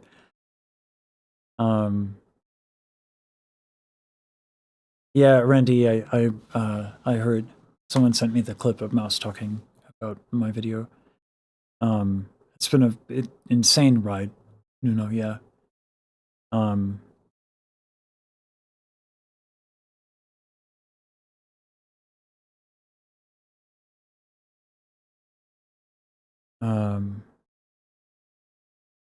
Yeah, the reacception around Music Box of Fate is an interesting, like, tradition, it seems. Oh, the male opera singers at the time, guys, are gonna struggle to sound like a bird. It was more of the portamenti. It was how people sang. It was a lot more free in time as well. And there wasn't as much pressure to sound large and to have a darker tone. Yeah. So there is an example of that, but I need to look a little bit more carefully to find a good example. I mean, Caruso at the time was extremely influential. So if you listen to Caruso, you'll get a lot of sense of it. But there was let me try to think of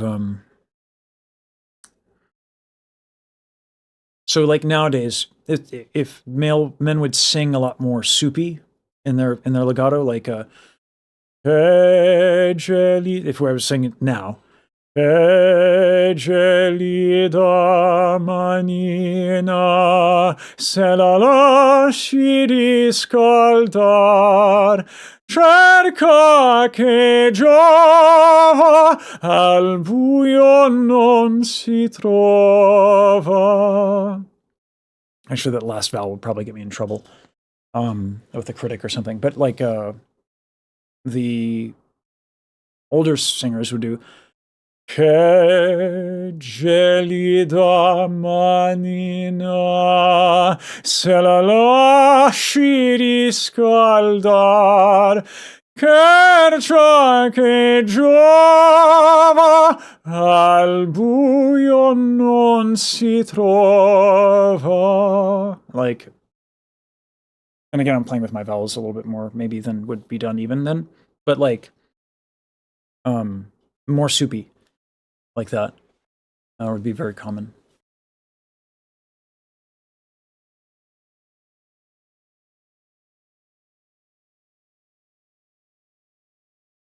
Nightingale is being referenced. Yep. Topaz, yeah. And yes, Thomas Ringget, that was a big one that Disney tried to lean into.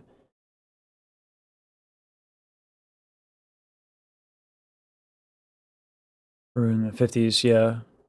That style lasted for a while for men.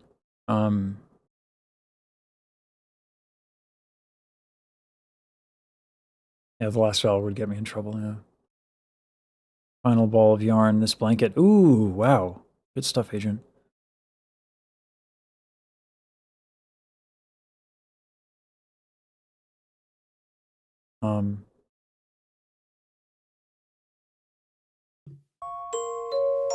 I love that you have the actual music box in this. Good. I thought it was a glockenspiel at first. Side note. Rip. There's this really cool kit that you can get. Buy it for your teenagers or for yourself. You can get these strips and like the music box insert, and you can make your own music box songs. I know because, gosh, maybe 8 or 9 years ago, I think, I got a whole bunch of these and I composed songs and gave them to family members for Christmas. It was really cool. So I encourage you, make a music box song for yourself, your family, or hand it to a friend as a fun, crafty project.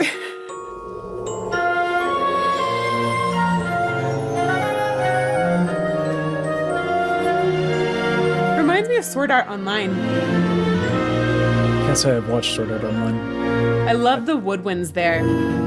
Okay, so we had this sort of woodwind and Yeah. sort of spiraling down. Yeah, give props to the woodwinds. Listen, Daryl cooked, and so do Yam. The woodwinds are dope.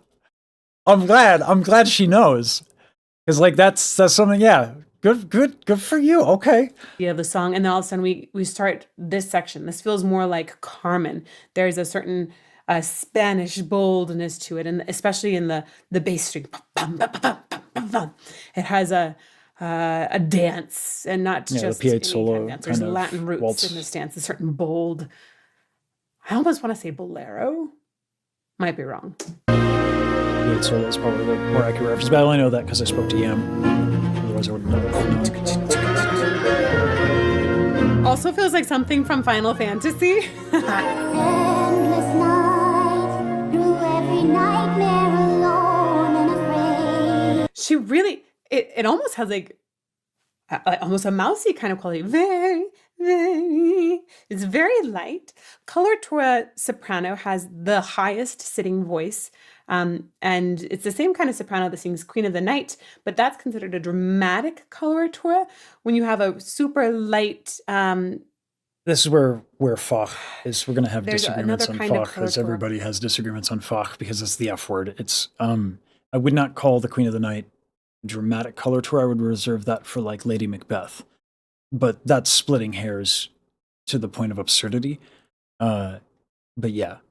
called a lyric coloratura. That's going to be somebody who sings the doll aria or Yes. the bell song, if you're familiar with those. She yes. feels to me more like a lyric coloratura.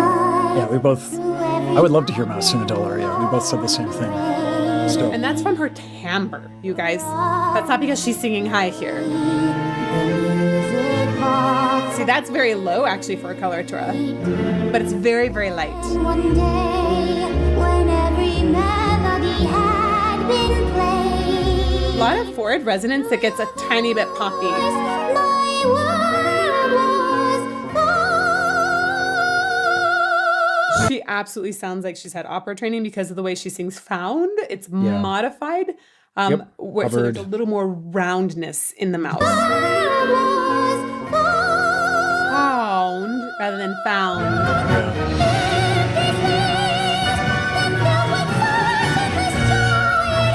She's making a lot of the same observations that I did, which just makes me feel pretty cool. You know what I'm saying? You know, like maybe I'll start wearing sunglasses indoors or something. I don't know. When love conquered, now hate consumes again. I did not pick up on the waltz thing initially, though. You to heaven back, my friend. Now tirelessly I'll fight till I see your face again. I like the storytelling in this. I want to point out, this is so funny. There's so much opera in this, you all.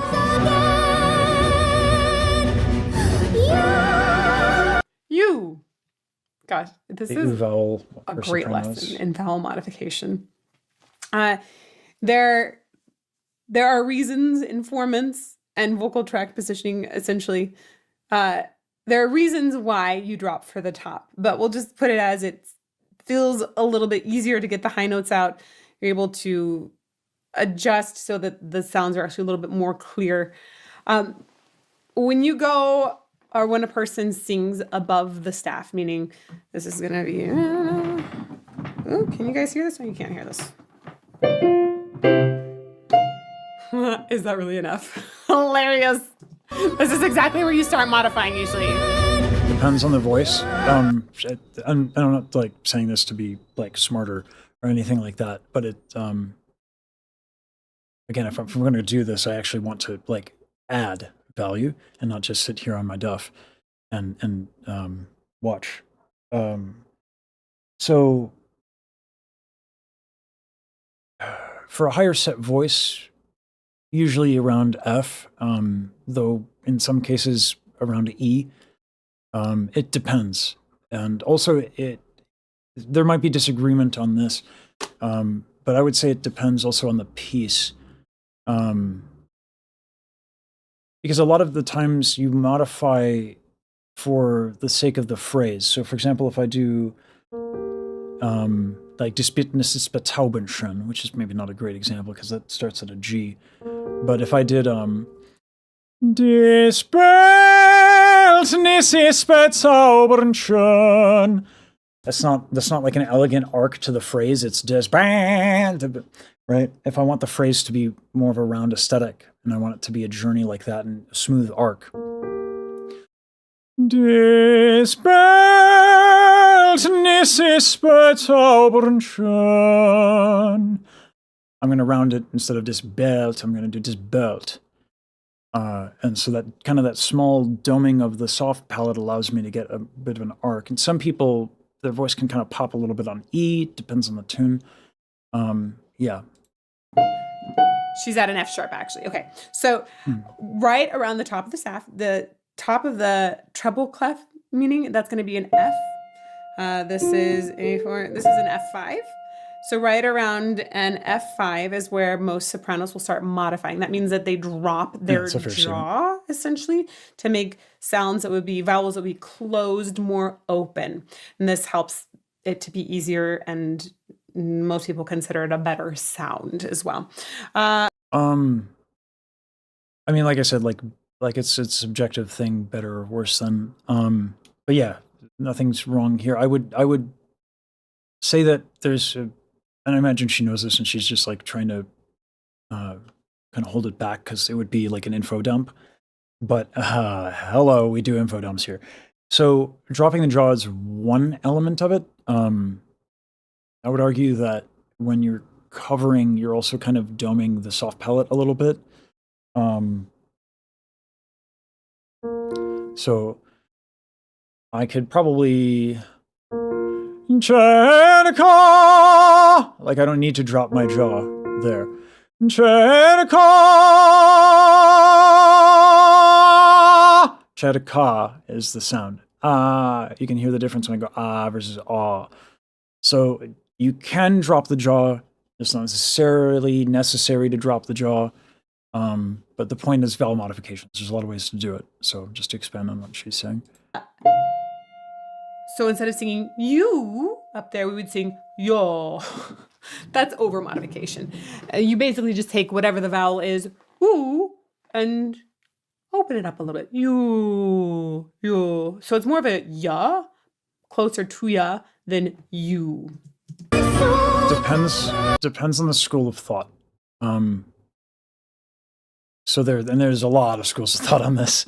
Like una furtiva lagrima, if we do that, like oh no. I'm modifying more towards an and an O-ish. So it yeah, there's a lot of different ways to do this. Lots of different schools of thought. So anyway.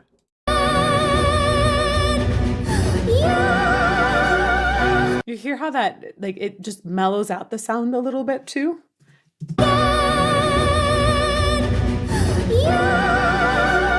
Yeah, she's right to point out that it is more yaw in this example, yes. So I love that. I like the vulnerability in the sound there. Yeah. There's a sweetness.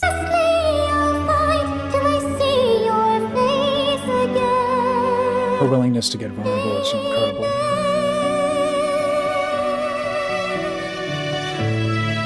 Also like the Dumondo. It's just really pretty writing. Not just an anime girl, Daryl. Interesting modulation. Yeah, it is. Yeah, Starlight Daryl cooked. They went back to the roots. Oh, she's got good ears. Okay.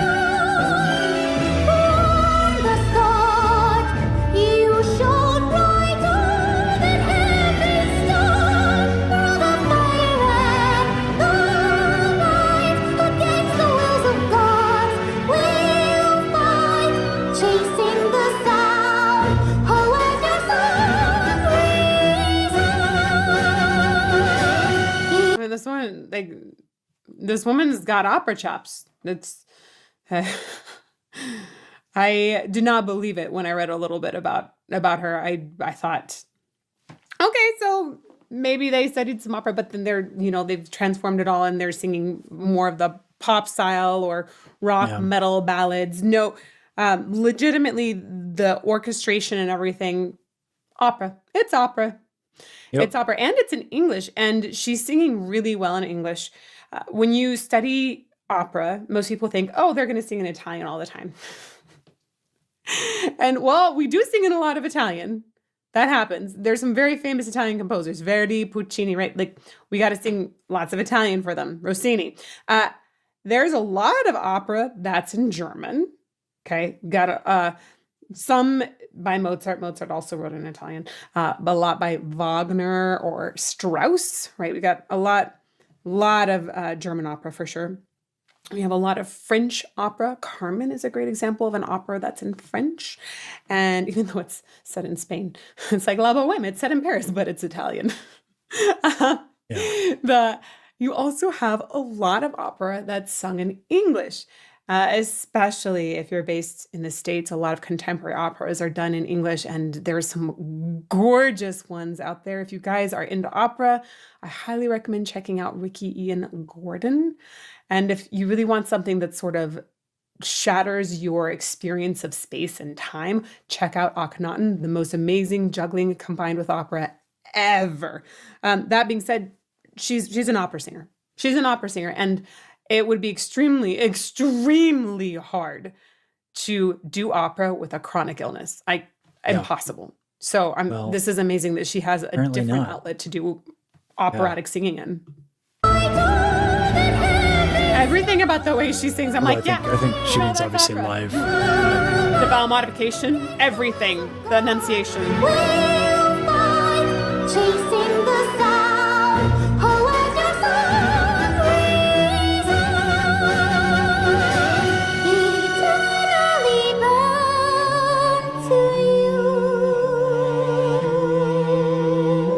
cello moment there.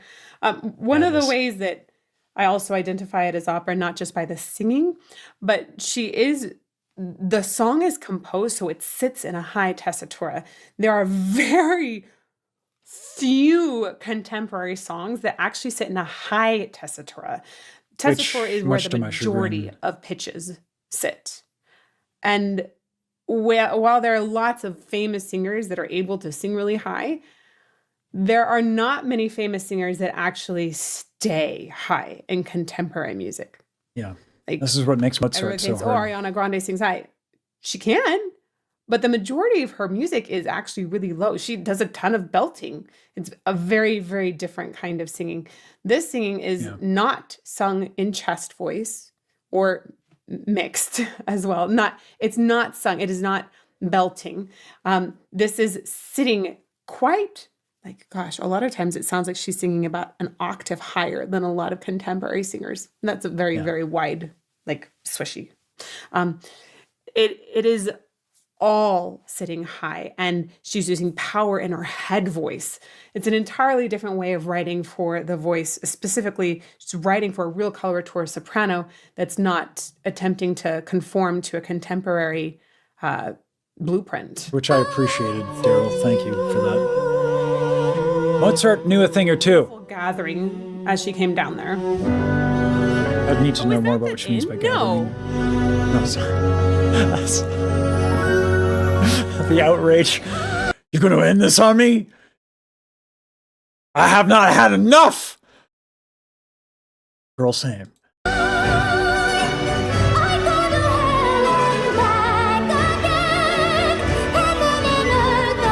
I haven't had enough of this song since I heard it. Crazy.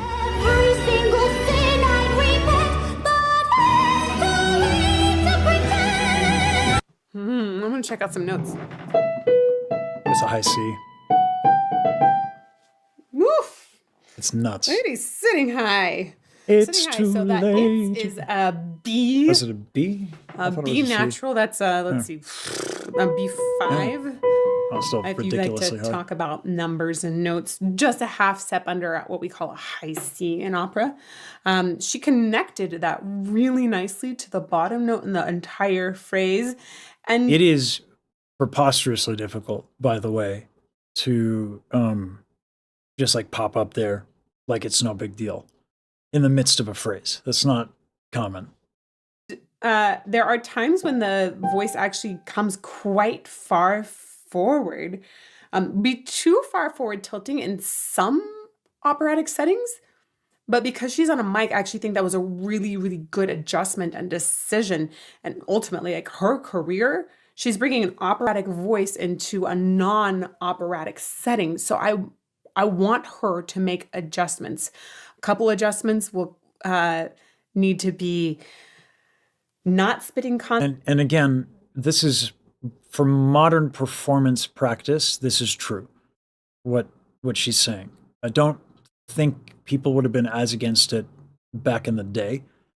But this is why I want to talk to Professor Indick about performance practice in the 1910s through the 1930s. consonants out, like they need to fly over an orchestra to the audience in the back of the hall. Please don't spit those out at a microphone. You have major issues. Consonants for opera were not designed for microphones. Another thing is you can bring the voice a little bit further forward to get a tiny bit more clarity if you're singing in a studio rather than singing for an operatic stage. There is a certain obsession, especially in recent years. I think maybe it's trending back the other direction now, but for quite a while there, we were having this obsession with sort of like darker operatic voices. Yep. So even color Drove me tours were wanting nuts. a darker timbre. In Drove some me cases. nuts. Almost felt manufactured at Yep. times. Man, this is commentary on Preach. opera trends like none other. My goodness, I'm so sorry if you're really not into opera. Too bad. I guess. Too bad. But anyway, That's right. Tell them. she's bringing her voice a lot more forward than some of the trends that existed a decade ago. Yeah. And that can be really, really helpful. It's going to narrow the sound a little bit more, work into a recording environment, I think a lot better than on an operatic stage. Even though she still has that grandeur and that dramatic essence in her voice that really makes it opera. I would say that tough to say whether or not it's better or worse in a recording environment, because recording environments are, in general, not actually very kind to opera vocals. There is a lot of the quality that's missed.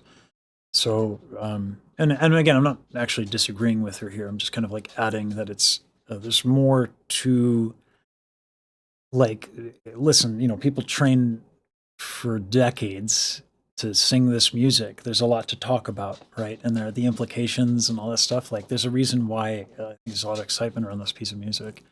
Anyway.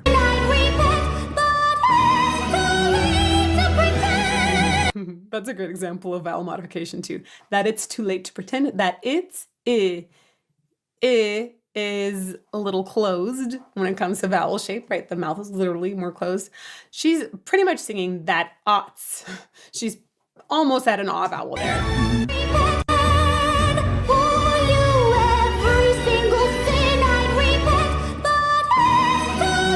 That's hats. Too late.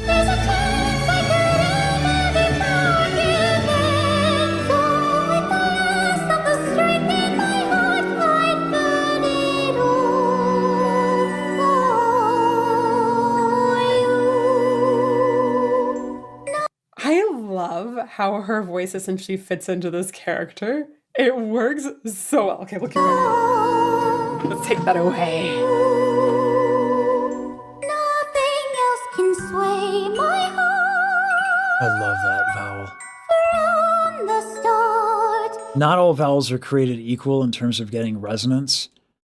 This heart vowel, where she's on heart, Take is that just, away. oh, it's gorgeous sounding. Nothing else can sway my heart Yeah. from the That's gorgeous. start. You shone brighter than heaven's star. Even far apart, nothing will sway my heart. Yeah, I had the same reaction. Write yourself a huge leap that really works with the lyrics. It's good word painting from Riku. Nothing will sway my heart. Yeah. I actually really like SW. Sway. W's have an ooh. I have a hard time with this one. Sway. I learned this because I studied English diction and did English opera. Specifically, Shelby Rhodes coaching me on English in the street scene was really, really helpful for defining Oh, she's a how street scene. to sing English properly. I know Street that sounds scene's dope. crazy, but Good vile. I had a semester of English diction for singing, a semester of Italian diction, a semester of German, and a semester of Yep. French. And I had separate studies for Czech and Russian and Spanish. You have no idea how much study singers actually give to diction in classical singing. Yep. She has a wonderful way of bringing all of that diction into play. It's really I will say the sway thing. This is where knowing, this is why I was so impressed with Daryl and Riku. So that goes up to the B.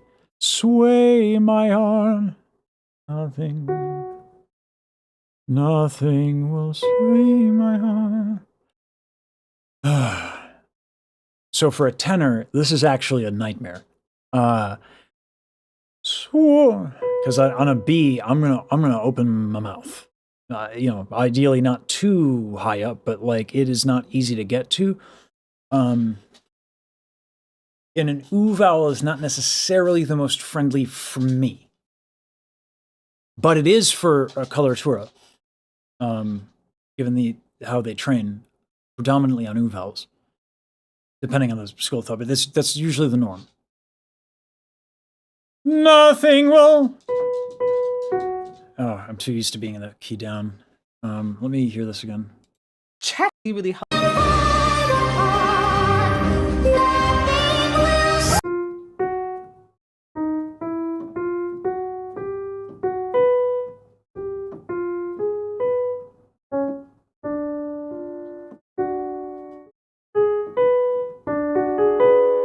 So I don't think that's it. Yeah. Sway! Yeah, that's not easy for me. Say my heart! So ooh is going to be tough for me because I can't Like it in the passaggio, I guess it helps with the doming of the palate, but like sway my heart, not friendly for me. And a little flat even. The ooh, ah, I have to do a really bright vowel up there for me.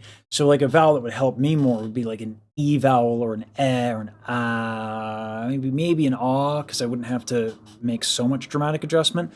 But yeah, that's a hard one. But definitely probably that's a statement. It's going to be more beneficial for a soprano. That's for sure.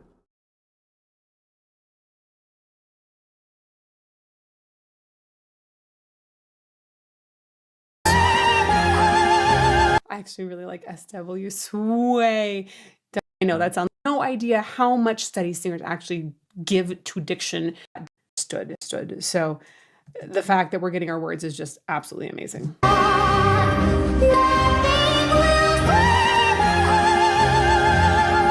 think it's off of book 2. I think it'll land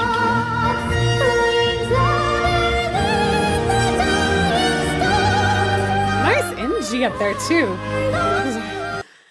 Getting an NG that high is also really tough, ying, because it messes with the pressure in the system. Not. By the way, if you want to learn more about voice science and not true me. But this has to do more with how I was trained. I had such a big problem with my tongue going too far back. So I would always go, I'm trying to think of a good phrase.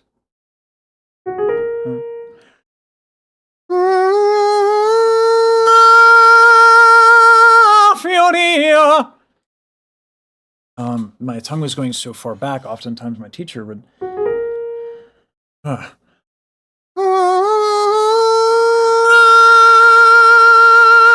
Fioria per me l'amor. So just harder for sure. She's not wrong. The reason I bring it up is because hard is relative, right? So there's a lot of things that are interesting about Mouse's approach to singing that I would love to know more about, because there's certain things she makes look very easy. On an NG, there is no better way for me to really get like an incredibly powerful high note. That was aggressive. Because of the way that I was taught.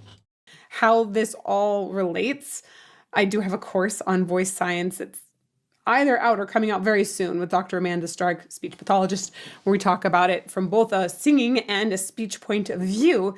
And it's really for anybody that has a voice to understand this kind of singing, to understand your own voice, et cetera, et cetera. Link in the description below. And in G, if you do that, you can feel, it really closes off part of the vocal tract. The middle part of your tongue really is closing the vocal tract off and redirecting all the sound through your nose. So the sound actually exits through your nose. That messes with the pressure of the whole system. Normally the air pressure is coming out of your mouth, right? It's a much bigger hole, usually. And now it's going through your nose. It's complicated, but ultimately, like all of these things in here are in this very, very delicate balance. And so when you're singing really high in the first place, which is difficult, and you close like that, it can be really hard to get an NG out that high. At least I have always had difficulties with NGs that high. It makes sense that somebody would. So what she's talking about is that in order for it's called a nasal continuant. So the pharynx has to go down. So that's your soft palate is your pharynx, and it has to go down in order to let the breath go through the nose. Now, if you're someone like me who tends to sing with far too much air, using your nasal cavity like that can actually help you. It would be akin to Ingo Titz's like exercise with a straw. That back pressure can actually really help. So yeah, it depends.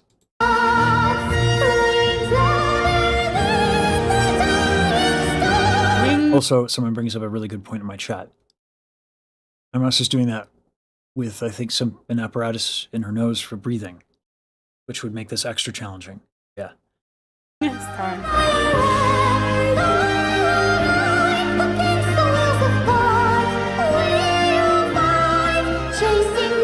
pitch. Who was your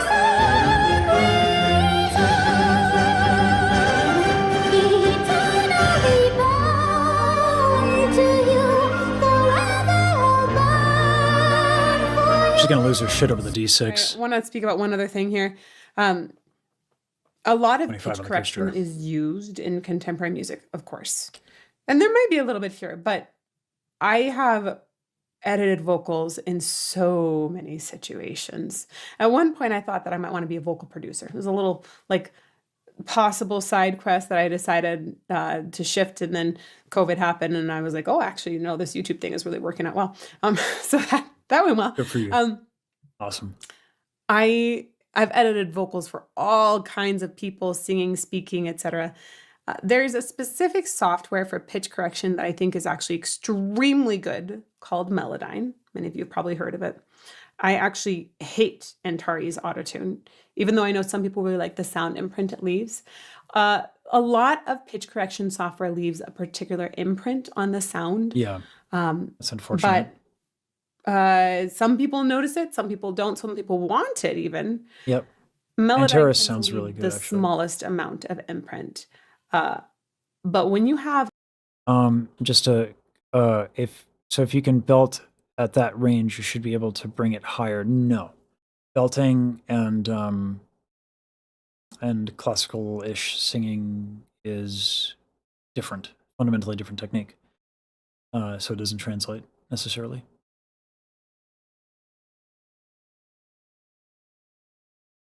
a vocal that has more vibrato, pitch adjustment on that really gets funky Yeah. in melody. It's like that is a spot where I think it starts to break down. And Yeah, sometimes it's obnoxious. possible to do a little bit on an opera singer without hearing too much lick. But normally, if I've edited an opera singer's vocal, like they just have to be on pitch. That is the kind of thing where you don't want to edit it much. And I know this actually partly because I did an entire album at one point of video games as if they were a song cycle telling the history of video games. That's I think it's dope. called I Song don't know. Cycle, the history of video games, actually released by Material Collective a long time ago. Yeah, editing vocals. I don't think that Iron Mouse has edited these, certainly not much, if at all. I have an unfair advantage here. I talked to the engineers. There is a lot of audio engineering that went into this. How much of it is pitch correction, I don't know specifically. Usually people are hesitant to discuss this because people feel like it, if it gets out, oh no, like we're delegitimizing the singer, even though like we're just correcting 1 cent of a pitch, which is crazy. But like you can work with Melodyne. It is tedious if their vibrato is off. And I only know this because I was watching Saber Cook in Discord while he was doing some interesting stuff with Melodyne. But it's not easy, and certainly very tedious. But there's a lot of Mouse had like an elite team of audio engineers, doing a lot of great stuff and a lot of great work. Mouse had an elite team with the composers, with the lyricist, with the orchestra, right? This is, I think, one of the reasons why the track is so special, is there is so much love and craft put in it from basically every possible angle. So there is quite a bit of audio stuff going on. But it's more nuanced and subtle because you have a good singer, right? You don't good audio engineering isn't about polishing a turd. Not that Charismatic Voice is suggesting that. I'm just saying, like, getting like a microphone colors the voice, right? A compressor colors the voice. So oftentimes what an audio engineer has a hard time doing, especially with a genre that's a bit more obscure with like opera, you're actually trying to bring back some things that end up getting lost in the signal chain. So there was a lot of post-processing done to try and really get out the qualities that exist in Mouse's voice. And they did such an amazing job. It was so respectful to the performance. It was just done with such love and attention to detail. Shout out to those guys. Just incredible work on the audio.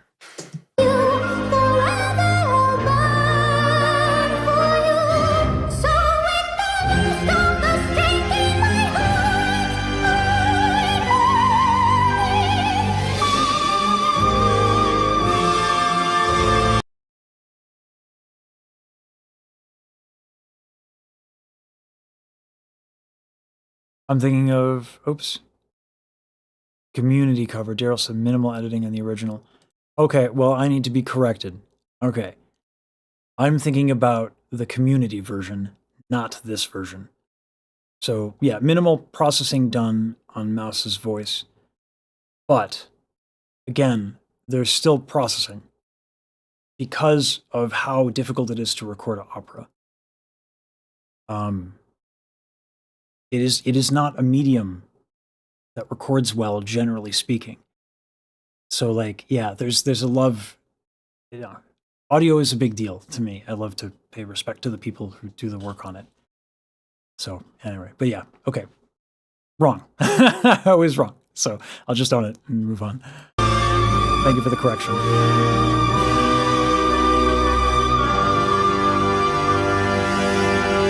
Okay, we gotta figure out what note that is. Yeah, right. I had the same reaction. It's a high D. Also, I like that approach to it. I think Ironmouse is doing a lot of the writing here. I like the approach to your high notes.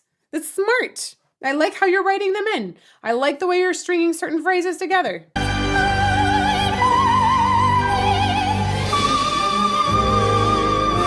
So it's all is actually a really, really nice word to sing up there because it's essentially an ah vowel, and we love ah vowels for high notes. We love them.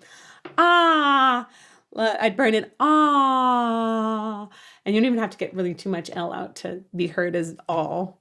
And it's nice to start on a vowel. If you try and put a voiced consonant up there, oh yeah.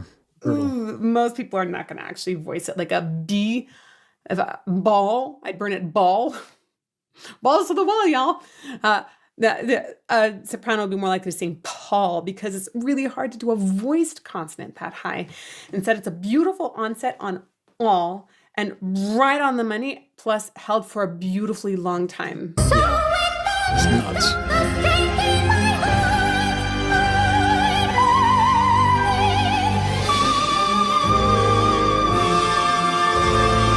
Beautiful tone too. That's what fucks me up. 27 on this cursor. That's what messes me up. It sounds good. I have high notes. I don't like them. Right? Like, oh, I hit a high note. I checked a box. Cool. Mouse sounds stunning on her high notes. That is not common. That is what a coloratura is supposed to do. Ultimately have clarity and be able to sing really high, be able to move the voice quickly as well, which she has a lot of agility in her voice. Yeah. But those high notes, those are your money notes, and they need to have a clear flute-like timbre. This note is one of the things that also distinguishes her as a lyric coloratura, I would say, rather than dramatic. Even though this has been it's had a lot of drama in the song, this note there's a flutiness, right? It's really pretty. It doesn't have edge in the sound the way a Queen of the Night. I've been around a lot of coloratures. I've been yelled at by a lot of Queen of the Nights because I played Pamina for a very long time. This has a flutiness, a certain warmth. I would actually love to hear her sing the bell song, the bell aria. That would be beautiful. Lock me.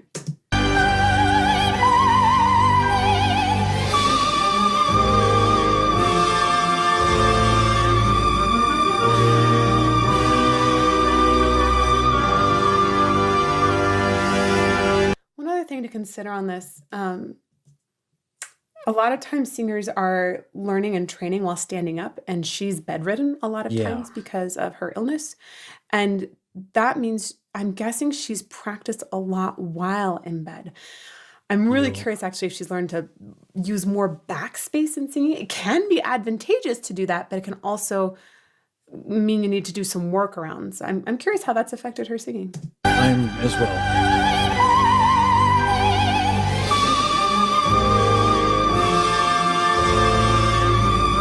Oh,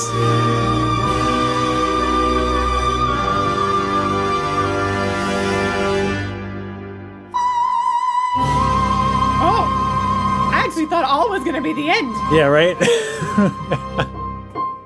Ends on a high C. Yep. Yeah, just for flavor, right? I Just wonder why if not? this is the Casually. direction that operatic voices should consider taking more. I know opera is struggling in today's world, and it's really sad because there are some incredible operas out there, but in And a lot of incredible cases, I singers. think opera is just struggling to redefine itself. The world is moving so quickly, and opera has often been very, very traditional. But there are also a lot of modern operatic movements that are just like fantastic. I think it's just trying to figure out where it belongs now. This VTuber world, this might actually be a fantastic, fantastic place for opera to migrate to. Ironmouse, I'm in agreement, lady. Let's do it. I'm excited that this could be a new movement for operatic singers. It's so cool. So cool. Thank you to all of you. I've never watched the Charismatic Voice. Thank you guys for making me do this. She's a real pleasure. Definitely knowledgeable and deserving of a lot of the attention that she's been getting. Whoa, 2.2 million. Girl, get it. Get that bread. Yeah. Get it. I mean, bravo. Good for her, though. That's great. No, she's very knowledgeable. This was excellent.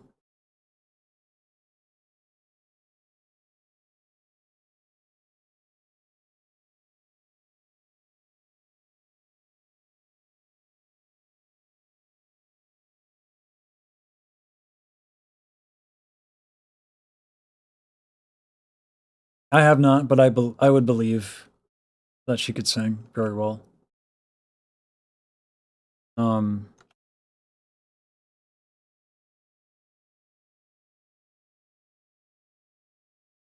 Also, I believe she gave a voice lesson to I think River. Or no, that might have been the fairy voice mother. Anyone helping beatboxers is immediately favorable to me, though. Hey, was it her? Yeah, Lisage.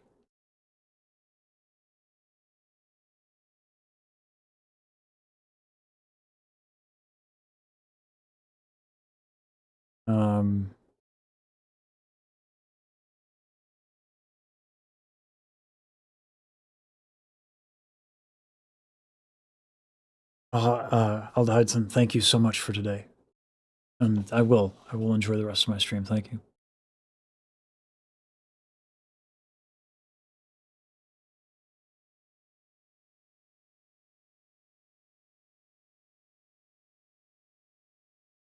Oh, Kelrecken, I'm glad.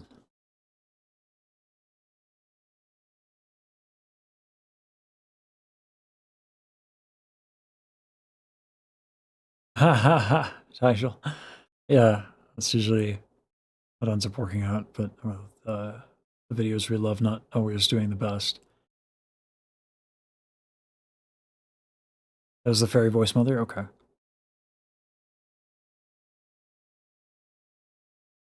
Oh, boy.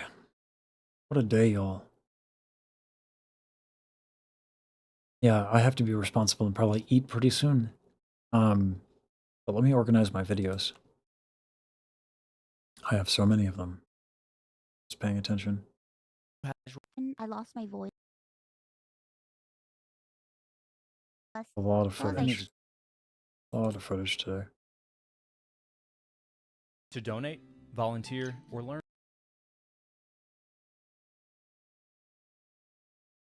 Yeah.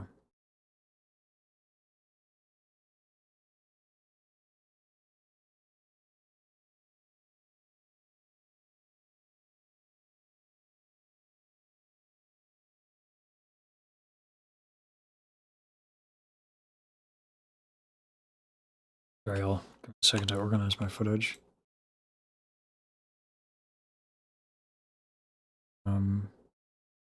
That means I'm guessing she's practiced a lot. Yeah, fantastic. Making me. Whoops. There we go. My reputation as the guy who doesn't cry online is ruined. Ah, damn it. The song we're about to dive into because it's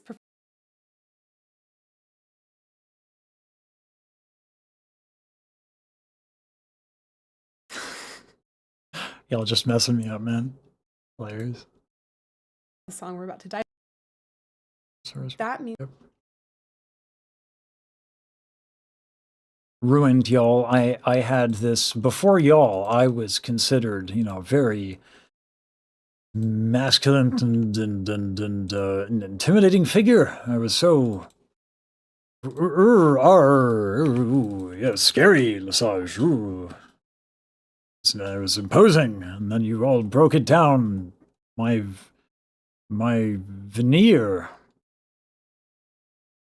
I don't think I was going to be able to fool anybody. Oh, I do have to hydrate.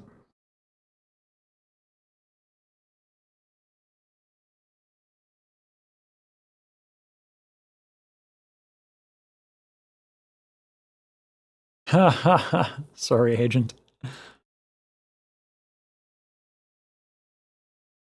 Topeka Mousie's breath cover? For you, Finch? Absolutely. Yes, of course. Where is this? This, breath cover? Mousie's breath cover. Let's do that. Absolutely. In a heartbeat, I will. Please. Thank you so much.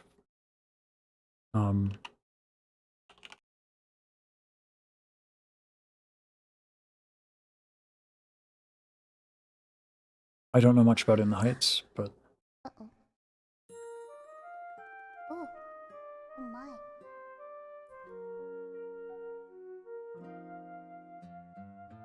Sigue andando el camino por toda su vida. Respira.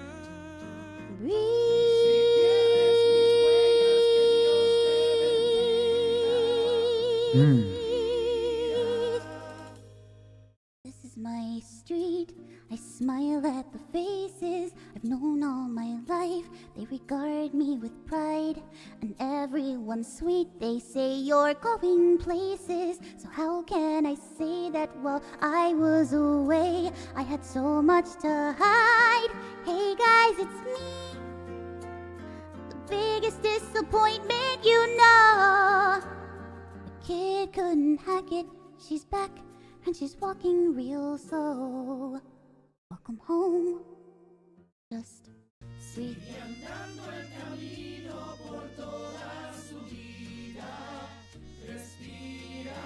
Just breathe.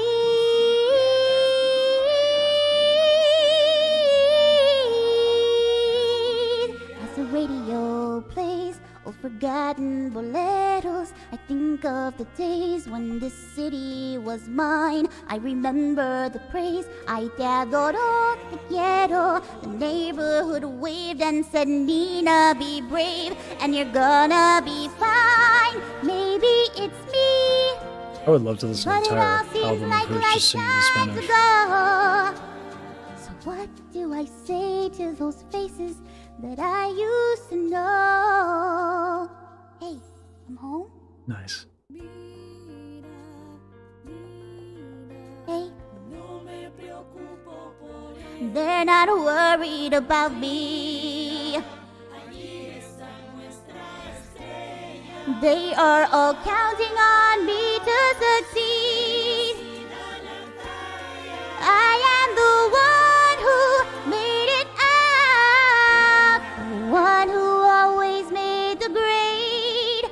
So maybe I should have just stayed home. When I was a child, I stayed wide awake, climbed to the highest place on every fire escape, restless to climb. I got every scholarship, saved every dollar, the first to go to college. How do I tell them why I'm coming I feel back home? absolutely called out for my sense of My lack of rhythm. eyes on the horizon. The consonants are right on the Me percussion. and the GWB asking, Janina, what do you be?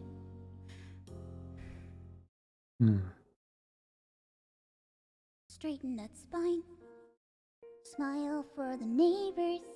Everything's fine. She has a really Cool. good instinct Standard for musical reply, theater as lots well. of tests, lots of papers. Smile, wave goodbye, and pray to the sky. Oh God, what would my parents say? Can I go in there and say, I know that I'm letting you down?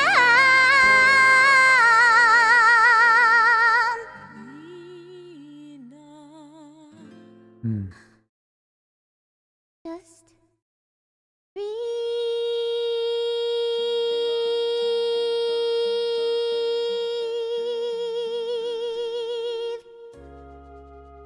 I really want to know what her signal chain is. I have so many questions. Because that brightness can get like distorted often, but it sounds so pretty.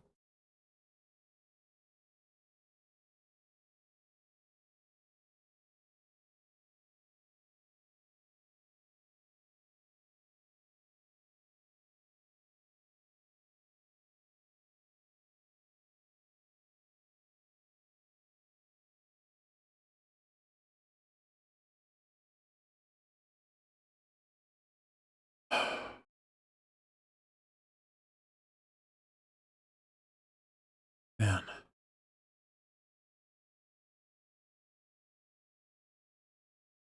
I'm still like flabbergasted from generosity of y'all today. Lee, I hope you were able to see that.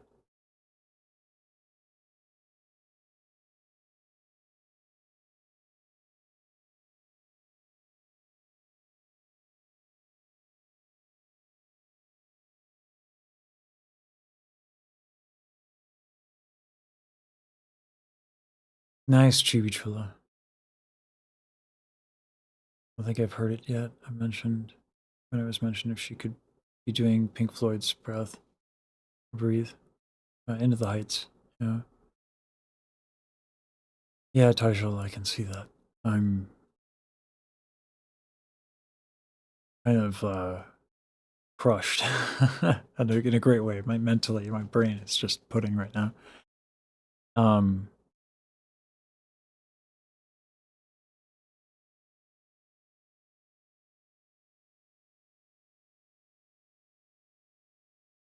I would love to see that. Spice, yeah.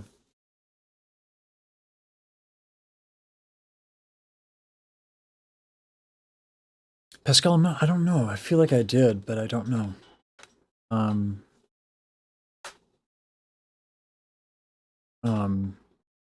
April 5th. Yeah. I mean, I intend to be there and try to help out as much as I can.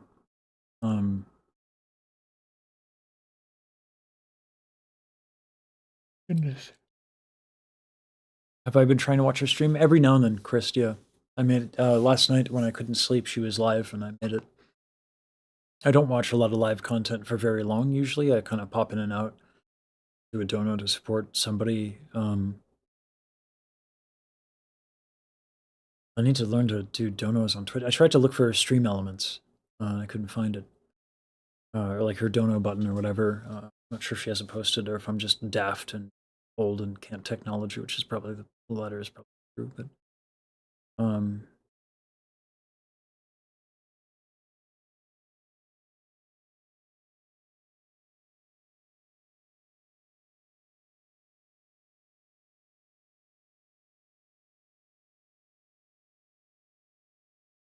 if she talk street.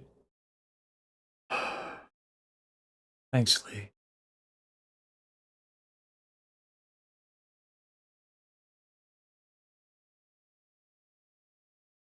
Thanks a ton, Lee.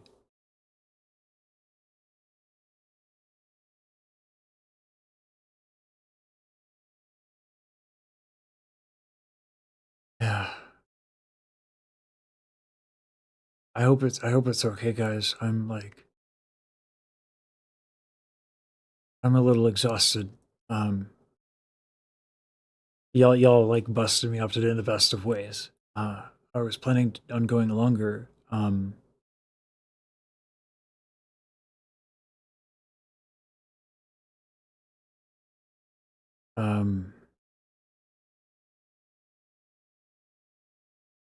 27 on the curse jar. So that has to be done, I think, first thing tomorrow. Um,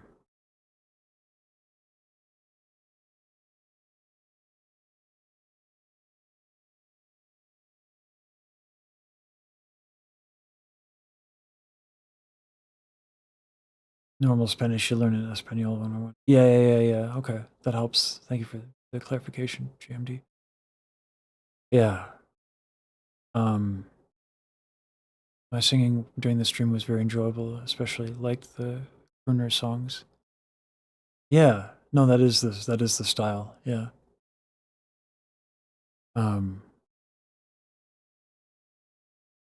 Okay. Thanks, guys.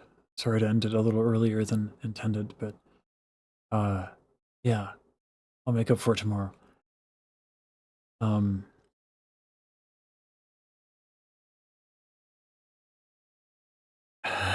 Yeah, Agent, I feel guilty, but yeah. I'm glad, Kraken. Thanks, Ash Topaz. I'll see you guys. Thank you so much for today. Really. It means the world to me. I love you guys. And I won't run away from it this time. Thank you.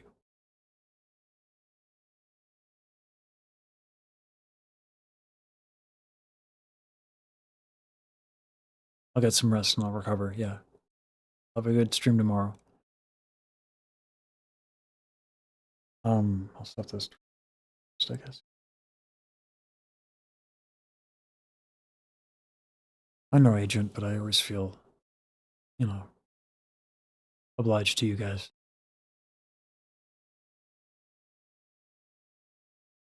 Later, y'all. Later on. Thank you for calling it a great stream, Aaron. I'm glad it was. Good night, everybody.